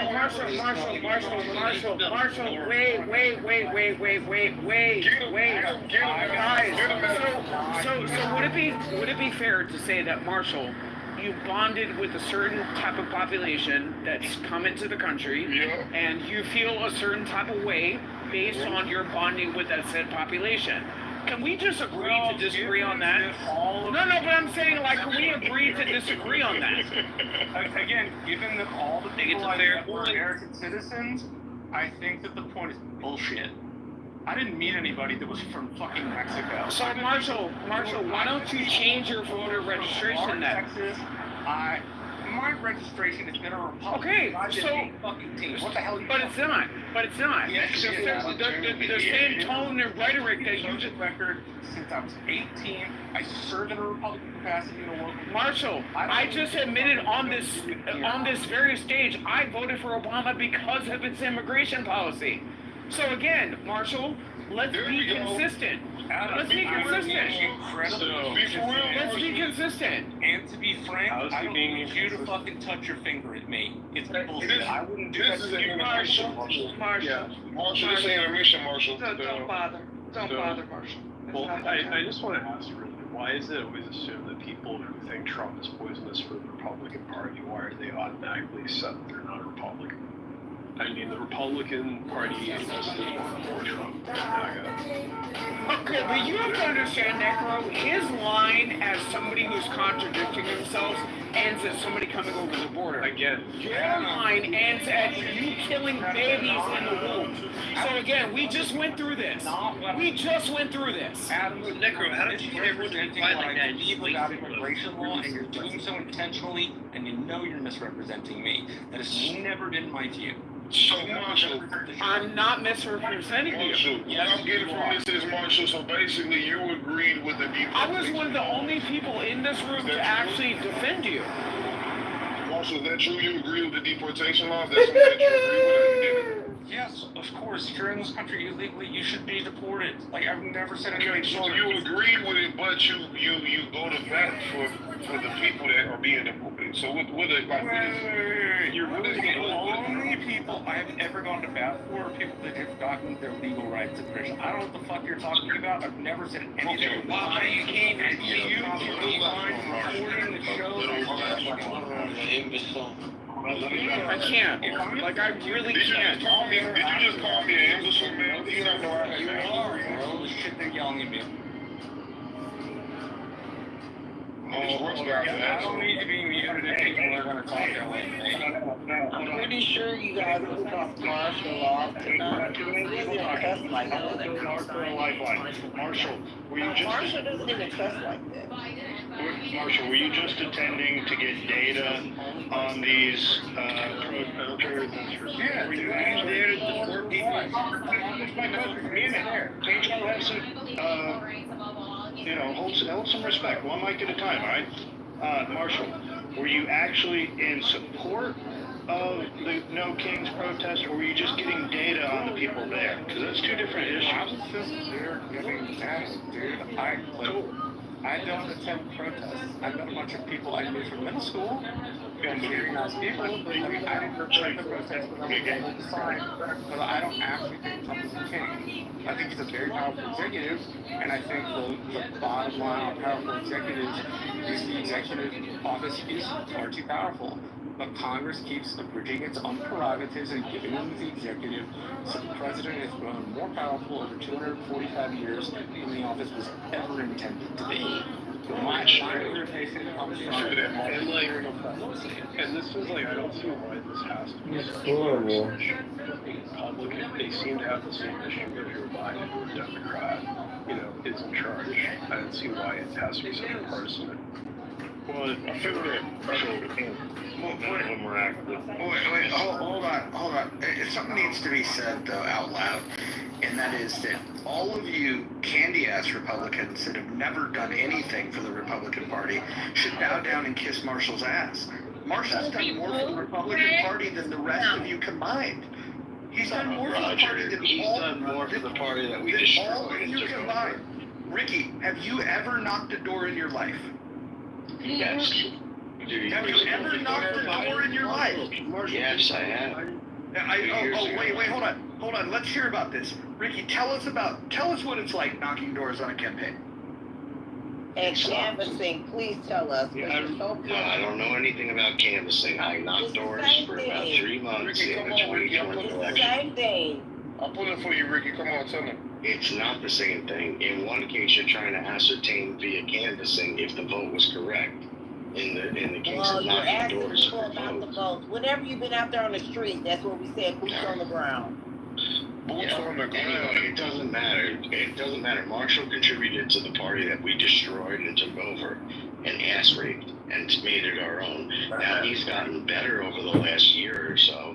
He's understanding what needed to happen. But before that, he was just like the rest of us. He was completely fooled. Enough to vote against Donald Trump in the 2016 election. So I don't want to hear it. The point remains that Marshall Rankin has done more for the Republican Party than all of you candy-ass wannabe Republicans put together. Look, I'm not gonna say that. No, he hasn't. Candy ass Republicans. No, he has not. There's a lot of. I'm a donor that has paid Marshall's paycheck, so I would like to hold him accountable for the decisions he's made within the party. Oh my God. Marshall has received votes. I believe that both parties, okay, are elites, okay? The establishment, the globalist agenda. Ross, you can't even fucking talk, dog. I'm just saying, there's no deal. Are you fucking high? Wait, like, can we, let's not do this. Yes. So again, yes, and in more recent terms, over the last decades, yes, Marshall has done more heavy lifting in the Republican Party than I have. I will admit that. I've got a little bit lazy. I mean, if you want to talk about political donation dollars, that's a whole nother conversation. But again, as far as actually showing up with the megaphone, you know what? I'm actually going to take that back. Because was it not the person who bought a megaphone that you guys are so upset about on Clubhouse, in the fact that I was, using that megaphone to argue over you guys because I bought that because of the illegal immigration protests? So Marshall, I was at those protests. I was sitting right on top of my car, and I was yelling, screaming, and saying it till the cows come home. You La Raza Mexicans are not going to push me off my soil. So again, Marshall, it is what it is. If they beat you up, Marshall, what's your proudest moment as a Republican? La Raza will beat your ass. Or in your political career? Fuck, they won't. No, the fuck they will not. One in the runoff in Georgia between Loeffler and Purdue and Warnock and Ossoff, and a voter who yelled at me, then ran down her driveway to apologize to me, and then agreed to vote for Loeffler and Purdue. And then the second one that has been super rewarding was being on my Congresswoman's campaign staff. Muchas gracias. That was super. That's gonna be pretty cool. No, Marshall, I ain't gonna lie, Marshall, I'm fucking idolize you, man. I just will say that Marshall is probably the nicest and most truest Republican I met. Teller of harsh truths, even to Republicans. Oh, shut up, Nick. Marshall, I ain't gonna lie. I think he wants to make out with you, Marshall. But see, I ain't gonna lie, I agree with both of y'all though, but Marshall, you seem like a cool guy. I just wanna let you know that. Thanks, man. I appreciate that. Yeah, you seem cool. I agree too, and he doesn't use a lot of swear words from what I've seen. So when he does, that's why I'm like, Yeah, do you hear me said Infosol earlier? Nice shit anonymous account. Marshall, I will cuss for you. Just let me know. I got you. I will cook for you. I'm your Did Marshall? If you need to say the N-word, just say Papa. I got you. N-word pass? All right. Shit, Marshall. No, you did not get Excuse me, N-word. Marshall is black. Like, what are you talking about? I just want to say you're being Only from the waist down. Yeah, no, Marshall is definitely black. Marshall is definitely black. No, Mike, he did not Marshall get it, is a Mike. foundational black American. Like, what are you talking about? He did not get the pass. Yep. And so is Matt. Matt. Yep, we're letting the secret out. Yeah. No, I don't think it's Let me find out, man. with Marshall. I'm minding my business. I'm at the salad bar getting Mexican food. I don't think there's anything wrong with Marshall attending the No Kings as long as he's not protesting against Donald Trump, because when you work for the party, they have certain rules that they're not allowed to do things like that, to answer Necro's assertion from a while. Yeah, I mean, the rules for the Texas Party have changed over time. Like, when I first got involved, Joe, you didn't have to stick by everything RPT believed. You had some latitude on your own beliefs. But the most recent one, and since I'm no longer a precinct chair, I don't have the same responsibility, but you have to support the party in private and in public, the oath says. Now, they make precinct chairs sign as one of the precinct chair. This is 2 years old, so last year, and it not, well, no, it would have been 2 years ago, I had to sign a similar loyalty oath. Didn't say I had to abide by what the party said, but in private and public, but it did say that Republican-led priorities were something that precinct chairs needed to advertise. So that meant like school choice, issues on immigration, stuff I broadly agreed with. Wait, say that again. Republican priorities or what? Hold on. Is somebody dropping allegations with your name, Marshall, in the chat? His name is James Bradley. Did he accuse him? He is absolutely full of shit. I talking about Houston. I live in McAllen, Texas. He didn't even get the city right. Hey, James, stop spreading false information, James, you fucking piece of shit. Alright, that was a good intermission. Not too much on James. But Yeah, and Marshall's time would be way more clever. Oh, my bad. I ain't mean. Yeah, you're good. You're good. He trolls a bit, so it's all good, buddy. Yeah. My bad, James.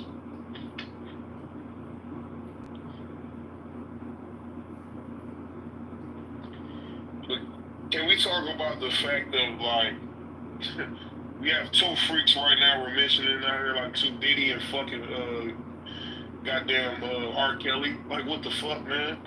Marshall says unfollow me. This is crazy. Like, what the fuck? Like, what the hell? No, I didn't unfollow you. What the hell?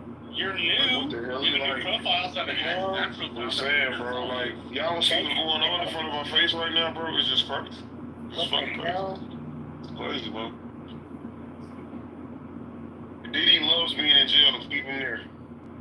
He's around his people. He loves it.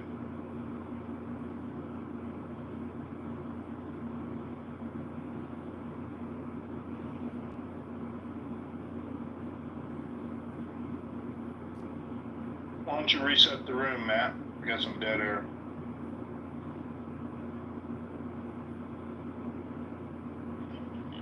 I can't. My app is completely shot. It's like No excuses. Play like a slow, champion, so man. we'll just open it up to discussion. I don't know if we want to go back to the big, beautiful bill, or I don't know where you want to go, but we can open it up to any kind of discussion like that right now. Can we talk about how fix Joe my app, Joe Biden has fell asleep in every press conference he had? Can we talk about that? We've already passed that.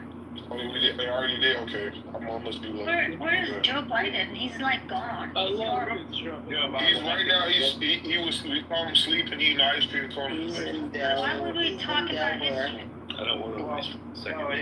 If we're going to talk about Joe Biden, I think it's very fascinating to talk about the scandal regarding the auto pen, and then identify the woman that was doing the auto pen when Biden was signing pardons, and Biden was nowhere in Washington, D.C., he was playing golf. Now, I've asked Abby previously when this discussion has come up, is there any precedents to overturn this stuff regarding the auto pen? We don't know about it. I think it's very fascinating, though. It's one of the most fascinating stories right now regarding the Biden administration. Oh, my bad for bringing this back up, though, but Diddy did bring out all the freaks. I see it play, I'm telling you. It's fucking wild, man. I can't believe this dude's still fucking a name on the internet. It's crazy.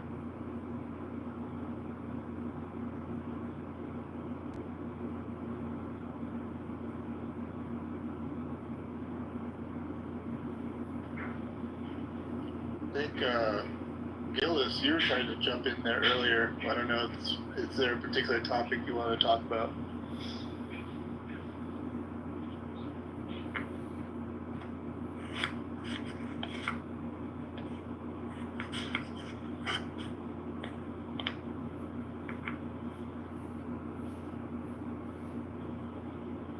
Have you guys discussed Trump announcing that there's going to be a 60-day ceasefire in Gaza? It's crazy. Say again, Joe? No, we haven't. Tell us. I ain't seen it. I pinned an article in the chat. Trump is saying that Israel has agreed to a 60-day ceasefire. Now they're just waiting on Hamas, which we all know is not going to agree to it. What's his name again?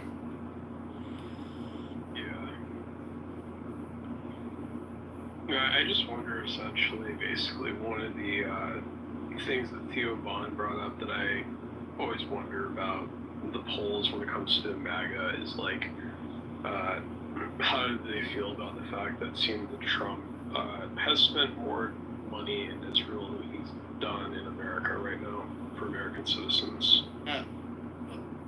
Don't you think that's a tab he picked up though? Like it's kind of been ongoing. Necro, that's like beyond bullshit. And if I wasn't tired, I'd probably really get into it with you. But it's just annoying, and you're annoying. And to answer you, JB, I don't think they're going to accept it. I think they're only going to accept a ceasefire if it's permanent, not a 60-day. I don't know. That's just my thoughts on it. Yeah, I don't think they're going to accept it. But did you see the Saudi component to it is really interesting. If that's true, these sources out of Saudi that are saying that they'll only, sign into the accords if Hamas is removed. I didn't see that part. Yeah. I can put some stuff in the chat. That would actually be pretty huge. Really huge. Wait, let me find that. I had the conditions of it before. And the amount of hostages, there was something, did you have this? I didn't click on your link. That they would still hold on to eight or 10 living hostages. Wouldn't be a full release. But they would release the bodies. Was this on Al Jazeera? No. I'm sorry. Your piece, I put an article in the chat if you're interested. By the way, your piece, I love you. I think you're amazing. So JB, I was just trolling for real. You're one of the best trollers on this app because you don't give a fuck and you always stay level. Oh, hello. There's a new update if anyone's app is glitching.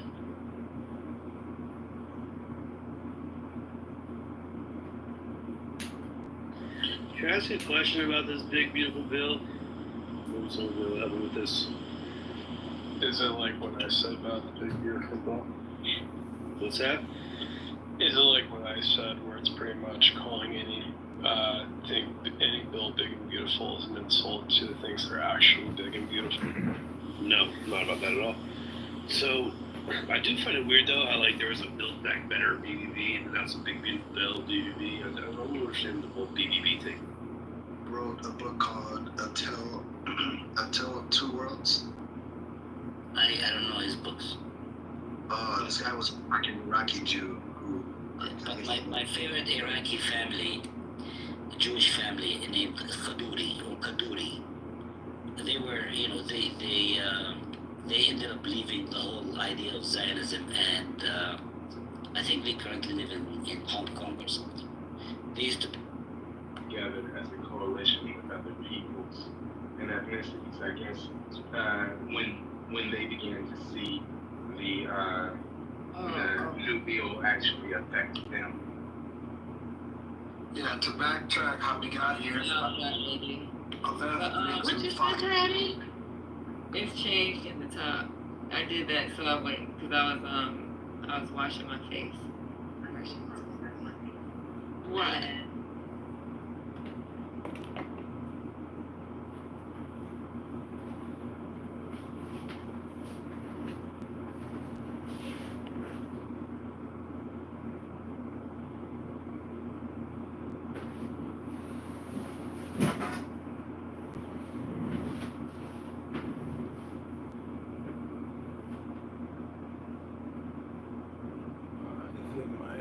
Glitched.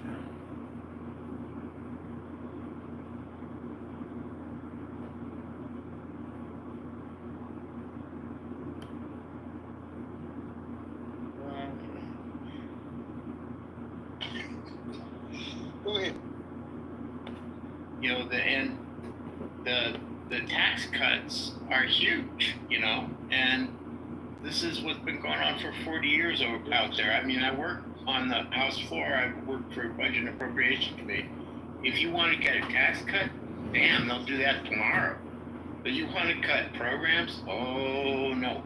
That's hard. It was like Elon Musk saying, oh, I'm going to get $2 trillion. No, I'll get $1 trillion in cuts. Oh, no, $150 billion. That's a big difference. So that's what happened. They're shoving the money out the door in the form of tax cuts. And, you know, they tried to make up for some of it through cutting Medicaid. And whoever said, like, they're just going to make it harder to get on, that's right. You know, that's exactly how they're going to do it. And, you know, right, wrong, and different. That means they'll spend less on Medicaid.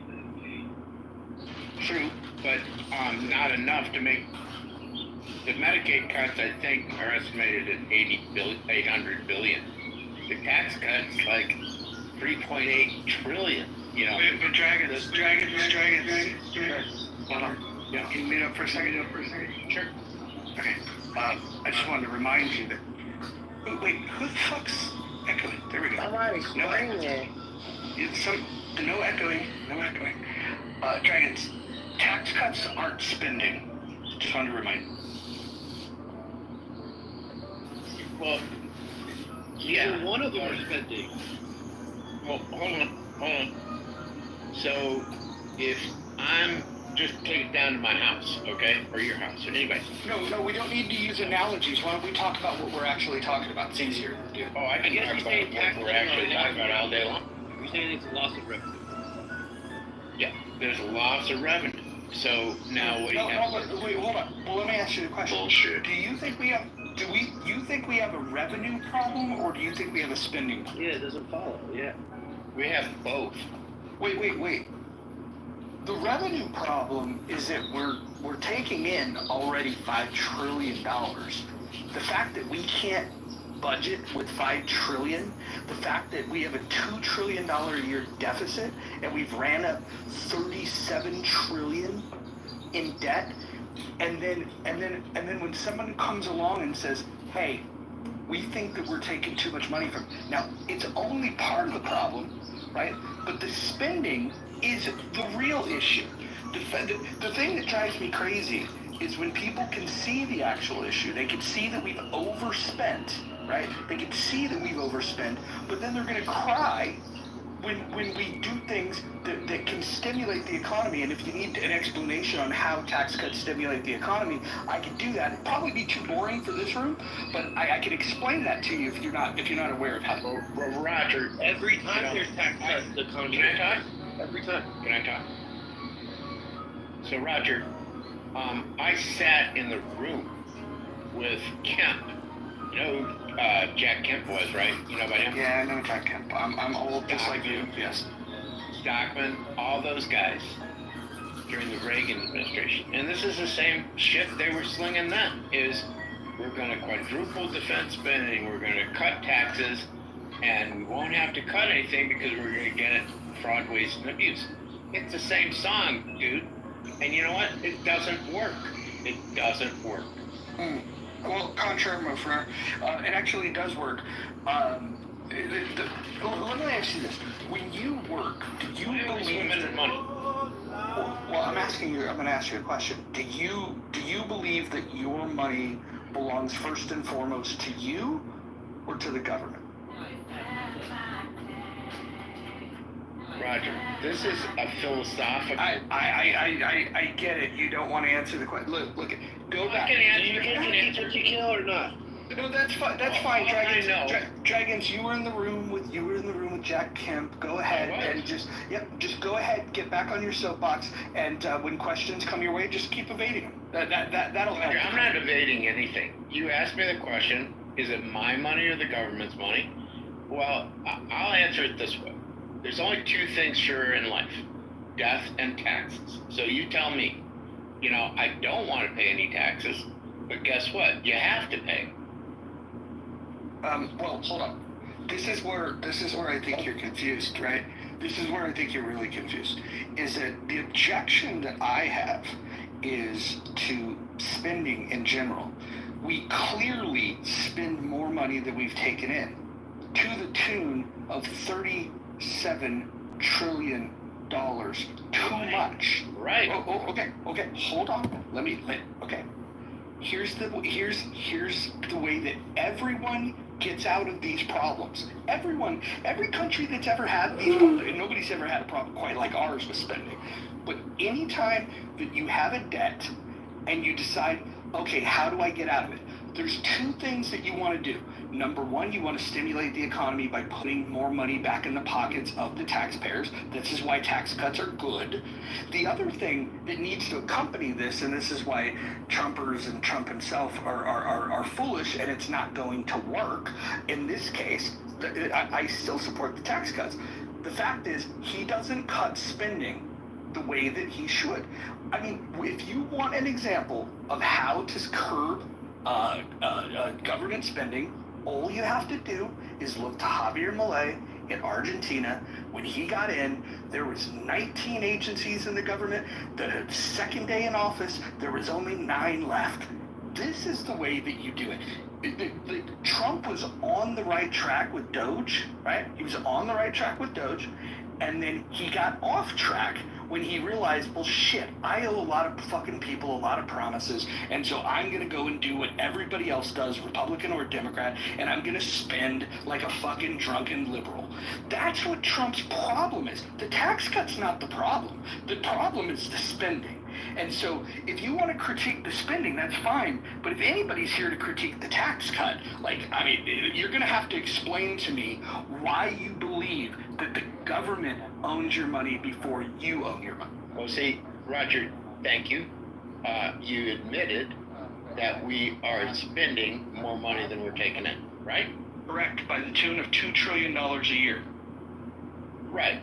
And so you be the president tonight. You tell me where you're going to pick up. Elon Musk, he's a pretty smart guy. He's a pretty good damn manager. Don't you agree? You know what I would do? You know what I would do? I would do the thing that you guys are all afraid to even talk about. The number one line item in the budget is Social Security. Number two, absolutely. Hold on. Number 2 is Medicare. Number 3 is interest on the debt. Now, the interest on the debt is only as high as it is because of Social Security and Medicare. So until somebody grows the balls to cut Social Security and cut Medicare, this problem is not going to be solved. Well, Roger, you're forgetting one other thing. You're forgetting one other thing, which is very interesting. The Pentagon. Hold on. What? No. I'm listening to you. I didn't forget it. I'll let you roll. You roll. You don't want to talk. No. Okay. This question. Sure. Is this? Well, I don't know what you're talking about, but the question is, do you think that there's no fraud, waste, and abuse in the military? I think there's fraud, waste, and abuse throughout the entire federal government. I didn't ask that question. You're answering a question I didn't ask. Oh, well, if it's in the entire government, then I did answer your question. I answered your question, and then some. Yes, but correct. You left them off the table. Should we not cut them? Well, hold on. I will address that. So the first thing, this is why I talk about Social Security and Medicare first, is because we have what's called mandatory spending. If you sat in a room with Jack Kemp, you might have heard about this term. So mandatory spending is where you get Social Security, Medicare, and SNAP benefits. Depending on what year it is, that makes up anywhere from 60 to 66% of the budget. Remaining left is somewhere between a third to maybe 4/10 of the budget, which makes up what we call discretionary spending. Only half of the discretionary spending is spent on defense.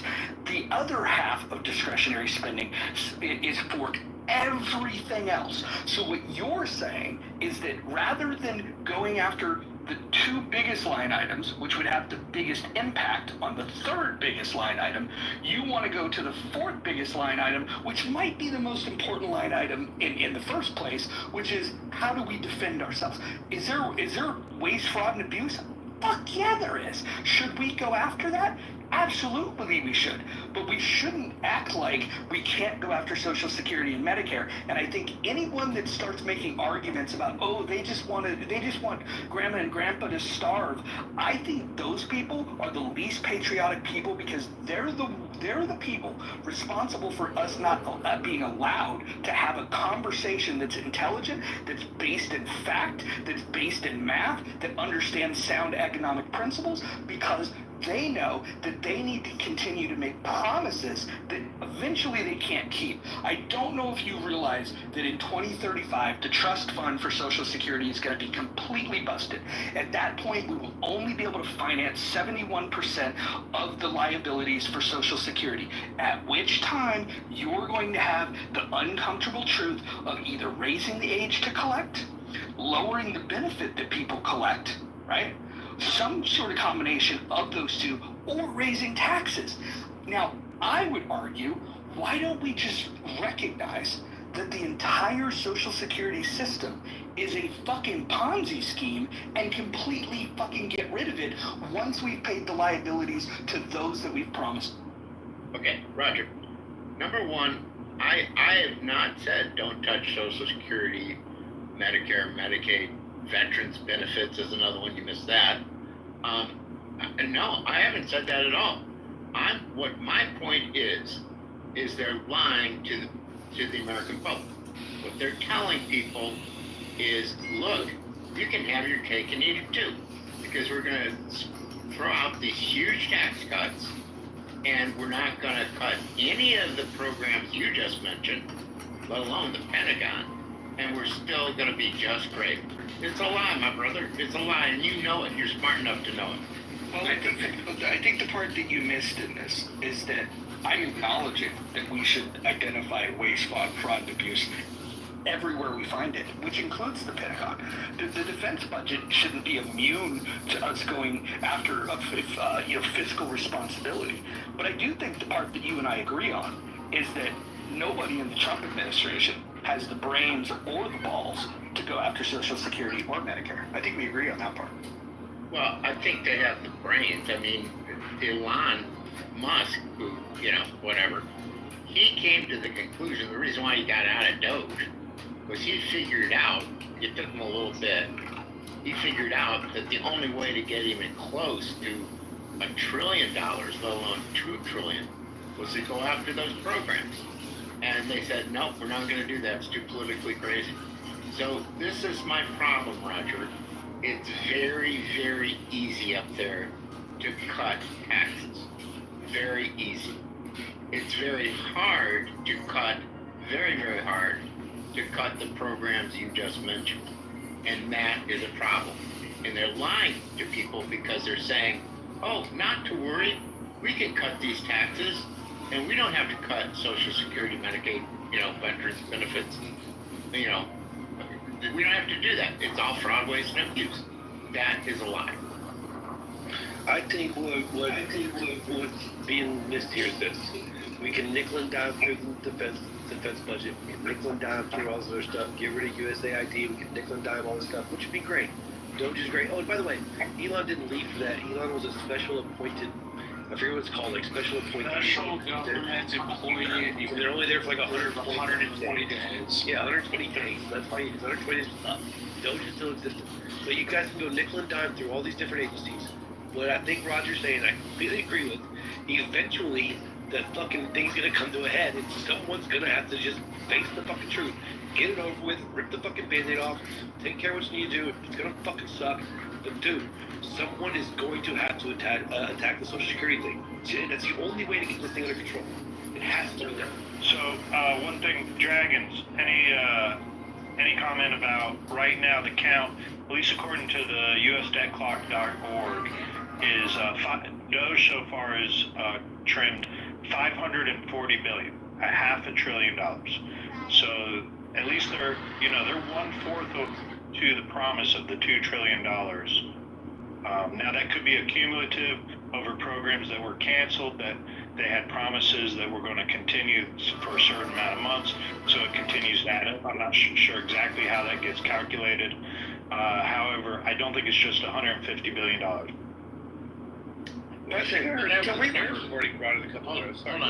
on. I think you folks think I'm against cutting spending. You'd be wrong. What I'm saying is the ability of the Congress to cut taxes far exceeds its political will to cut spending. Dragons, do you see any benefit to cutting taxes at all? Oh, well, sure. The taxes should be zero. Let's have it be zero. But the problem is, wait, hold on. Who said that? That's the smartest thing I've ever heard. Go for it. You're gonna go broke. You will go broke.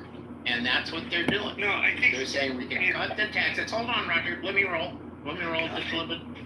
You can cut all the taxes, but not go after the entitlement programs, what you call the uncontrolled spending programs. But they're not.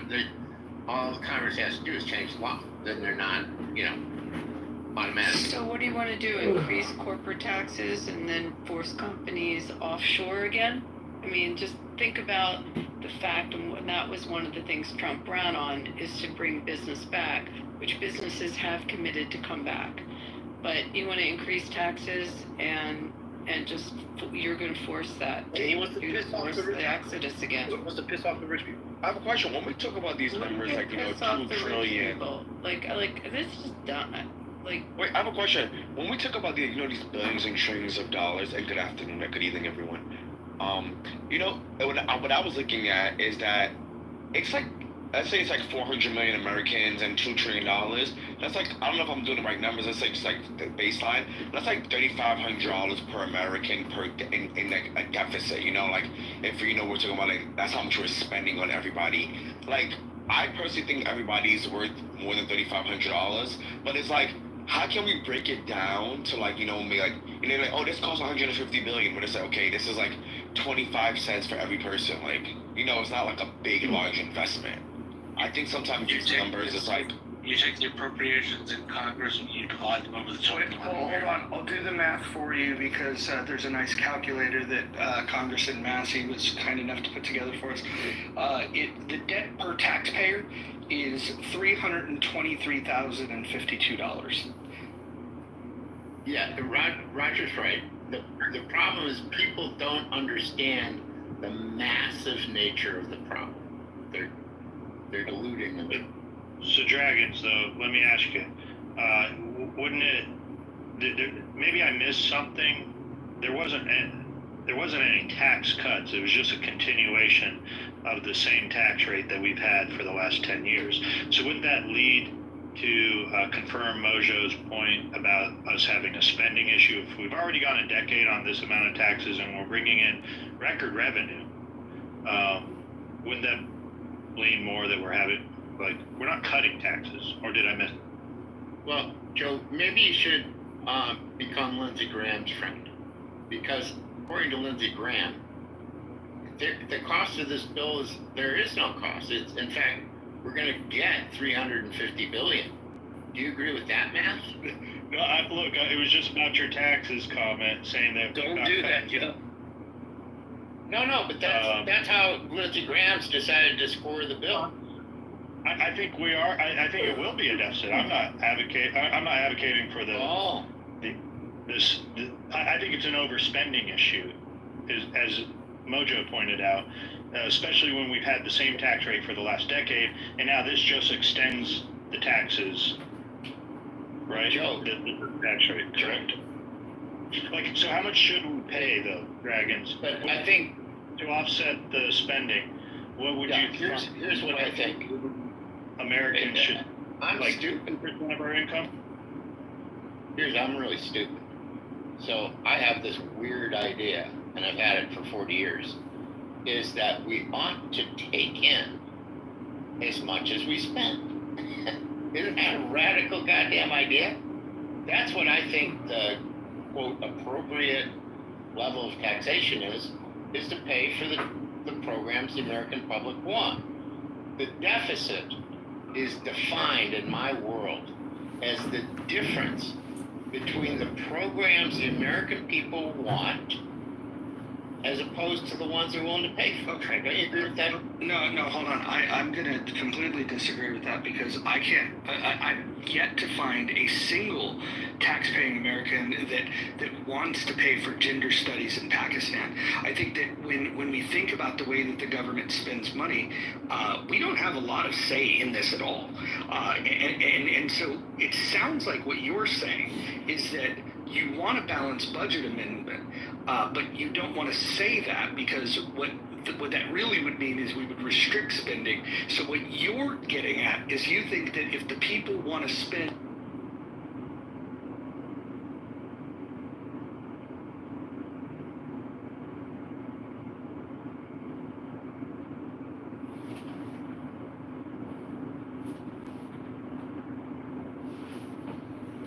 I don't know what just happened to my phone, but it crashed.